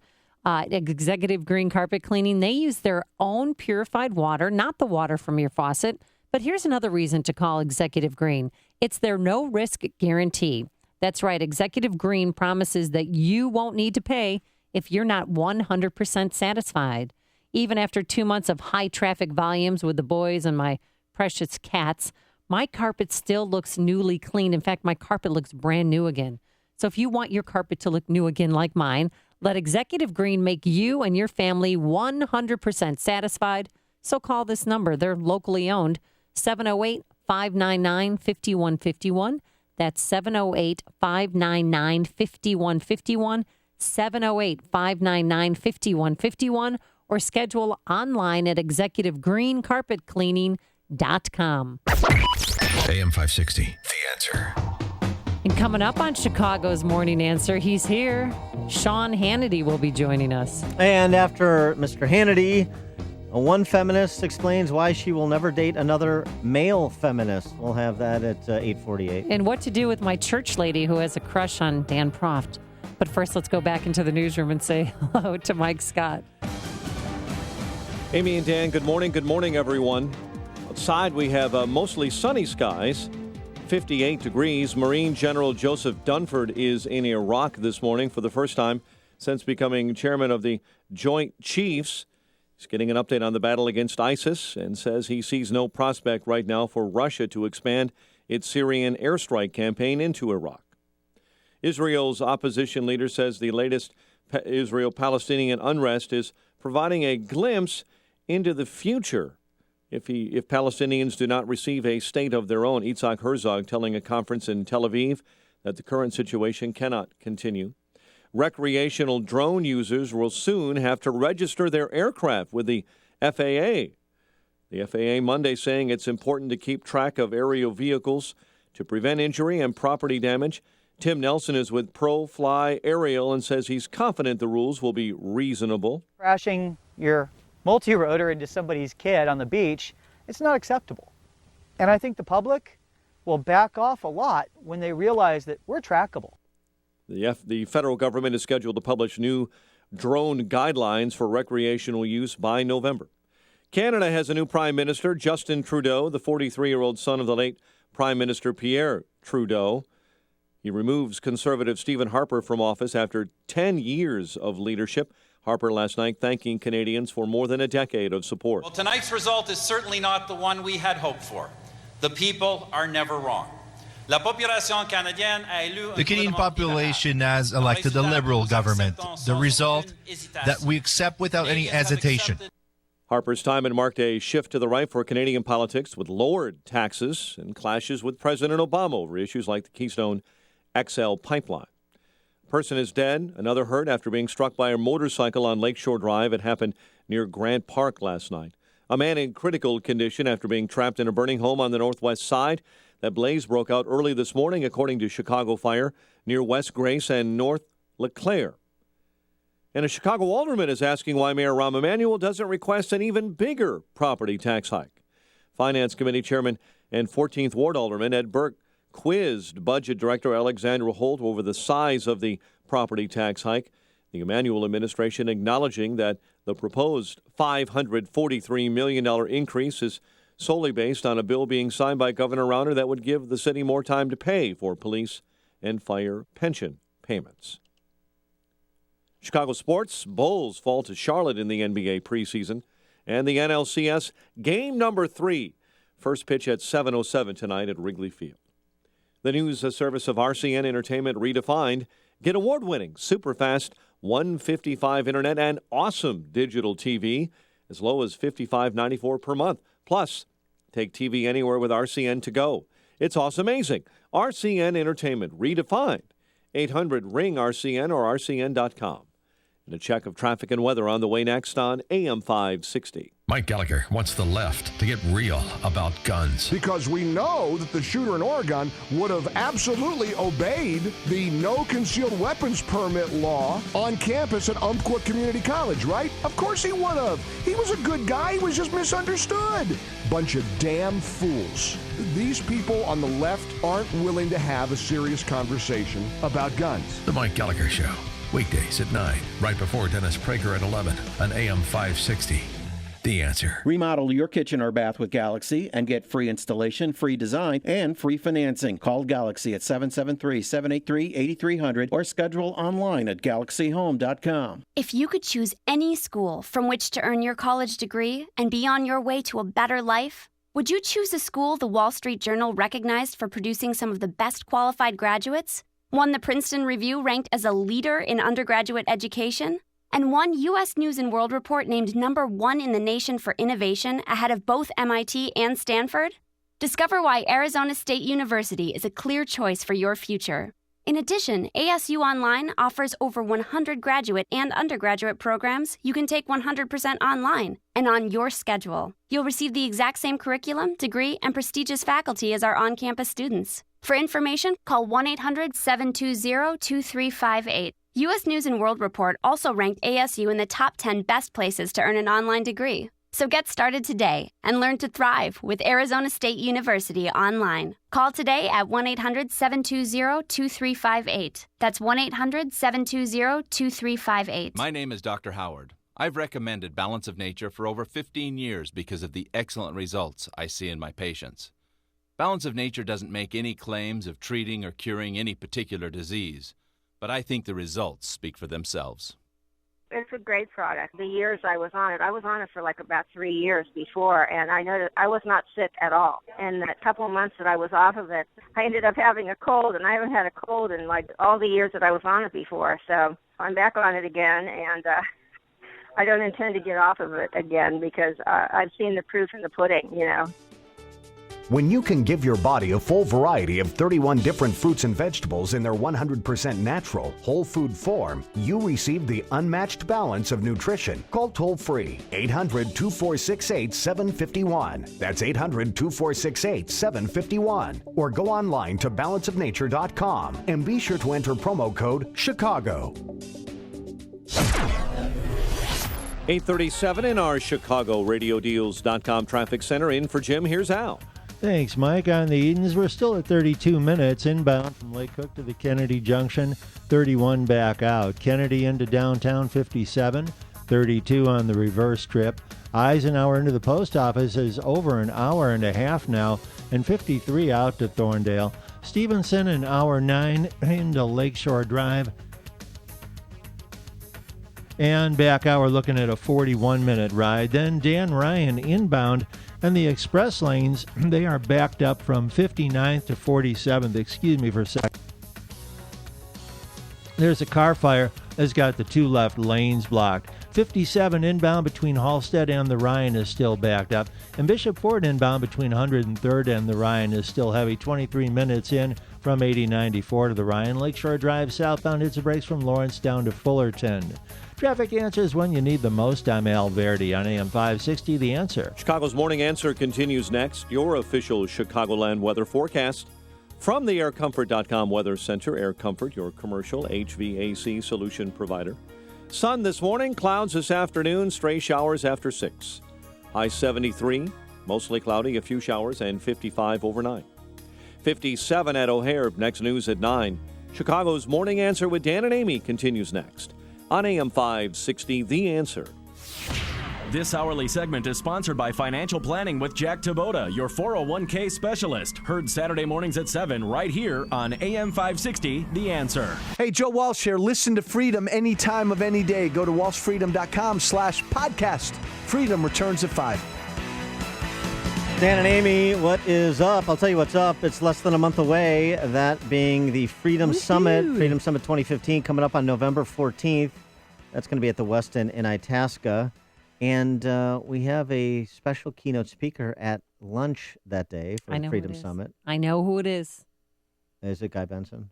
Well, he'll be there too. Is it Katie Pavlich? She'll be there as well. Hugh Hewitt? He will be there too. Cool Whip. Oh, yes. No, it is Bigger Sean than Hannity. Sean Hannity will be the keynote speaker at lunch on November 14th at the Freedom Summit. And we are pleased to have Sean Hannity, the aforementioned keynote speaker, join us now. Sean, thanks for joining us. Hey, good morning, guys. How are you? Looking forward to having you in Chicago. It's great to be back after my Mets win. Hey, wow, really? The Too soon? Trash talking starts already. Just you don't. Well, it's been nice since 1908. I mean, it's a long time. I mean, what's a few more decades in between? Because this is the year, Sean. Just wait. Just rest on your laurels there. Be so confident. Amy, I'm up for whatever bet you've got. Yeah. I love Chicago hot dogs. Whatever you want to bet, I'm in. We've already got a little wager here, Sean, because I'm a Sox fan, so I'm not a big Cubs fan. In fact, I despise the Cubs. But listen, I've been a Mets fan since I was a kid, but I'm also a Yankee fan. But so you're by baseball, is what you're saying. Yeah, I'm definitely 100%. I'm by baseball too, though. I like the White Sox, but Amy, I love the Cubs. Amy predicted the Cubs are going to win the next 4 games. They're going to win in 6. And Yeah, if she's wrong, she has to wear a Make America Great hat for the next week on the show. I do. Well, what's wrong with wearing a Make America Great hat? That's a good thing. Not a Trump fan. fan. I want to get in on this action because you the should. Mets pitching staff is just and their lights out. You know what I think you should do, Sean, to kind of commune with the Mets pitching staff? You should grow your hair out. Yeah, I think I'd look good with a little blonde highlights, a little, down on my shoulder. What do you think? Yeah, I can perm your mullet for you if you'd like. You think you can? Yeah. Look, in all fairness, the Cubs have a really good team. They had a really great season so far. I think the pitching staff of the Mets is lights out. And I think, look, you saw it. Who was it? Syndergaard the other night throwing 98 miles an hour. He's got an 80-mile-an-hour breaking ball. And it's hard to hit these guys. Matt Harvey, same thing. And then tonight, Jacob DeGrom. Yeah, DeGrom is another great pitcher. That's and, all right. So what's the bet? I will bet you. So what do you what do you want, first of all? Well, that's an open-ended question. Never ask anybody what they want. I'll tell you what, Amy will carry you on her shoulders up to the dais at the Freedom Summit when you give your keynote address. How about that? All I want is a Coors Light, and I know... Well, you're a cheap date. Okay, what else? A Coors Light and 3 Chicago hot dogs, the best you've got. Ooh, I live near the Vienna beef plant, so I will give you the best, freshest dogs off the floor. 3. Okay, that's all. I think that's fair. Now, what do you want from me? I would like a tour of Fox News Channel. I'll do that regardless. Done. Okay, great. See, this is so fun. But you still have to. But you have to bring get the to New York. Yeah. No, I'll get to New York. Don't worry about that. Yeah. I have sponsors. All right, Sean. So we got Katie Pavlich, we got KT Yeah. McFarland, we got my buddy Hugh Hewitt, we got, I think Coulter's going, isn't she? Yeah, she is. That's always going to be a trip. Yes. I wonder if she'll Good way to reenact describe it. Sharknado 3 for us. I don't know what she's going to. That's the thing. Look, I've known Coulter for years, and you just never know what's going to come flying out of there. Do you think that she has any chance to have life imitate art and be the vice presidential running mate of the Republican nominee? No, but she loves Donald Trump, and Yeah, she's a single. no she is a kidding. single issue candidate now about immigration. Mm-hmm. But she's had these bizarre love affairs before with Chris Christie for a while, and loved Mitt Romney. She even wanted Mitt Romney to get back into this race. Yeah. And but I'll tell you one thing: it is a heck of a year, very unprecedented. I mean, if you look at the top four people in the Republican side, and Bernie Sanders as an insurgent on the outside. I mean, you've got Donald Trump, Ben Carson, Carly Fiorina. I argue that Ted Cruz is an insurgent candidate, and they're pulling 60% of the votes. And these Washington bureaucrats have earned a 60% of Republicans feel betrayed by him, and it doesn't surprise me. With respect to Trump specifically, in that lineup you just mentioned, some reports out this week that the establishment, Republican Party establishment in D.C., is getting increasingly nervous about Trump because they recognize he can win. Well, right, they recognize he can win, not just because where his poll numbers are, but because the campaign is more well organized than they thought was possible. Yeah, and you can take it a step further. Byron York has a piece out this morning, and in his piece, he makes the argument that the establishment, having now finally recognized which should have been obvious to them a while ago, they're going to go full bore against Trump and spend a lot of money on ads, and they believe they can drive down his poll numbers. And I'm not so sure that Donald Trump would take that sitting down without fighting back, and he certainly has the money to fight back. Did you think this was a joke or just a reality TV show bit when he decided to run? No, not at all. You knew he was a serious candidate? You know why? I've known him for years. Mm-hmm. And maybe that's one of the reasons that I've been a little bit more forgiving of the fact that he was kind of all over the map throughout his business career. New York is kind of like Chicago. It's a one-party town. Yeah. And the fact that he played the game in New York so he could keep his buildings going up and keep his workers working, I don't fault him for that. I don't even fault him for acknowledging that, he buys influence because that's the way the system is rigged, as corrupt as it is. He's admitting things that other people would never dare admit, and in many ways he's been able to defy conventional political gravity by doing so. But I'm now listening to what his specific plans are. I like his plan on the economy. I like lowering the tax rate and making America a tax haven. I like the ability of multinational corporations that have parked trillions overseas. That money can be repatriated back to America. That would be, tremendous for the Midwest and other manufacturing centers that have been suffering in this country, because those very same companies will now build manufacturing plants here. I love his idea about energy independence. He supports healthcare savings accounts, and I do believe that he would negotiate better deals on the economy. And, we can't get any worse than what we are. I had Austin Goolsbee, who I think has just lost his mind in Chicago. I'll probably that happens. Well, I'm going to try and bring him to the summit. Okay. Yeah, good. And well, I'll help him plot supply and demand curves. Yeah, okay. Did you study economics in college? He knows everything. Yes, he did. I did. Yes. Yeah, I had a double major of economics and political science. And, look at the economy. I say this every day on radio to make a point. Things suck. 95 million Americans are out of the labor force, 50 million in poverty, 46 million on food stamps, $5,000 decrease in median family income, a 40% increase in Obamacare. Every one of those statistics, millions of Americans suffering needlessly because of the failure of government to turn this thing around.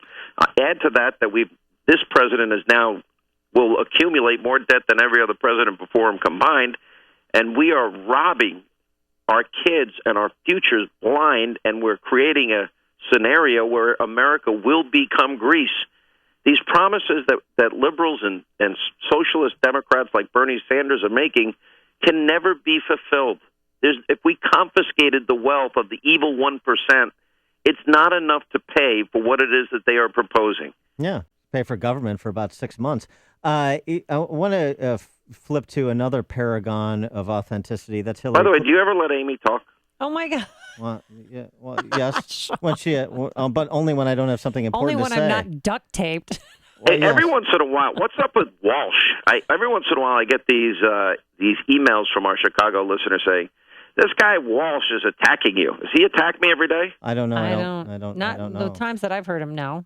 I don't know. But yeah, let's talk about Hillary. I hope if he has any criticism, he'll bring it up to my face at the summit. I like this. Now we've got like a battle royale at lunch now. I'll be the ring girl. With Well, you know, I'm round into MMA fighting and training, right? No, I didn't know that. You and like Ronda Rousey or what? But listen, I love Ronda Rousey. She is she is the most amazing person in the octagon. So, but yeah, no, I train MMA. I have been training now for 3 years. I want to see some Muay Thai moves at lunch. Listen, I'll show you how to choke somebody out, or let's go. You know, this grab the carotids, eye pokes, gouging. You know, my there's no rules in what I'm learning. It's called street martial arts, and it's an eclectic blend of Kempo, Jiu-Jitsu, and other arts, and I train pretty hard. Amy calls that movie night on Saturdays. Maybe we could arrange a cage fight with you and Joe Walsh, and then the winner has to take me on. Yeah, freedom. He'd crush me. He would. Yeah, he would manhandle him. Yeah, that's not a fair fight. Yeah. You'd have to. I'll come to your defense. You'd have to cede Rousey and Amy to Walsh to make it a fair fight. Freedom. What is the freedom that's yeller? That's Joe Walsh. He yells freedom a lot.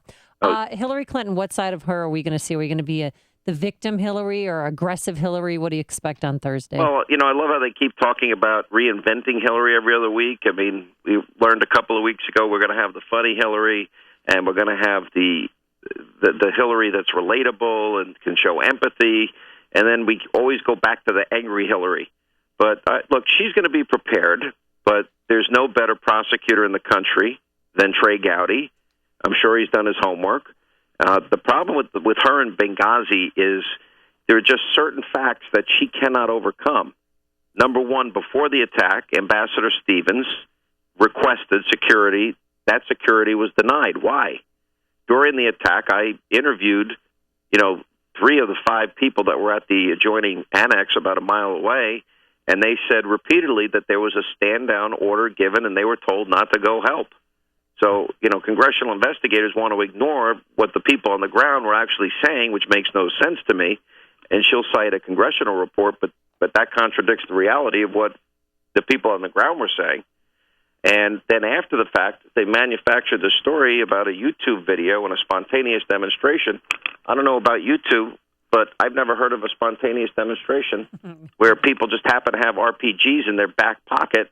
And, well, it's spontaneous. Let's pull out our RPGs and start firing. Yeah, you haven't been on the west side of Chicago on a weekend. But, And by the way, where's Obama commenting on all the violence in Chicago?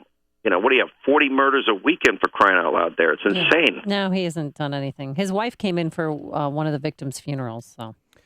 What's Rombo Deadfish doing about it? He's raising taxes on all of us. That's what he's doing about it. More of the same in Chicago, I'm sorry to say. No, Chicago is kind of like New York. We've got Mayor de Blasio, the comrade, communist mayor of New York, and things are going back to the good old sad, violent days, pre-Rudy Giuliani, and I guess the same thing's happening in Chicago. All right, Sean Hannity, we're going to see you in just under a month, November 14th at the Freedom Summit at the Westin in Itasca. Looking forward to it. Thanks for joining us. Hey, guys, listen, I look forward to it. Are there any tickets left? We're doing well. There are some tickets left, but seating's limited. So people have to go to freedomsummitchicago.com and get their tickets. All right, get the tickets because it's going to be fun. Oh, I promise everybody we're going to have a great preview of the election. We're going to make a lot of fun of all of the crazy characters in Chicago, like Deadfish and the pastor of GD America Church, Reverend Wright. You got Screwy Louis Farrakhan living there. You got everybody. Yeah, and we got Land you, of Misfit Toys. And we got you taking on all liberals in an ultimate fighting match, so that's going to be good entertainment as well. If you set up the octagon, I'll go in. I love it. Sean Hannity, thanks so much for joining us. Hey, Amy, Appreciate next time I hope you get to talk too. Okay, thanks, Sean. All right, guys. I won't forget our bet either. He joined us on our Turnkey.pro answer line. Yeah, you did. As usual, Amy, you're on the wrong side of everything. Before you see it on TV, share it on Facebook, or read about it in the paper, hear it here first. This is Chicago's Morning Answer on AM 560. The Answer.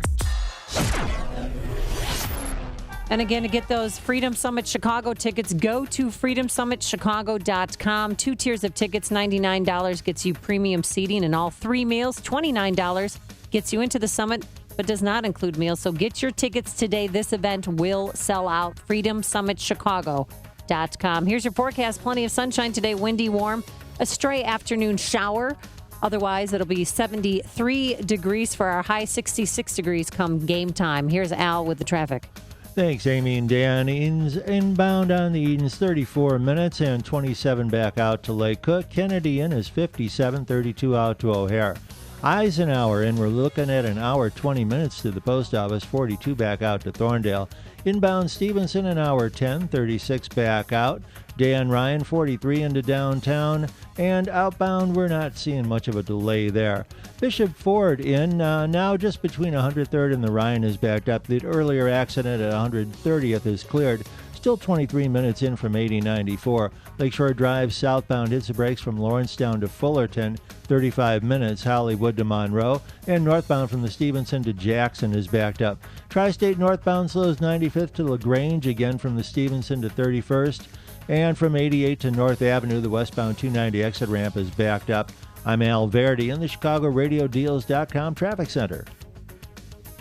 Oh, I got another great night's sleep last night, all thanks to MyPillow. From MyPillow, I love it. I'm addicted to it. I can't live without it. And clearly, my mom can't live without it either. She recently traveled and out of state to have open heart surgery, and she just begged me for a MyPillow, and the owners pulled through, and she's doing much better. Because of her MyPillow, she finally was able to fall asleep again and get a good night's sleep, and her blood pressure went back to normal. And now she's been able to check out of the hospital. That's a great story. And you should also bring the MyPillow to the Freedom Summit so you can have that pillow fight that Sean Hannity wants to have with you. That's right. After his cage match with Joe. MyPillow helps with snoring, headaches, neck pain, insomnia. It's washable. It keeps its shape to give you support where you need it most. That's why it's the official pillow of the National Sleep Foundation. American-made, great company. Highly recommend you get one right now because we still have the buy one, get one free offer. So what are you waiting for? Go to MyPillow.com. Amy in that promo code. 2 pillows for the price of one, or call this number, 800-489-0201. That's 800-489-0201. Freedom! Freedom! It's easy to take your commercial HVAC system for granted. It's always there, keeping your building comfortably warm or cool. Until you have a system failure. With another unforgiving Chicago winter just around the corner, now's the time to have a comprehensive review of your mechanical HVAC system. And you don't want just anyone. You want Air Comfort, Chicagoland's leading mechanical professionals. For over 80 years, Air Comfort has delivered its customers the best trained and highly skilled team of award-winning technicians. That's why Air Comfort is recognized as Star Certified by the MSCA, a designation achieved by only 2% of contractors nationwide. With a service fleet of more than 80 fully equipped vehicles, chances are that an Air Comfort technician is nearby. Schedule your system check by calling now, 708-345-1900. That's 708-345-1900 or online at aircomfort.com.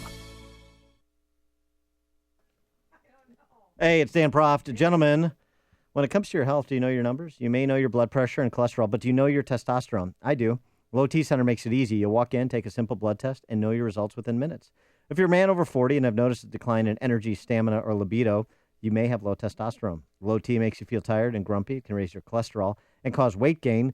But Low T Center's experienced medical staff will educate you on the benefits and risks of testosterone replacement. A Low T Center takes just minutes for results, and services are covered by most health insurance. They even have convenient and flexible hours. So go ahead and do yourself a favor and get your levels checked. Call 630-409-4305. That's 630-409-4305. Or go to lowtcenter.com and tell them Dan Proft sent you. Hi, folks. Joe Walsh here. I recently visited Precision Payroll of America in Oak Brook Terrace, Illinois. I'll tell you, I've been hearing Tom's ads for years, and to meet his team and spend a little time with them, I realized why their clients and employees stay together so long. I also didn't realize what great services they offer. Payroll processing, tax filing, time and attendance, and human resource consulting. Boy, we could all use help there with all these new and yet to be introduced regulations from healthcare to full-time equivalency. Precision Payroll of America has the right services and the right approach to help companies navigate these crazy times. For a service provider you can relate to and will look out for your best interests, call Tom at 630-242-1507. That's 630-242-1507. Also, visit precisionpayroll.com, but then pick up the phone and call Tom. He is sure to deliver great value and even better service. Project manager needed in Europe, Asia to direct and coordinate activities to engineer, manufacture, and distribute graphite products. Manage integration of engineering activities to design, develop, and modify applications of products to several industries. Consult with clients to prepare project specs. Assess project feasibility by analyzing technology and resource needs using working knowledge of graphite extrusion methods, isostatic molding processes, graphite formulation, and synthetic graphite manufacturing. Review, recommend, approve contracts and cost estimates. Analyze Russian companies that produce raw materials for graphite industry using working knowledge of SGS ISO certification processes. Prep project budgets, bids, and contracts. Direct review and approve project design and development changes. BA in engineering required and 5 years experience in job or managerial positions dealing with distribution of graphite products in European, Asian markets. Must have 1 year experience dealing with Russian companies that produce raw materials for the graphite industry and working knowledge of graphite applications and listed processes, methods, and technologies. Mail resume to Vladimir Novakowski, GraphTech LLC, 160 Lexington Drive, Buffalo Grove, Illinois, 60089. Well, I'm going to go home and take a shower, but thanks so much for joining us this morning. Go Cubs, Dan. You could say it. Go Cubs. Go Cubs. We'll see you back here tomorrow morning with a Cubs victory. We'll look for you on the big screen tonight. Yeah. But first, let's go back into the newsroom and say hello again to Mike Scott. Amy and Dan, here are the stories we're watching right now. Those Cubs host the Mets in Game 3 at Wrigley, 7:07 first pitch tonight. A lawsuit accuses Chicago police officers of abuse at a Homan Square facility, and police in Calumet City say 7 were hurt after a shooting there. Sun this morning, clouds this afternoon. WIND Chicago News Time, 9 o'clock. Fox News Radio, I'm Dave Anthony. There is one less Democrat running for president. A candidate way back of Hillary Clinton in the polls is giving up. Fox News Radio's John Decker live at the White House. Fresh off a not-so-memorable performance in the first Democratic presidential debate, former Virginia Senator Jim Webb will announce today that he is dropping out of the Democratic race for president. Webb, who has barely registered in the single digits in most national polls, is said to be disillusioned with both political parties. He was... I mean, single digits is generous. A digit. A point, tenths of a digit. Sometimes hashtags.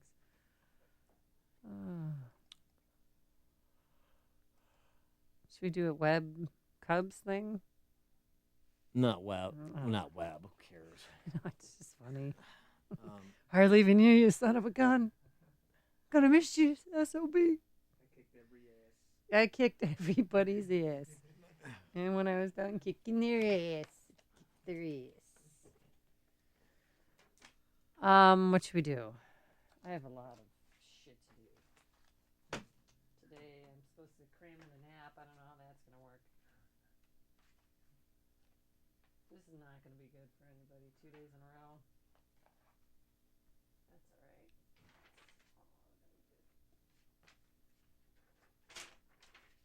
You guys said you want a KT?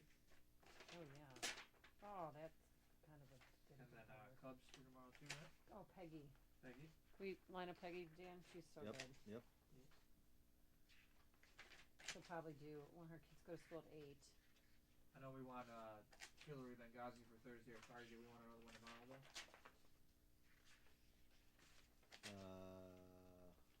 Yeah. Okay. Oh, I could just take the stapler out. That was a very bizarre interview with Sean Hannity. Yeah, he was kind of everywhere. Goofball. Don't mess with him. What do you? He wants to make out with me and eat hot dogs and then cage match Joe Walsh. When you heard Dave play the Walsh sound, I think he thought we were making fun of him. So insecure for a mixed martial arts guy. Alrighty then there. What should we tease? I think we have to tease Cubs, no? I'm very biased. I'm letting you know. Or how about what to do when a church lady won't? That's a great tease. People will listen to the show. Go ahead. Okay.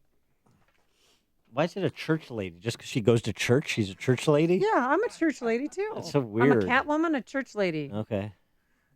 What else would we call Oh, ourselves? A lady from my parish? Because we're not a parish, we're a church. A lady from. What else would I call? Just a lady or just a woman? A good-looking church lady. She's hot. Oh. Oh, okay. Oh, now all of a sudden my interest is piqued. Hi. That was probably the strangest Sean Hannity interview I've ever heard. Was that Sean Hannity or Robin Williams? Oh my God, that was bizarre. Fuck He's is- matched with Walsh. guy's and a he's gonna make out goofball. with me. What is he talking about? I was like, what in the? And he wouldn't shut up. Yeah. Like you guys are like, okay. All right, What bye-bye. about Rahm Emanuel? What about? Yeah. What? Hey, what's up with that? He was like Cliff Clavin doing comedy. Okay. Yeah. Wow. That was. Yeah, you can't get that moment in time. I think he'd like I to was share my scared. pillow with Amy, though. I think that's pretty clear. What do you want? I want a hot dog. Oh, and of course, like, whoa, okay. Yeah. Right up my alley. Too bad you didn't want a Schlitz. Okay. Do we want a 2016 talker for tomorrow in case Biden announces later today, or? The fallout from the web withdrawal. I'm so sorry he's gone. Political earthquake that is Jim Webb Lin- in the Democratic Party. I'm Lincoln sad. Chafee gets a bump. And I'm Lincoln Chafee in the middle of it all. Goodbye forever, America. That's awesome. Oh man, the Lincoln Chafee was great. Jim Webb, he was great. Yeah, we played that. Yeah. The NRA gave you an A rating. Pass.